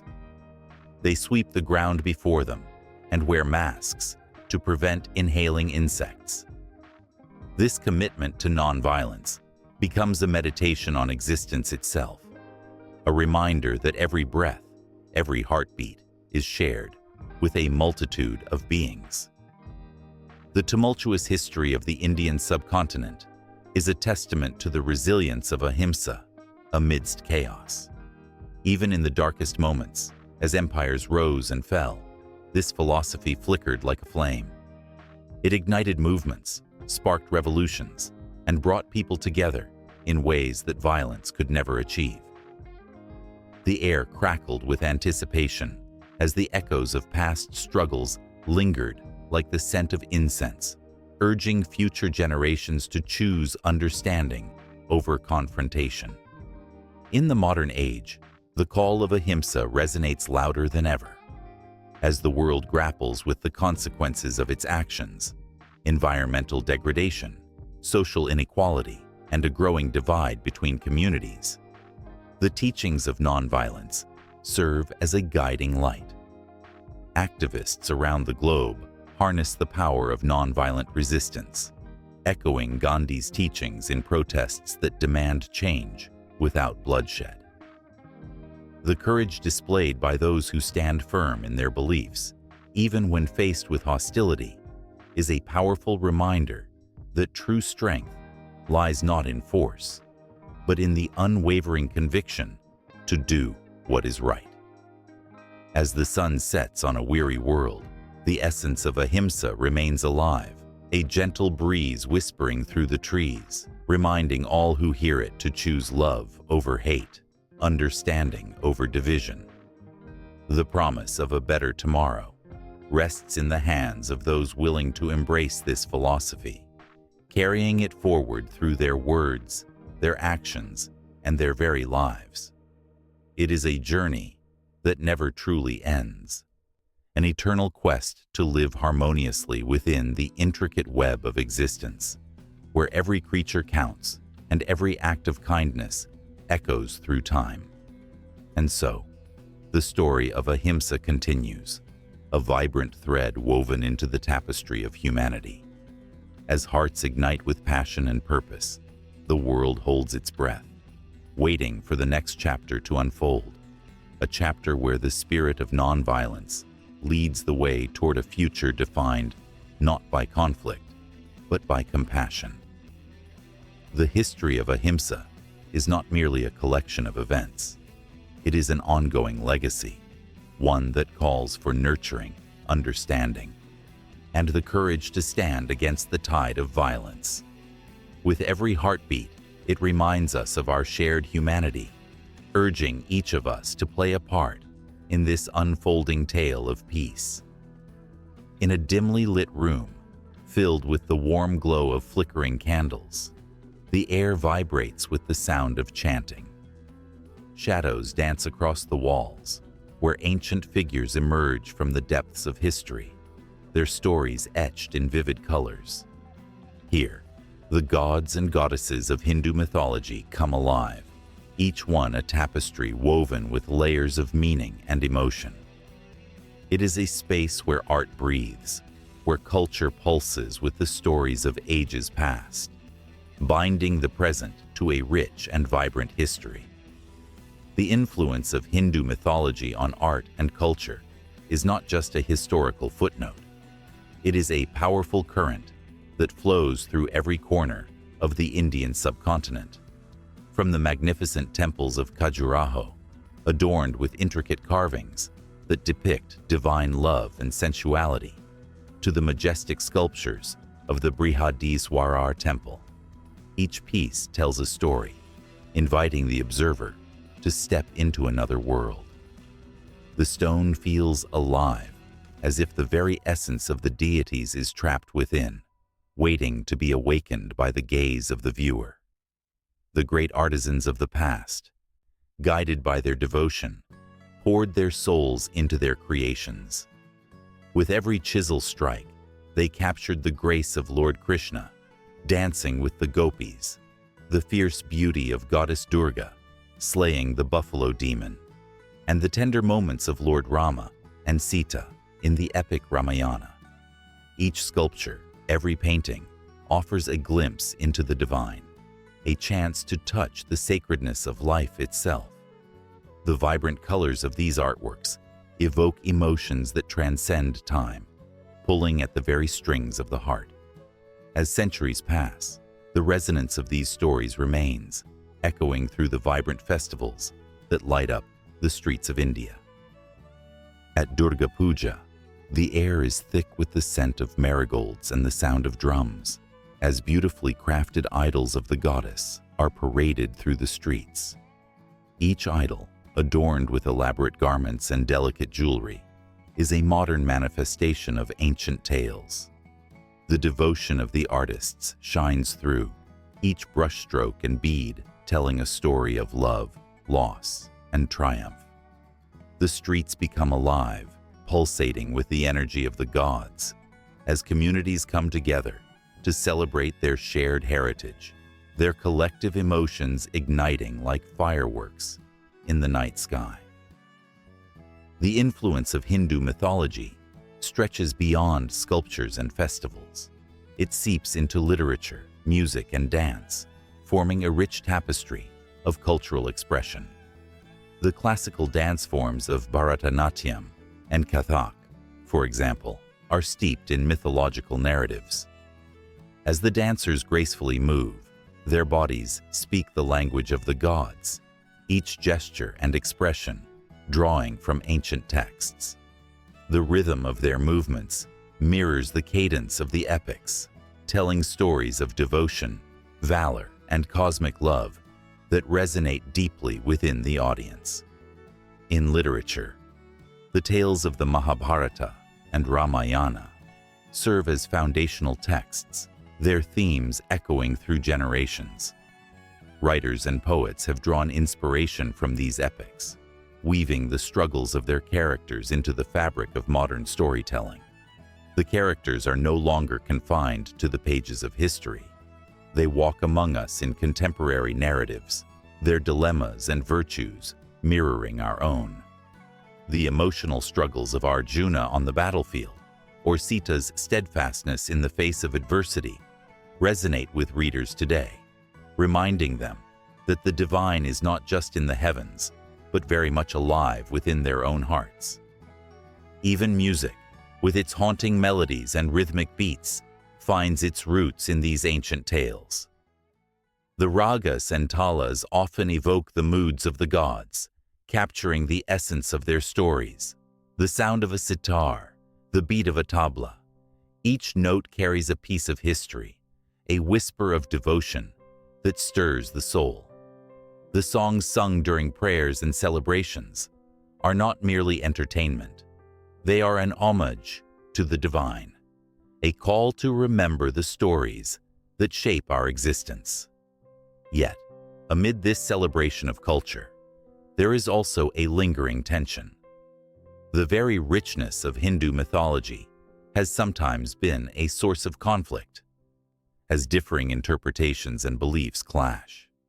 Artistic expressions that draw on these ancient tales can be seen as both a tribute and a challenge. The beauty of a mural depicting a fierce battle can be met with resistance by those who see it differently. This dance between tradition and modernity, reverence and reinterpretation, adds a layer of complexity to the way these stories are perceived and experienced. Throughout India, temples continue to rise, blending the old with the new. Architects draw inspiration from the intricate designs of ancient shrines, but they infuse them with modern sensibilities, creating a dialogue between the past and the present.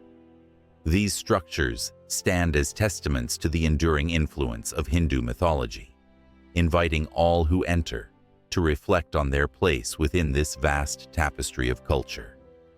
As the evening draws to a close, the candles flicker and dim, but the stories remain. They linger in the air, a reminder of the powerful connection between art and mythology, between the past and the present.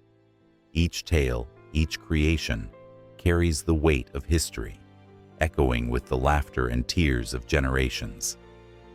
The journey through these narratives is never truly over. It continues to unfold, revealing new layers of meaning, new emotions, and new connections that bind humanity together in shared reverence for the divine. And just when one thinks the narrative has reached its peak, another layer emerges, a new perspective that twists and turns, pulling the reader deeper into the intricate web of life, art, and spirituality. The influence of Hindu mythology does not end. It spirals endlessly, inviting all to partake in its beauty, to feel its pulse, and to find their own stories within its embrace. The sun dipped low on the horizon, casting a warm golden hue over the village of Kashi. The air buzzed with a palpable energy, a blend of anticipation and reverence, as the townsfolk prepared for the evening's celebrations. At the heart of Kashi, the Ganges flowed like a divine ribbon, whispering ancient tales to those who dared to listen. As the puja began, the sound of bells mingled with the soft chant of mantras, weaving a tapestry of sound that echoed through the narrow lanes. Here, in this sacred space, the fabric of Hindu myths wrapped itself tightly around local traditions, creating a vibrant mosaic of belief and ritual. A storyteller, his face illuminated by flickering earthen lamps, stood before a gathering crowd. His voice rose and fell like the ebb and flow of the river itself, carrying the weight of stories that transcended time. As he spoke of Lord Rama's journey, a hush fell over the listeners, their eyes wide with wonder. Each tale was not merely a recounting of events, it was a living entity, breathing life into the very stones of the village. The people felt the presence of Rama, of Sita, of Hanuman, as if they were part of their daily lives, not just characters from an age-old epic. Yet, beneath the grandeur of these myths lay the delicate threads of local customs, creating a rich tapestry that pulsed with life. The villagers, dressed in vibrant saris and dhotis, performed dances that mirrored the tales of their gods. Their movements reflected the stories, each step a prayer, each turn a nod to the legends that shaped their existence. The echoes of ancient chants intertwined with the laughter of children playing nearby, their innocence a stark contrast to the weighty tales being spun. In a small courtyard, a woman named Meera prepared for the festival. As she mixed colors for the rangoli, she thought of her grandmother, who taught her how to draw the intricate patterns that welcomed the deities into their home. With each swirl and curve, she whispered a prayer, invoking the blessings of Lakshmi, the goddess of wealth and prosperity. The lines of Hindu mythology bled into the fabric of her life, weaving together personal devotion and communal tradition. In that moment, she understood. The myths were not just stories, but anchors that grounded them in their history. As night fell, the village shimmered under the glow of countless lamps. The air was thick with the aroma of sweet treats and incense. The festivities swelled, drawing everyone closer, as if the very essence of their beliefs pulled them together. Men and women joined hands, their voices rising in unison, singing songs that echoed through the ages. The music carried the weight of their ancestors' dreams, and in that moment, the line between the past and the present blurred. But not far from the jubilant gathering lay a shadowed corner of the village, where an old man named Arun sat alone.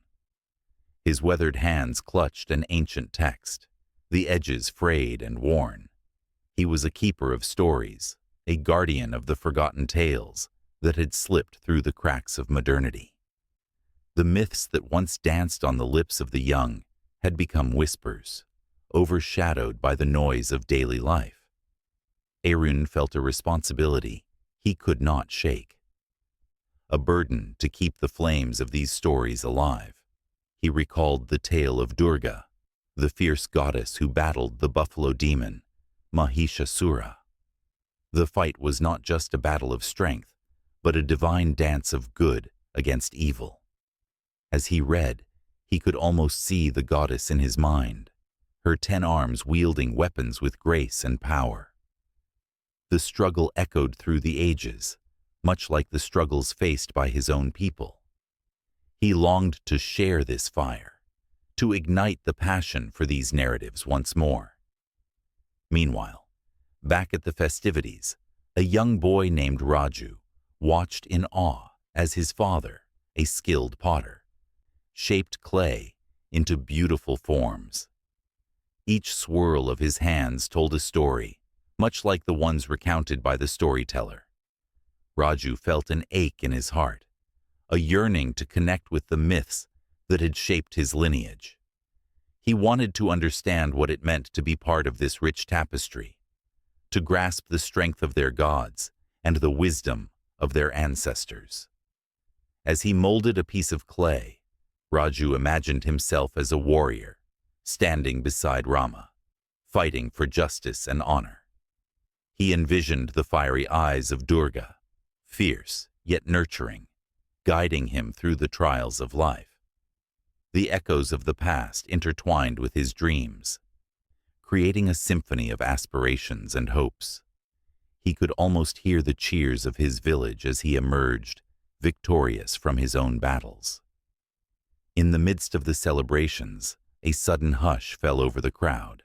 A procession approached, led by the village priest, carrying an ornate idol of Krishna, adorned with jewels that sparkled like stars in the night sky. The townsfolk fell to their knees, bowing their heads in reverence. The stories of Krishna's playful mischief, his love for Radha, and the divine flute he played surged through the crowd like an electric current. Each heartbeat resonated with the pulse of their shared beliefs, an emotional crescendo that united them as one. As the idol was placed on a decorated platform, the villagers began to dance, their movements infused with joy and devotion. The line separating the divine from the human dissolved, and for a fleeting moment, they were one with the stories that had shaped them. Laughter erupted, mingling with tears of joy, as the myths of old came alive in the present, binding them in a shared experience that transcended time. In the corners of the village, Arun felt the vibrations of the celebration. It was a reminder of why he fought to keep the stories alive. He smiled softly, knowing that perhaps, just perhaps, the flame of tradition would continue to flicker bright in the hearts of the new generation. It was a cycle, a dance of myths and traditions intertwined, echoing the very essence of life itself, a promise that echoed through the ages, carrying with it the weight of love, sacrifice, and divine connection. As the night deepened, shadows danced along the walls, and the stars above bore witness to the sacred intertwining of myth and tradition. In this moment, Kashi was not just a village. It was a living, breathing entity, steeped in the stories of gods and mortals, a sacred space where every whisper of wind and ripple of water held the echoes of the past and the hopes for tomorrow. And with this vibrant tapestry unfolding, the next chapter of their shared story awaited on the horizon, shimmering like the waters of the Ganges in the morning light, an invitation to new tales yet to be told. The sun dipped low on the horizon, casting a warm golden hue over the ancient temples scattered across the Indian landscape.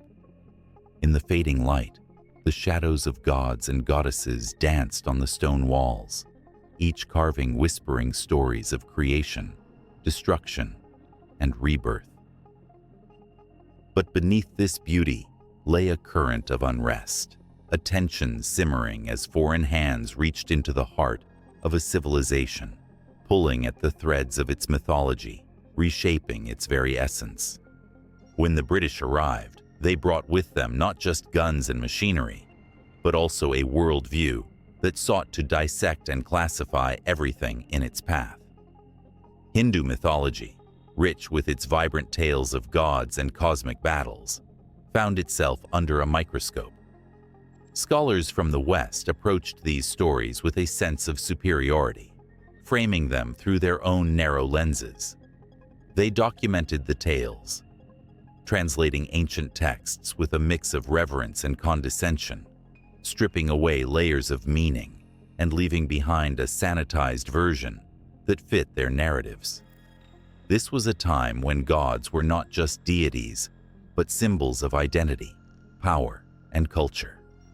In every village, the stories of Lord Rama, Goddess Durga, and Krishna were shared around fires, interwoven with the lives of the people. Yet, as colonial rule tightened its grip, these sacred tales faced scrutiny.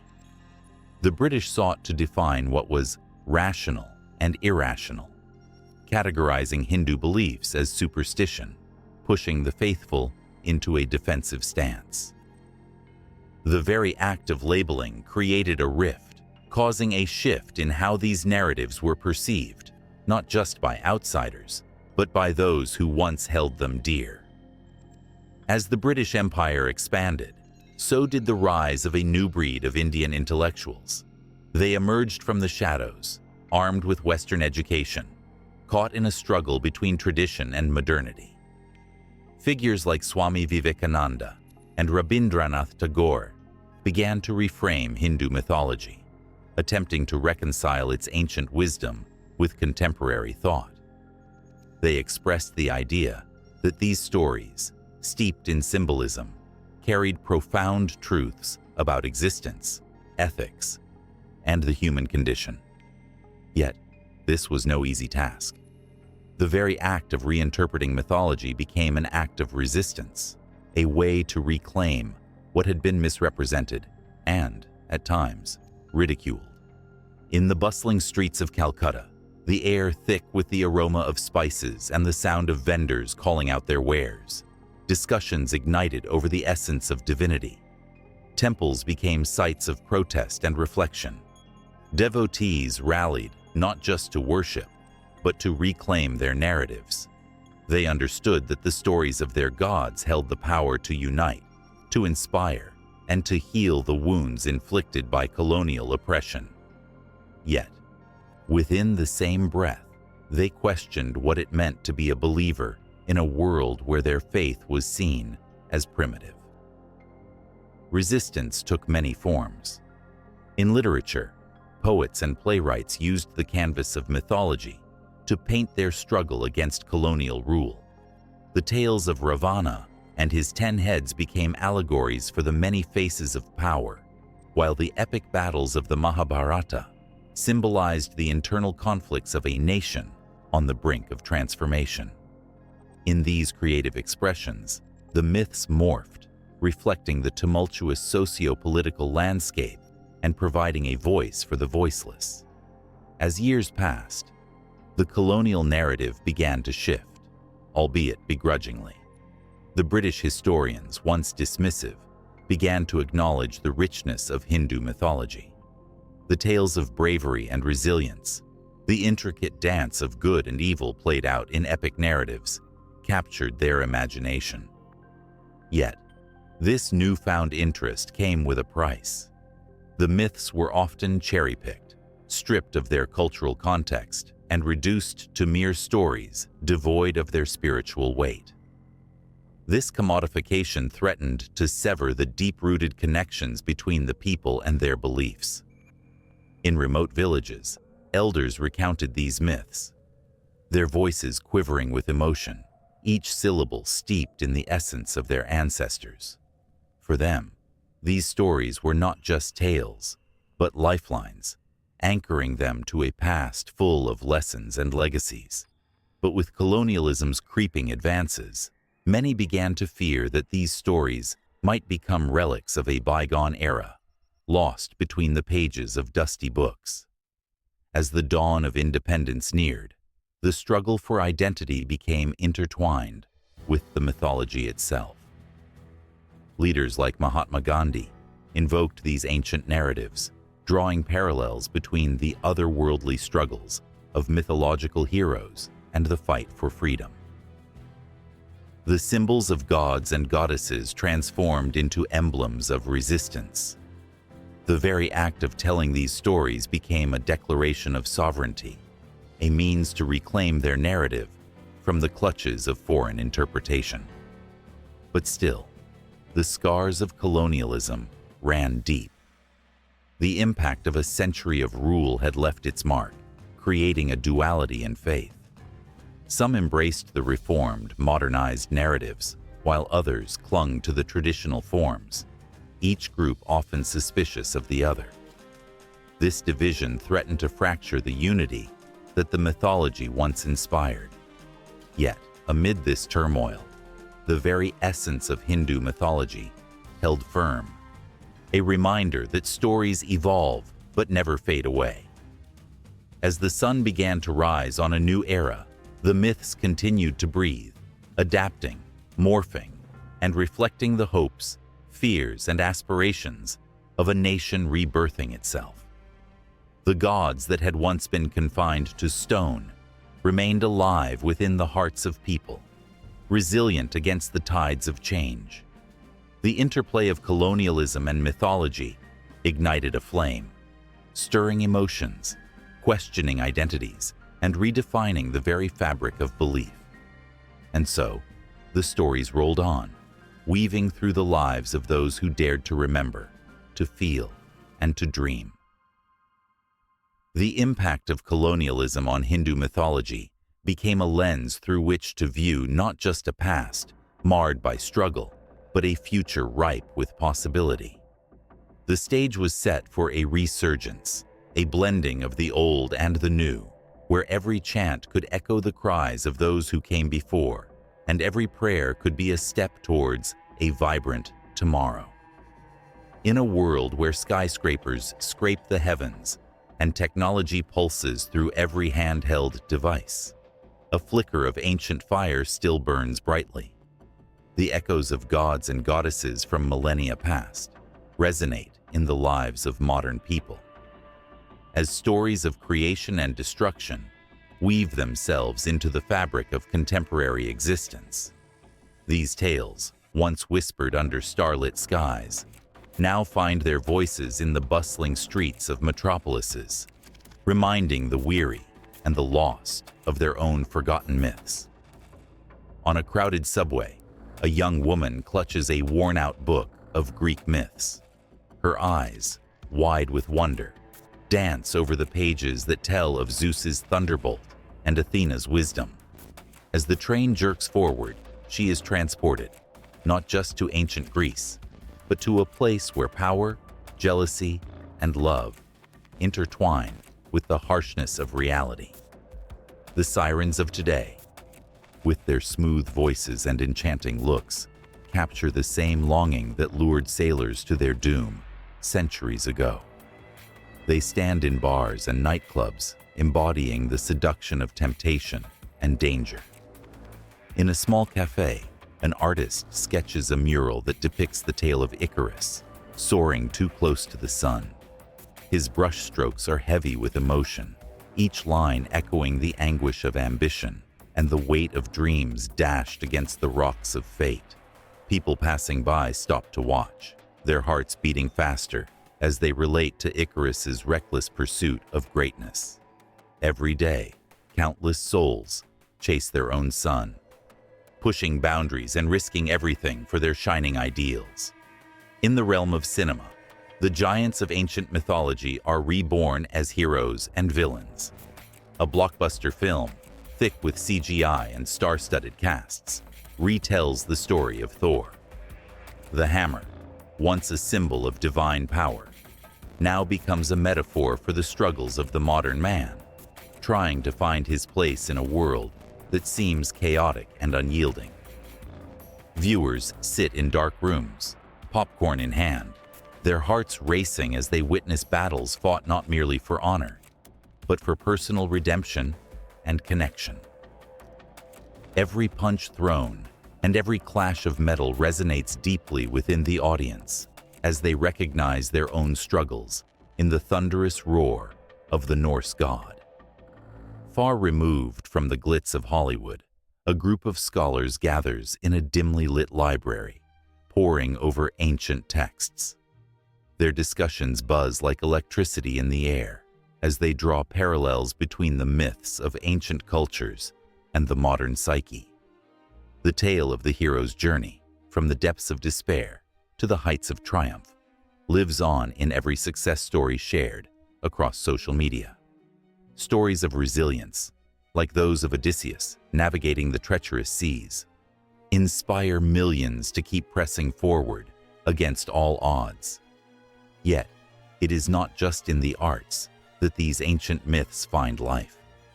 In the everyday conversations shared in living rooms and break rooms, people recount tales of tricksters like Loki or cunning figures like Odysseus, applying their lessons to the challenges they face in the 21st century.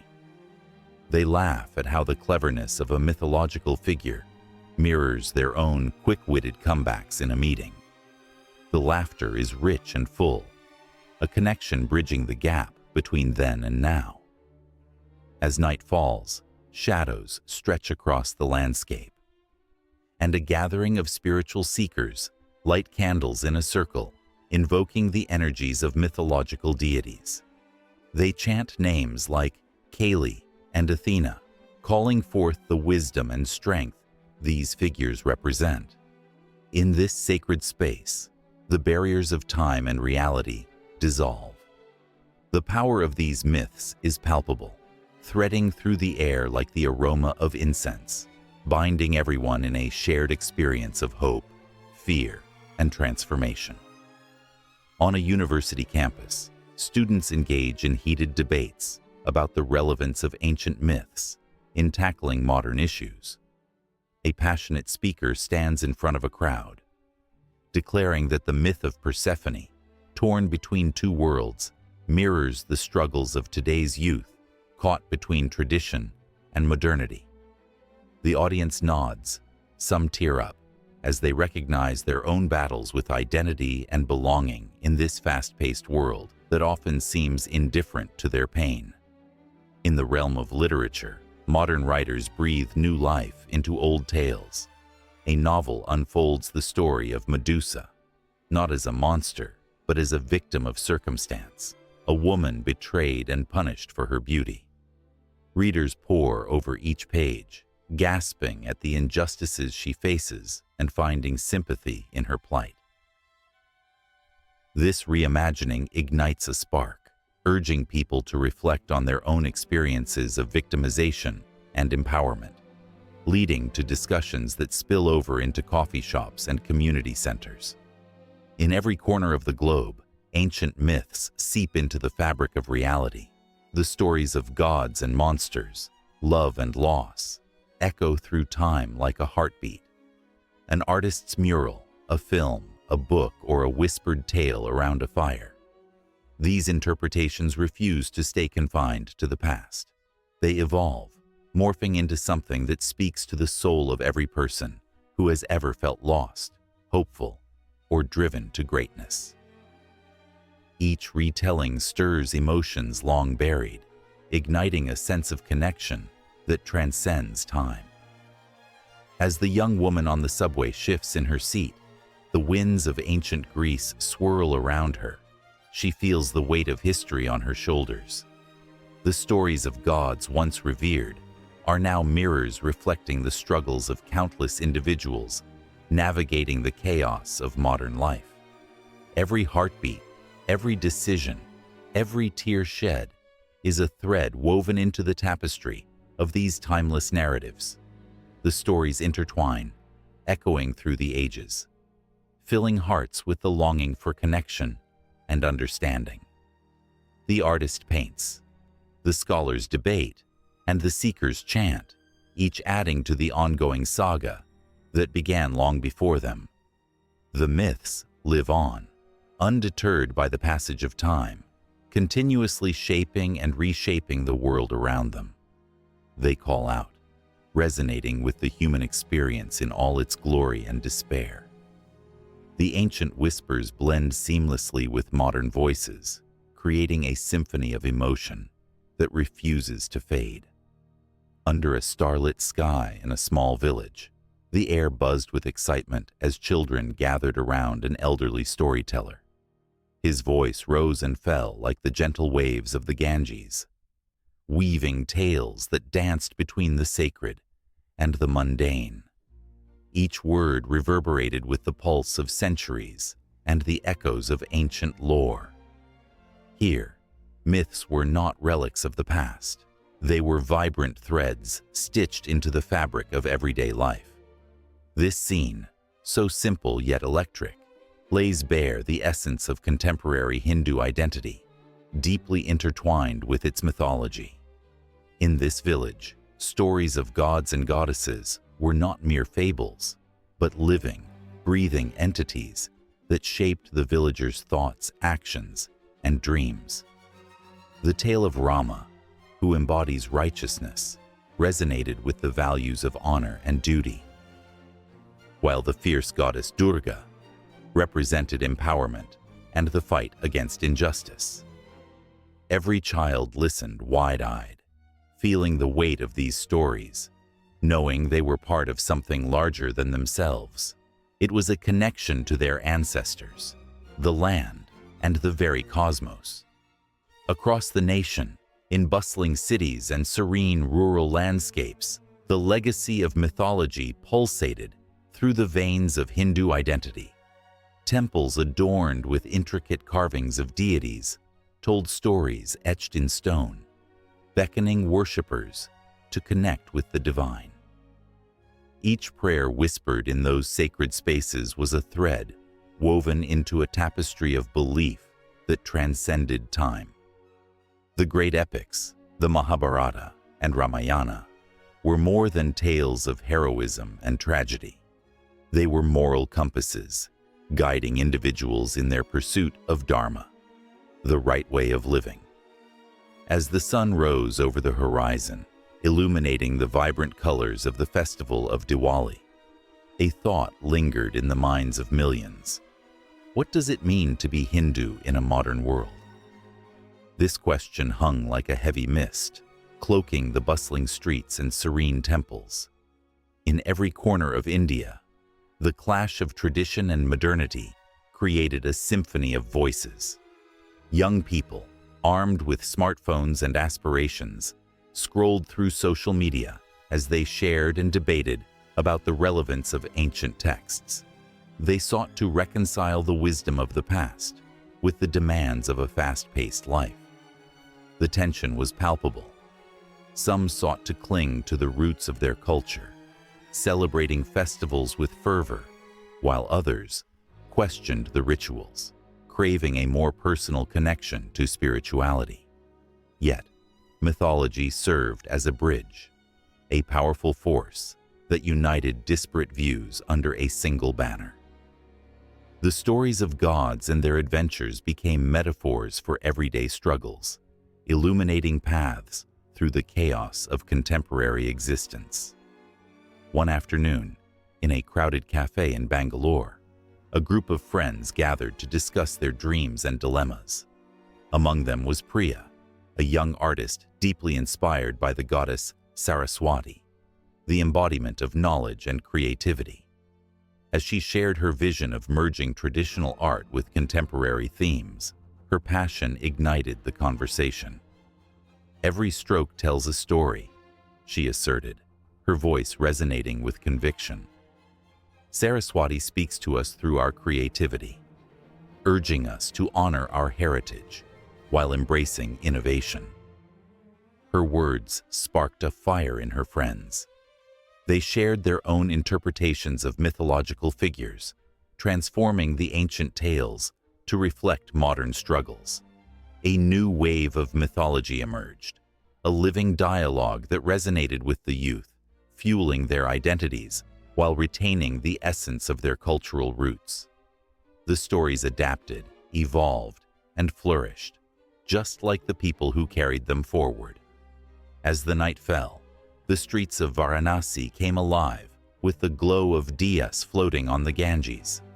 Here, everyone could feel the presence of the divine in the air.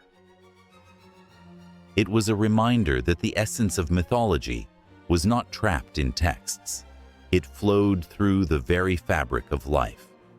Rituals were not mere acts, but sacred performances, breathing life into the legends that shaped human experience. Each prayer, each offering, was a heartfelt tribute to the gods, creating an unbreakable bond between the divine and the devotee. In the world of politics and social movements, the imagery of mythological figures often became rallying cries.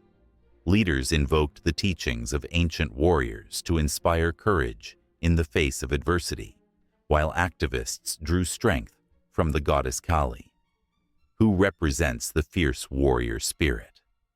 The power of these narratives infused contemporary conflicts with an emotional depth that transcended mere political rhetoric. In these moments, mythology transformed into a tool for empowerment, uniting people under a shared narrative that ignited passion and purpose. In bustling Mumbai, the annual Ganesh Chaturthi festival reached its zenith. Streets thrummed with life as devotees paraded massive idols of Lord Ganesha, the remover of obstacles. The festival became a powerful symbol of collective identity, a moment when millions came together to celebrate their faith and heritage. Each idol, adorned with flowers and offerings, was a reminder of the resilience and creativity inherent in the Hindu identity, echoing the timeless message of transformation and rebirth. Yet, lurking beneath the surface was an undercurrent of challenge and conflict. As globalization spread, the very essence of what it meant to be Hindu began to shift. Traditional beliefs faced scrutiny, and among the younger generations, a thirst for personal spirituality emerged. Questions arose. Could one honor ancient traditions while seeking new truths? Was it possible to adapt mythology without diluting its power? At a spirited discussion in a university auditorium, students passionately debated the role of mythology in their lives. Some argued for preserving ancient practices, emphasizing the wisdom encapsulated in centuries-old tales.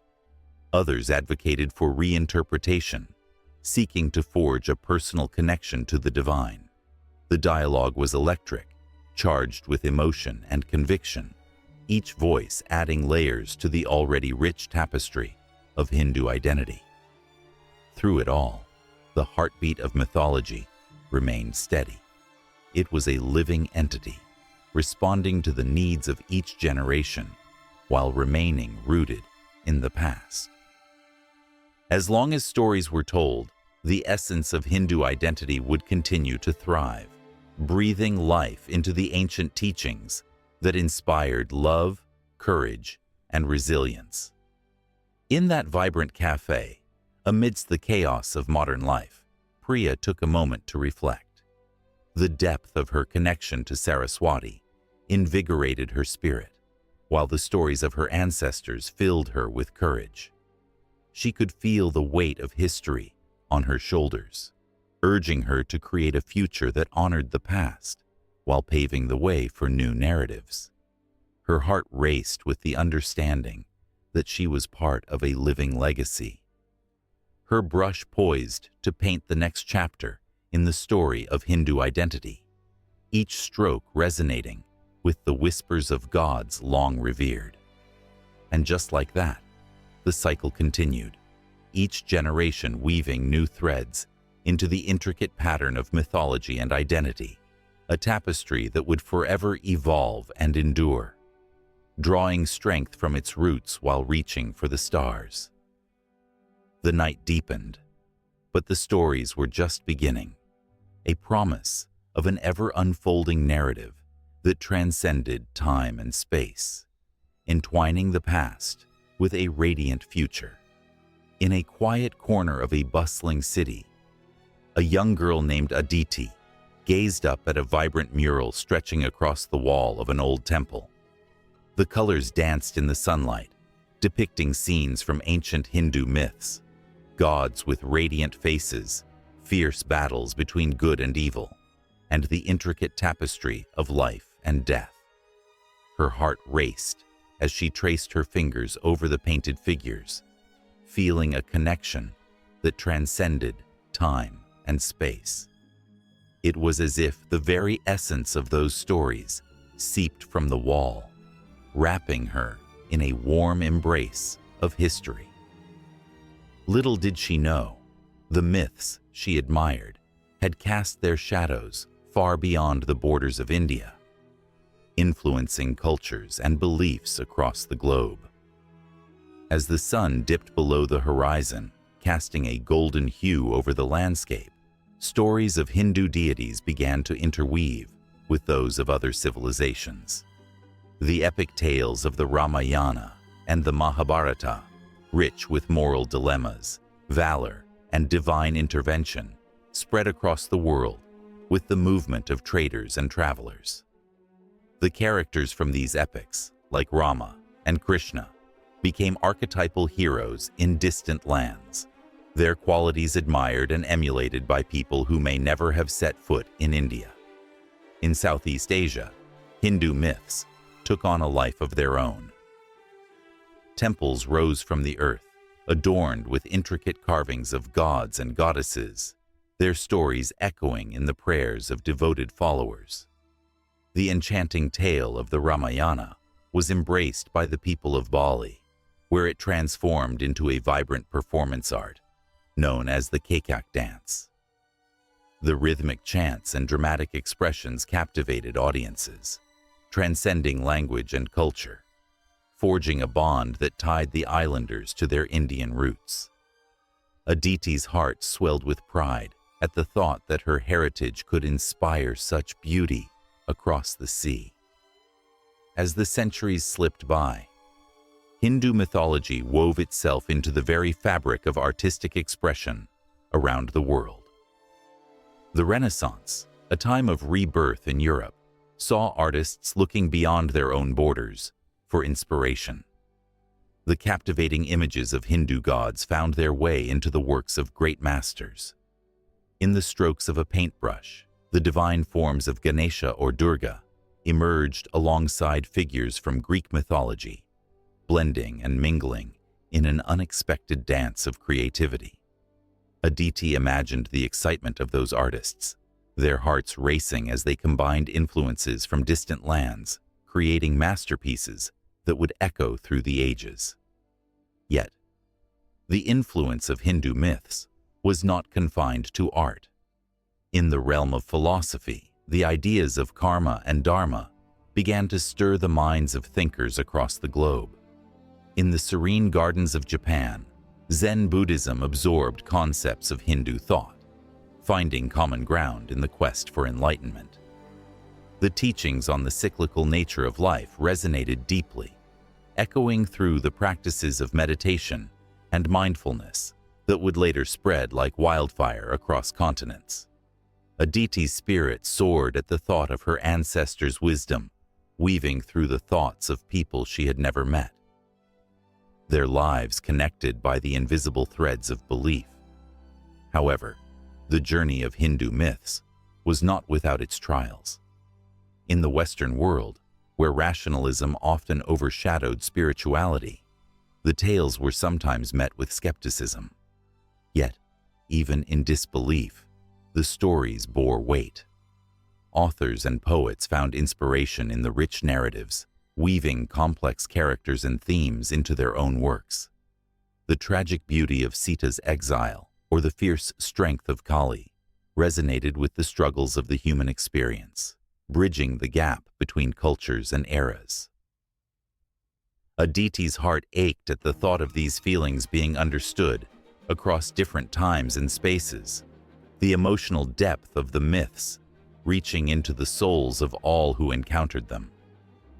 In the age of colonialism, Hindu myths faced new challenges. As empires expanded, the stories were sometimes distorted or misinterpreted, yet they remained resilient.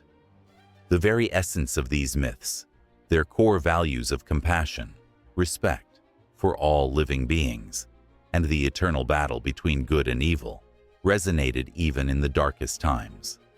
They became symbols of resistance, of hope, and of identity, for many struggling to maintain their heritage amidst foreign dominance. In the flickering candlelight of gatherings around the world, Aditi could see the faces of those who found strength in the age-old tales, their voices rising in unison, echoing the rhythms of their ancestors. As the modern world turned its gaze towards globalization, the myths found new life in contemporary media. Films, novels, and graphic novels began to reinterpret ancient stories, breathing fresh air into their narratives while honoring their origins. Marvel superheroes, with their struggles and triumphs, echoed the battles fought by gods and warriors of yore. Aditi felt as if the spirit of her ancestors danced through every frame, every word, guiding new generations to rediscover their roots, even as they embraced modernity. The influence of Hindu myths transcended not just time and space, but also the boundaries of belief. In the sacred halls of universities around the world, scholars dissected these ancient tales, examining their themes and impacts, while activists drew upon their teachings to inspire movements for social justice and equality. The stories became a source of power, uniting activists in their shared vision of a better world. Aditi's heart raced at the thought of her lineage, sparking fires of change, igniting passion and purpose in the hearts of people striving for justice and truth. From the sacred texts of the Vedas to the colorful festivals celebrated worldwide, the resonance of Hindu mythology continues to pulse through the veins of humanity. As Aditi stepped back from the mural, the vibrant colors shimmered in her eyes, the stories alive and breathing. She felt a surge of connection, past, present, and future intertwined, each story a heartbeat echoing with the promise of resilience and understanding. The ancient wisdom of her ancestors, carried by the winds of time, bridged the gaps between cultures, leaving trails of hope and inspiration in its wake. In that moment, she knew that the journey was far from over. The myths would continue to influence, to inspire, and to ignite the hearts of those willing to listen.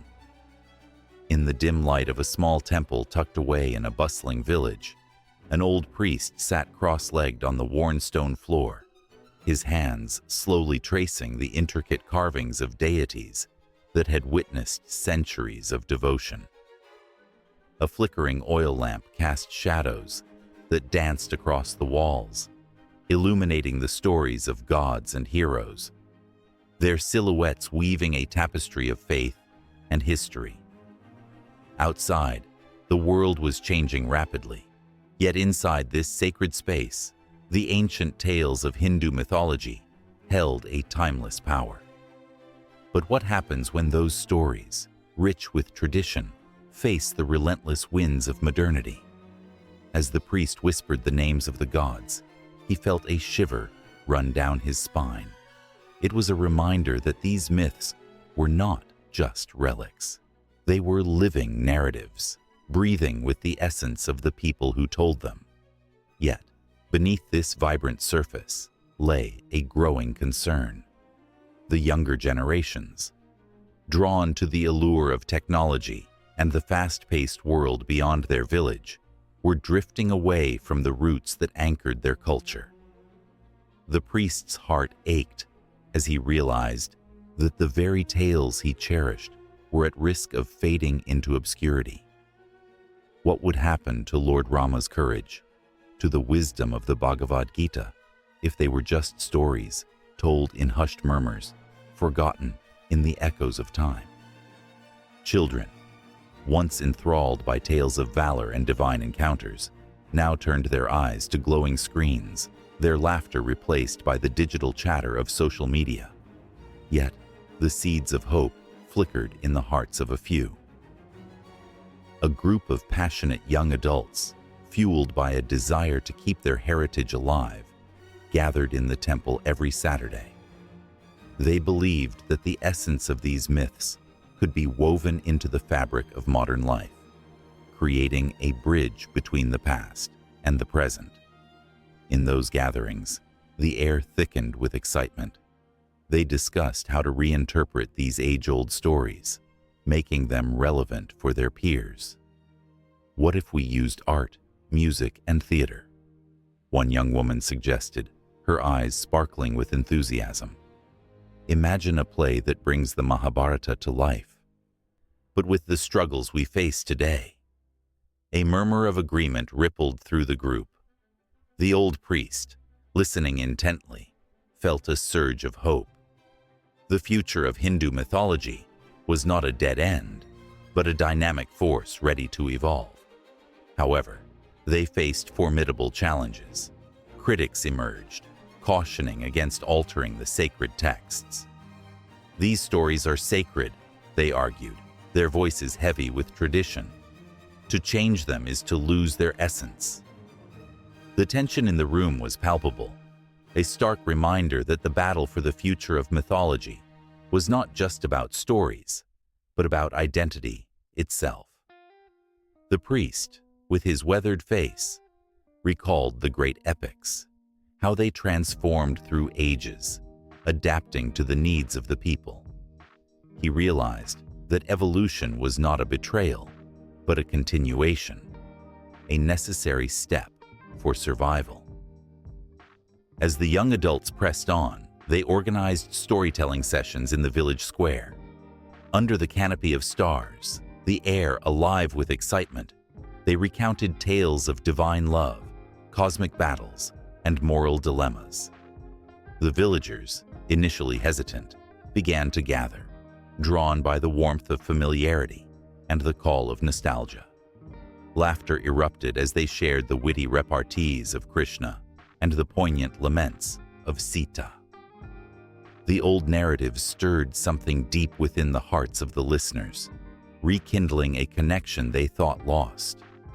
But change is not without its heartaches. As the group expanded, they encountered rifts within their community.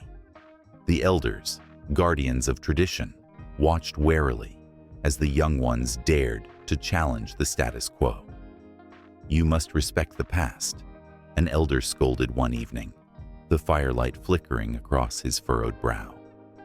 "This is the way it has always been." The young woman who had once sparked the idea felt the weight of his words pressing down on her.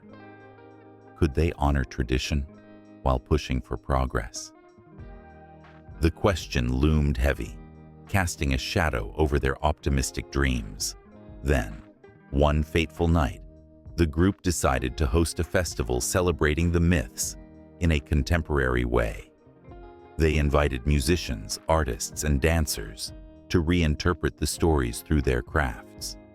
The village buzzed with excitement, yet underneath that buzz lay uncertainty. Would the event be embraced or met with derision? As the sun dipped below the horizon, the festival began with a vibrant explosion of color and sound. The villagers gathered, their faces illuminated by the glow of diyas, their hearts pounding with anticipation. The performances unfolded like a dream, a mesmerizing fusion of tradition and innovation. A dancer embodied the fierce spirit of Durga, her movements sharp and powerful, while a rock band sang modern anthems inspired by ancient tales. Gasps filled the air as the stories leaped into life, the audience spellbound by the relevance of the narratives that echoed their own struggles. The old priest watched from the sidelines, tears glistening in his eyes. He felt the energy of the crowd, a pulsating reminder that stories could not just survive, they could thrive, transforming with the times, yet retaining their core essence. As the night unfolded, the elders began to soften, their skepticism melted away by the sheer passion of the performances. They found themselves laughing, clapping, and even shedding tears as the familiar tales resonated deeply within them. By the end of the night, something magical had happened. A bridge had formed, one that connected the past to the present, the old to the new. The priest felt a warmth in his heart, a sense of unity that had been missing for too long. But just as the village seemed united in celebration, a storm brewed on the horizon. The digital age now loomed larger than ever, with its enticing distractions threatening to pull everyone back into the depths of apathy. The tension of modernity was ever present, a constant reminder that the battle for the future of Hindu mythology was far from over. how would they continue to inspire a new generation that seemed to prioritize fleeting entertainment over the depth of their rich heritage? As the last notes of music faded into the night, the priest glanced around, sensing the weight of expectation and hope hanging in the air. The stories were alive again, but the challenge was relentless. The flickering flame of tradition had been reignited, but it needed nurturing to burn bright amidst the winds of change. The hearts of the young adults, fired up by their mission, faced an uncertain path ahead. Would they rise to meet the challenges that loomed? Would they find a way to ensure that the myths remained vibrant, relevant, and deeply woven into the tapestry of life? The night was still young, and the answers awaited in the whispers of the wind, a call to action that was impossible to ignore. In a bustling city where the bright lights flicker like stars caught in a web of concrete, an artist stands before a blank canvas. The air around him is thick with anticipation, each breath steeped in a history that stretches back thousands of years. He picks up his brush, and the first stroke brings forth a figure, familiar yet transcendent. A deity from a world of ancient tales. Hindu mythology, a tapestry woven with vibrant threads of gods and demons, love and sacrifice, has seeped into the very fabric of modern life. From the epic battles of the Mahabharata to the romantic escapades of the Ramayana, these stories have not only survived but thrived, echoing through the modern age like a heartbeat that refuses to fade. The artist paints with fervor, inspired by scenes that resonate with both the past and the present. In his mind, he conjures the image of Arjuna on the battlefield, grappling with his duty and morality, a moment that mirrors the struggles faced by many today. In classrooms, young minds absorb these legends, feeling the thrill of Krishna's mischievous charm and the strength of Durga's fierce determination. They discuss the complex layers of dharma and karma, realizing that choices made today can shape destinies yet to unfold. The myths are not mere stories. They are lessons etched in time, offering guidance and wisdom that remain relevant. As the sun sets, casting a golden hue over the city, the artist glances at his work, now alive with color and emotion. He thinks of the festivals that fill the streets with laughter and reverence, where the tales of these deities come to life in the form of dance and drama. People gather to celebrate, to remember, to honor the qualities embodied by their gods, and in those moments, they find a sense of community, a shared identity that transcends generations. Yet, just as the shadows grow long, the artist recalls the darker aspects of these stories, the battles fought not only against external foes, but also within oneself. He remembers the tale of Ravana, the 10-headed demon king whose ambition led to his downfall. In a world where ambition often masks itself as virtue, this story serves as a cautionary reminder of the thin line between success and hubris. It is a narrative that resonates in boardrooms and on political stages, where power can corrupt the noblest of intentions. Across town, a group of teenagers gather, their smartphones buzzing with messages. They are engrossed in a discussion about a new video game that draws heavily from Hindu mythology.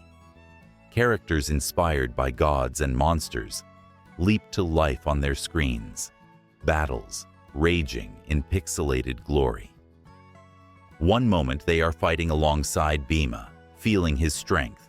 The next, they are evading the wrath of Kali, a goddess whose fury is both terrifying and awe-inspiring. The stories of old have transformed, taking on new forms that captivate the young, initiating them into a world where ancient legends become part of their daily lives.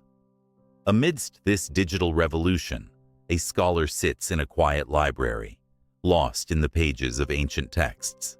She studies the nuances of the sage Valmiki's poetic verses, marveling at the way language can evoke such powerful emotions. She contemplates the relevance of Sita's trials, her unwavering resolve in the face of adversity. In a world where women still fight for their voices to be heard, Sita's story becomes a symbol of resilience, inspiring movements that demand recognition and respect. The artist shifts his brush again, adding delicate details that speak of love and betrayal. He recalls the bond between Radha and Krishna, a love that defies societal norms, yet embodies devotion. In cafes and homes, couples share stories of love that mirror this divine union, finding solace in the notion that true love transcends time and space. As night envelops the city, a theater troupe takes the stage, their performance a vivid retelling of the Mahabharata. Audiences are captivated, tears streaming down faces as they experience the raw emotion of loss, loyalty, and redemption. The actors breathe life into the characters, their voices echoing the struggles faced by the heroes and heroines of the past, struggles that resonate with the audience, bridging the gap between ancient and contemporary life. Back in his studio, the artist steps back, gazing at his nearly completed piece. The colors swirl together, telling stories of triumph and despair. He knows that his work is more than just a painting. It is a vessel of emotions, an invitation for others to connect with their heritage. Each brushstroke is a reminder of the enduring legacy left by the storytellers of yore, their tales echoing in the hearts of millions. At that moment, the city pulses with life around him. A street vendor calls out, selling colorful sweets reminiscent of the offerings made to the gods. Children laugh and chase each other, their joy echoing the playful spirit of the divine. Even in the mundane, the essence of mythology lingers, reminding everyone that the past is never truly gone. It lives on in every laugh, every tear, and every story told. In an art gallery downtown, visitors marvel at works inspired by these timeless tales. Each piece resonates with the emotions of the viewer, drawing them into a world where gods walk among men, and where each lesson learned echoes through time. The enduring legacy of Hindu mythology continues to inspire creativity, prompting new generations to reimagine the ancient while grounding themselves in the wisdom of the past. And so, the stories endure, transforming, evolving, yet always returning to their roots. The artist feels the weight of this legacy as he adds the finishing touches, knowing that his creation will become a part of this living history, a thread woven into the grand tapestry of human experience. The air is electric with possibility, urging each soul to turn the page, to continue the tale, to let the stories of the past guide the journey of tomorrow.